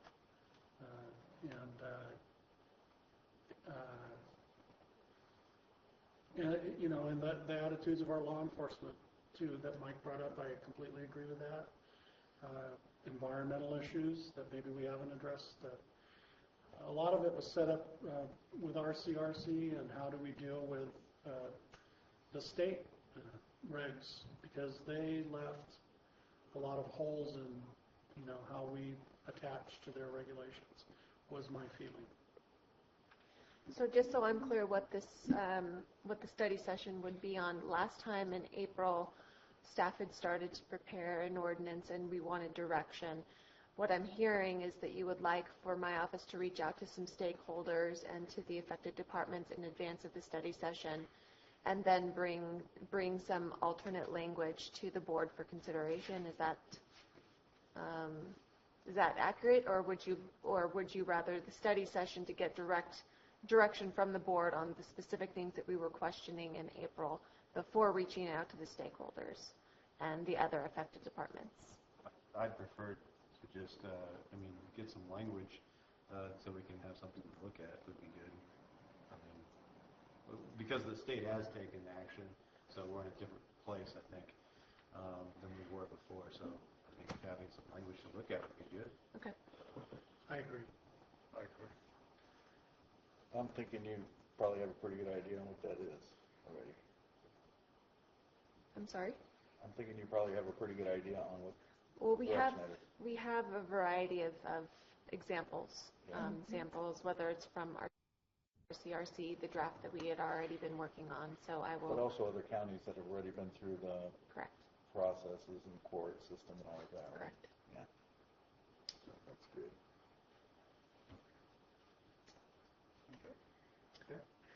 I had a pretty busy week. I was able to attend a meeting with solid waste issues that we just got done discussing, and received an education. And I want to commend Supervisor Kearney for his efforts in educating me and other people involved in this decision. I did make several appearances at fundraisers for Amador County, for victims of the fire, cooperating with those events sponsored by the Calaveras Board of Realtors. I was able to actually be part of an event produced by Common Grounds to assist our victims. And I announced a softball charity tournament held at the fairgrounds to do what I could to help support those charities. I have several meetings scheduled for next week, and I'll save some time. But I do plan on attending the Calaveras County Business Association seminar at the fairgrounds on 2nd. I don't know how much time I'll be able to spend there, depending on their curriculum and their schedule. That's about it. Supervisor Conte. I attended the IHSS meeting that was held yesterday, and we currently have 3 openings on our membership. I'll probably address with them. They wanted to take a look at, we have consumer and provider, have to take a look at that and see if we want to make it by district. IHS is doing a lot of outreach. They were at a health fair, and they're going to be at some senior functions here in the next month as they go out and educate people about what IHSS provides and the support services available. There's some discussion about those involved in the Butte fire and having staff taking a look at who they're helping and what services are available and things along that line. And I think some kind of letter going out would be helpful, and going out to these folks as well, and to make sure that all of our bases are covered. I attended the Child Supports Agency meeting yesterday, and this agency is doing a lot of outreach and communication with the citizenry as to who they are and what they do. And we also approved our MOU with a particular union, and that was settled. I attended Maury's retirement luncheon that was held up in Arnold at the Snowshoe Blue Lake Springs. That was a very nice event. The Arnold Friends hosted it, and Shirley, I'd like to talk to you about doing something similar for Maury here. She provided a very nice history, her 17 years of history with the library system, and anyway, it was a very nice presentation, a little tongue-in-cheek, so it was very well received. I have a COG meeting next Wednesday. We have a new meeting time. It's at 5:30, and that's here in this board chambers. The Highway 4 Water Committee meeting will be next Thursday. That's at 5 o'clock at the Calaveras County Water District office. I too will be attending the business symposium on Monday, and that's all I have. Okay.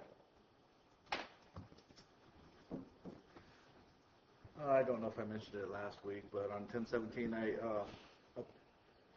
I attended and provided the PA for Oktoberfest in Valley Springs.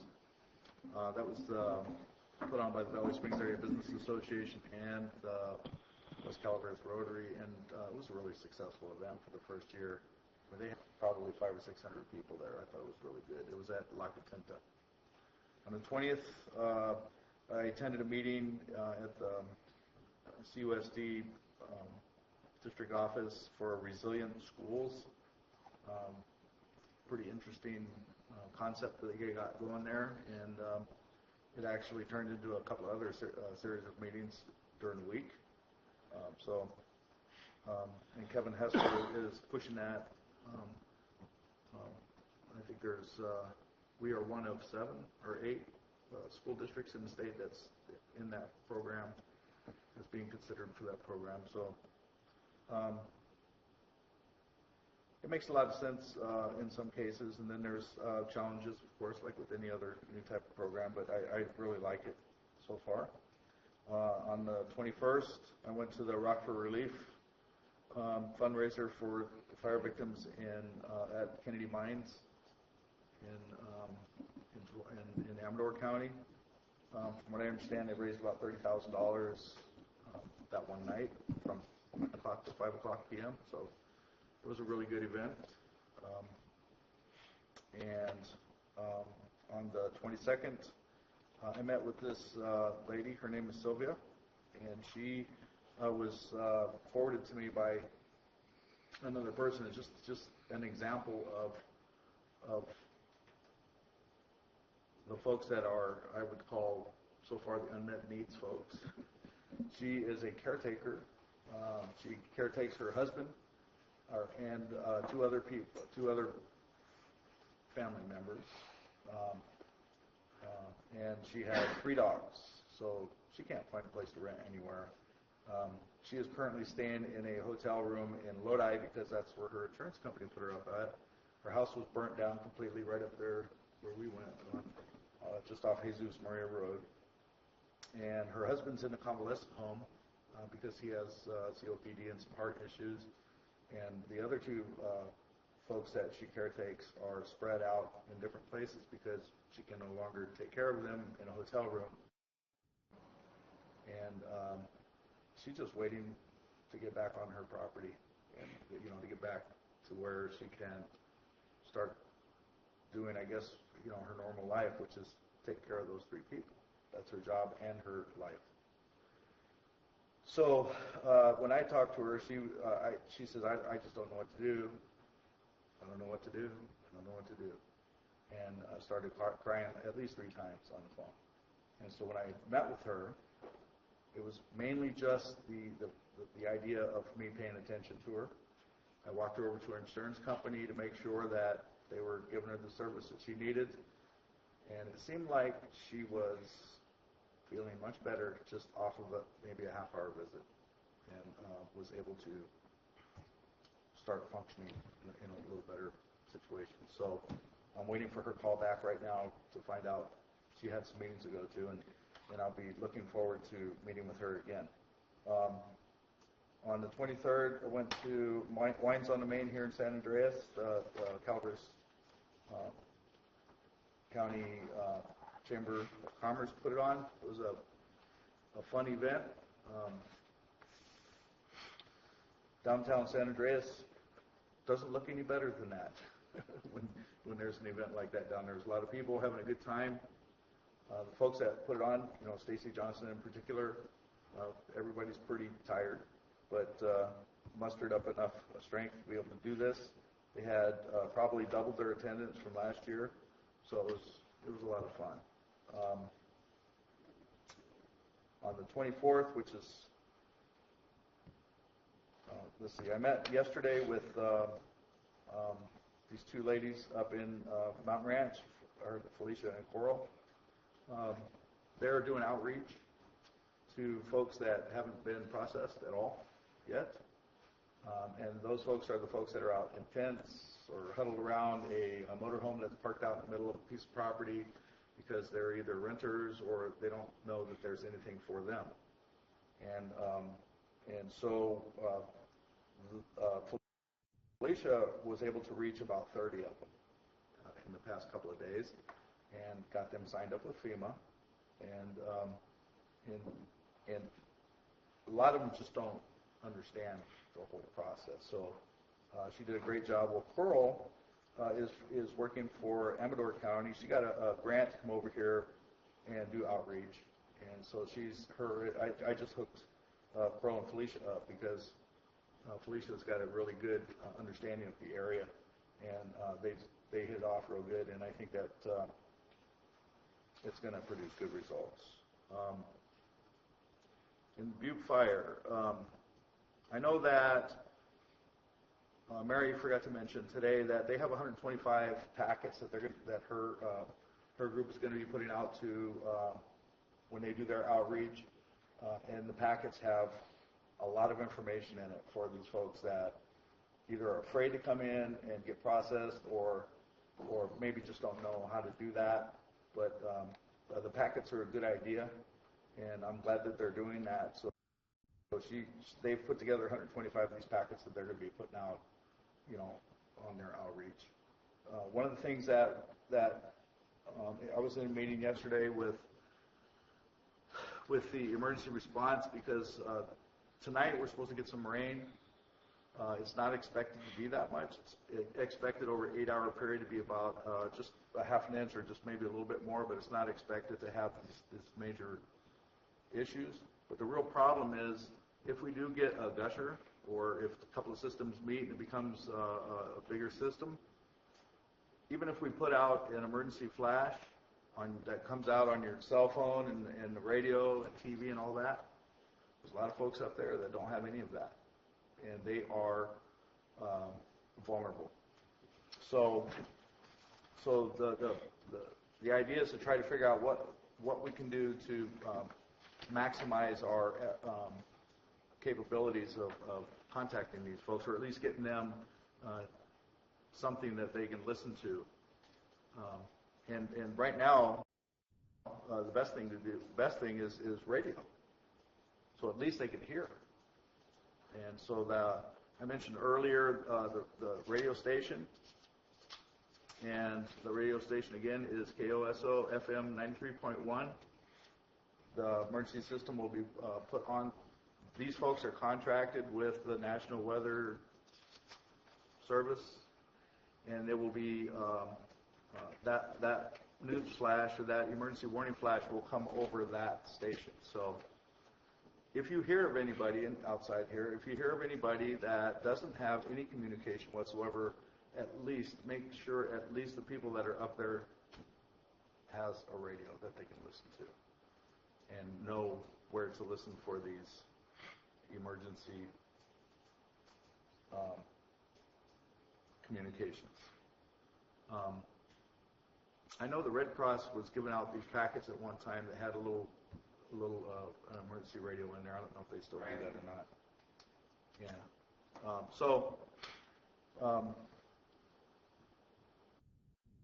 We're still not through this at all. And communication is a big issue. Erosion is a huge issue. So we just need to be aware of that and be careful.